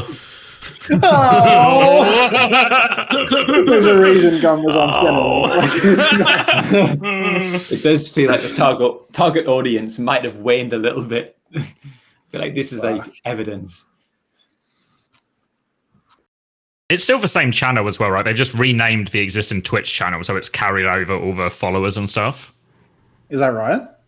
I was followed to it. I think you're right. I was like, that makes it even worse. Like, I would just click the thing at the top to see what it is. But people see Overwatch and they don't even want to click on it. All right, okay. Quiz. I wanted to do a different format, trying it out. I know we have an unbelievable resurgence of quiz heads. It feels like our target audience is the quiz heads, at least, and they are growing in their numbers every day. And I wanted to try something. We're going to play higher or lower, okay? So we'll maybe do 10 players, and we'll start with an easy one. And this format, I can do a lot of it if the fans like it. So I'm going to name a player, and then I'm going to name another player, and you guess if they've played more maps in Overwatch League than the one before. So I think you can either do a point up or a point down, or you can just verbalize it. I don't know which is easier for us, because you free play it independently, like you're all playing at the same time. I don't ask X, then you all play, like you all answer every question. Oh, okay. Okay, so then we'll start. Point with, then, right? Surely it's point. Yeah, point up or point down if you think higher or lower. You understand it, Max? Yep. You able to? What's the order? Can you give us an example round? All right. So round one. Who played more games of Overwatch League? Starting Prophet. Did Violet do higher or lower than Prophet? Oh, I'm thinking about New Prophet. No, yeah. Okay. Yeah. Okay. Damn right. Okay. So Prophet was the number one by fucking mile. Actually, played more games than anyone else. Violet was actually second. So if I do Violet and then I say Fielder, up or down? So as in is Fielder down? So confusing. Yeah, Fielder's down, right? Like he's... I'm just trying to get who's first and who's second. The new one is always like okay. Fielder for the next one. So Fielder. Fielder played less, right? Okay. Yeah. Right. Okay. So now we're on the same page. So then I say Fielder, and then I say Happy. What do you think?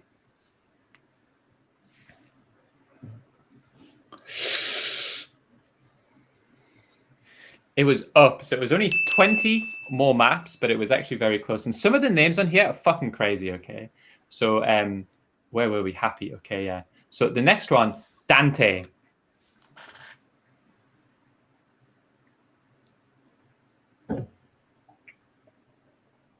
Okay, Dante was up. So Your client X. Fun fact about Dante. So Dante has 530 maps, but he is the highest player to have a negative win rate in Overwatch League. So he has like 550 maps. He's the only one like in this list who has lost more maps than he's won. So I think he's also the highest Westerner on the list too, which maybe there's some sort of, you can make a point there too. Okay, so Dante or Jonak.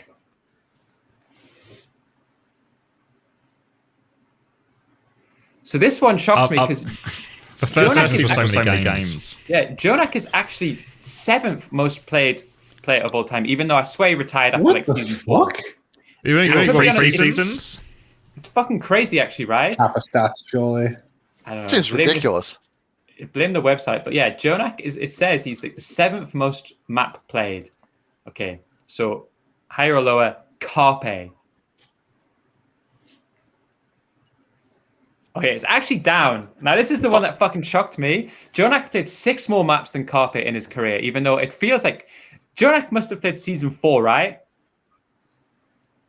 And stopped at season 5. Did he play a season on like Soul? Kappa Nixel in season 4?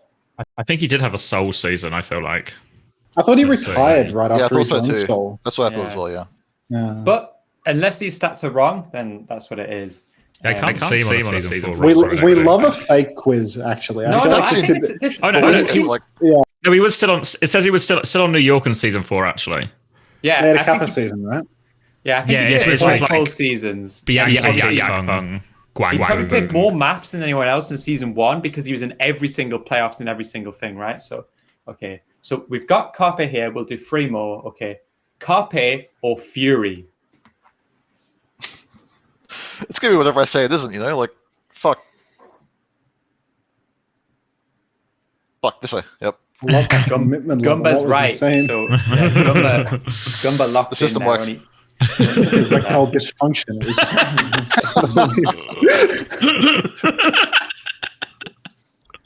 All right. Fury or Fate?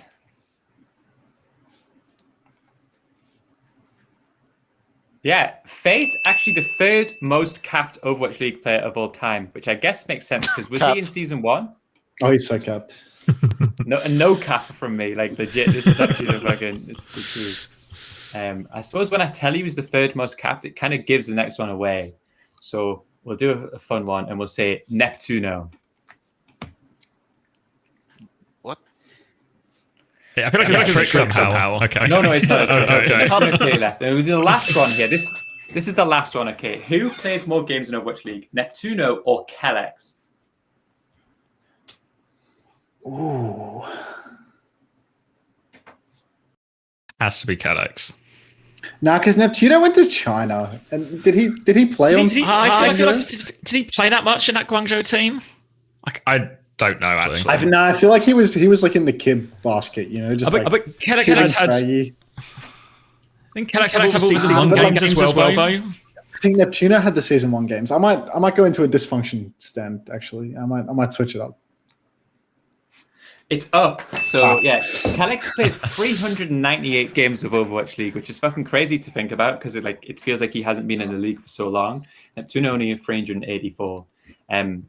So, yeah, we'll see. We'll see. We'll let the fans decide if they like that format. I can obviously do it next time with, like, win percentage or whatever it is, you know, but, like, there's a lot of things we can do. Also, I have no idea who won. So we can cheat. Yeah. I also...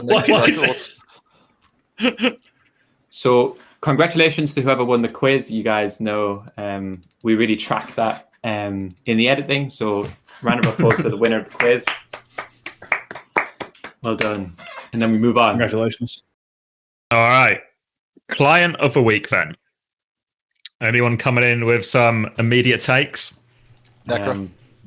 Oh, Joke. Jeez, this is I thought the rock, 16 was over. 9K then. Can we get G Clef in there? Just like Okay, so do you have anyone? Because I've got one which is like potentially nuclear that I wanted to talk about because I like to go nuclear on this podcast.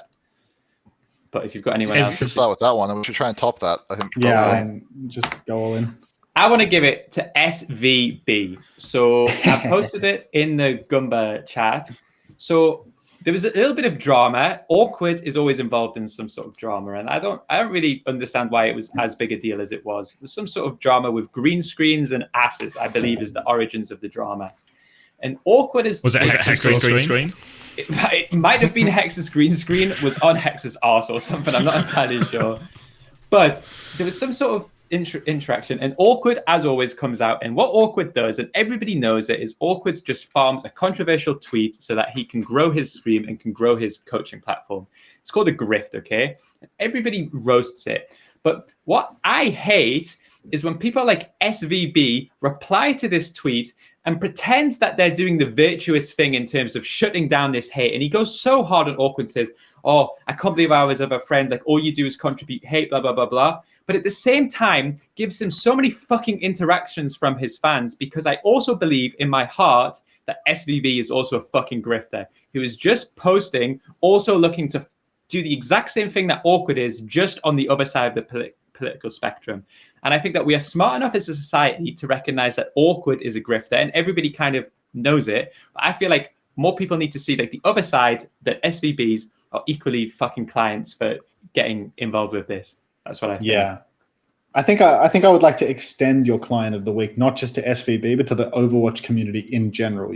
I think anyone that sees a tweet from Awkward and presses the quote retweet button is immediately a fucking client, because if you really don't want to give Awkward what he wants, you would just ignore his tweets, because everyone can fucking see that his tweets are just engagement bait. And the virtuous quote retweet, smackdown tweet, all you're doing is giving him engagement. I just looked at Awkward's tweet, 1.4 million views. That is insanity. Do you think Awkward gets 1.4 million views when he isn't getting virtuously smacked down by the entire Overwatch community?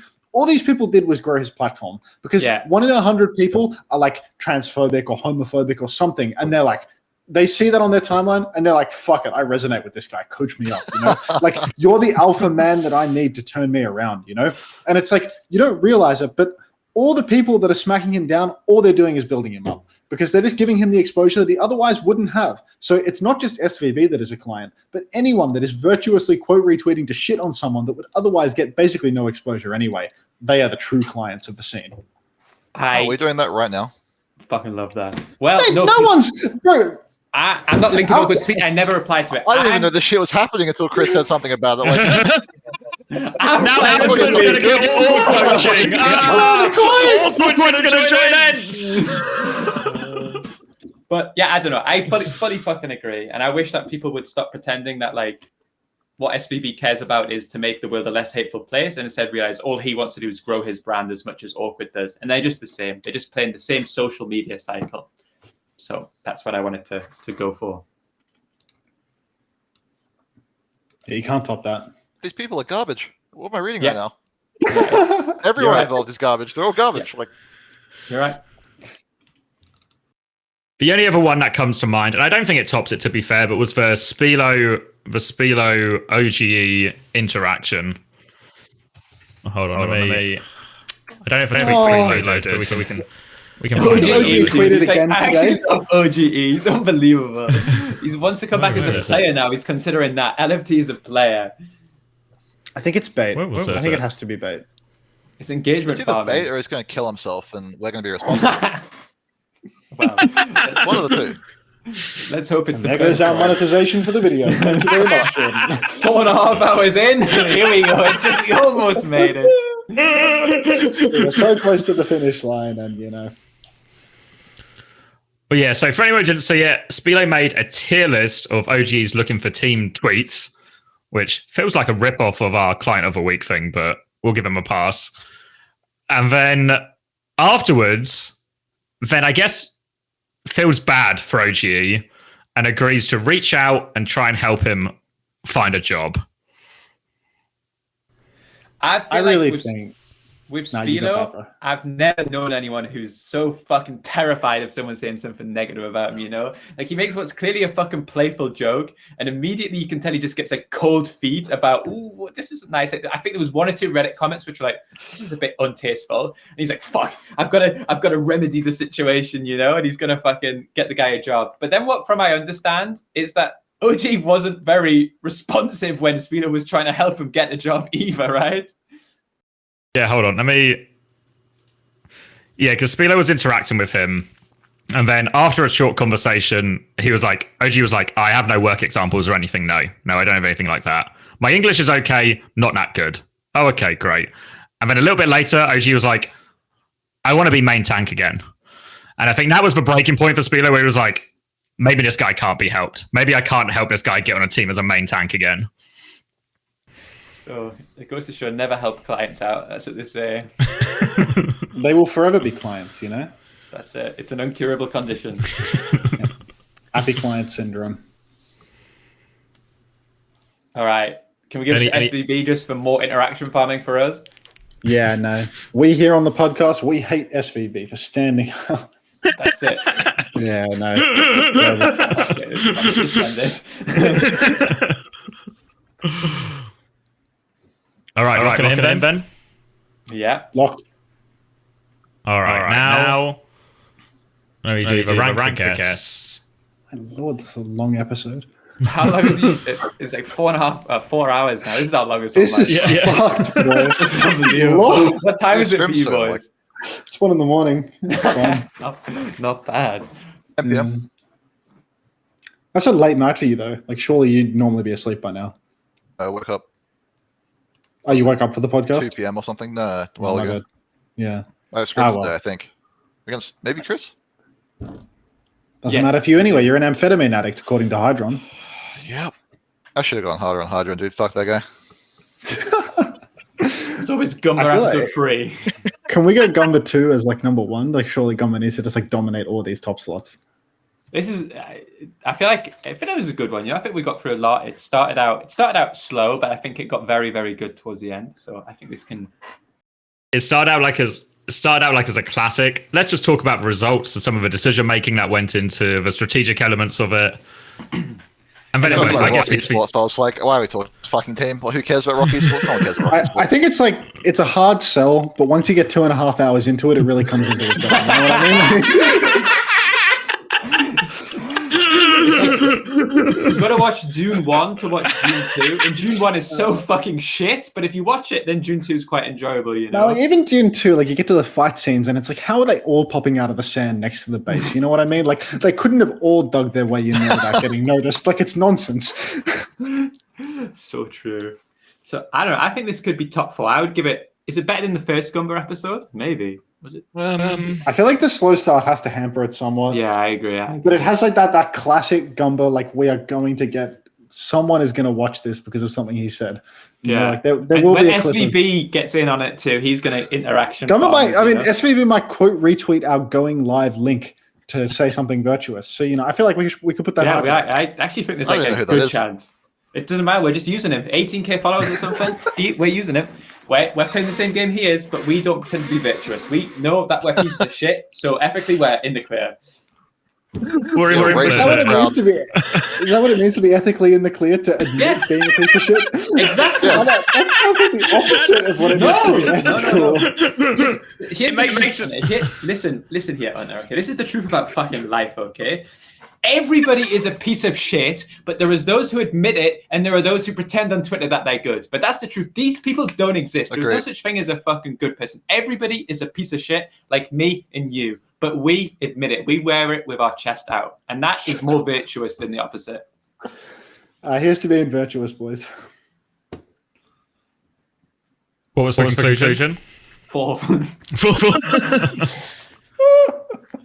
Oh, do I get a vote? Like, what are you waiting for? Like, I mean, where do you think we you put- ranked? How do you think you did? Oh. I want him next to himself. I don't care. We've been here for so long. Let him go. I think We've above done so many Gator. bridges. Okay. Beaten Gator twice. We take those. I mean, Top 3. That's 2 spots. He bought all the circuit points. He has 2 slots.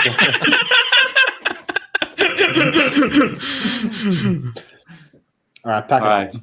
Fucking. I think we're done. Episode 13 done. Episode 11. Thanks for coming. Thank you guys.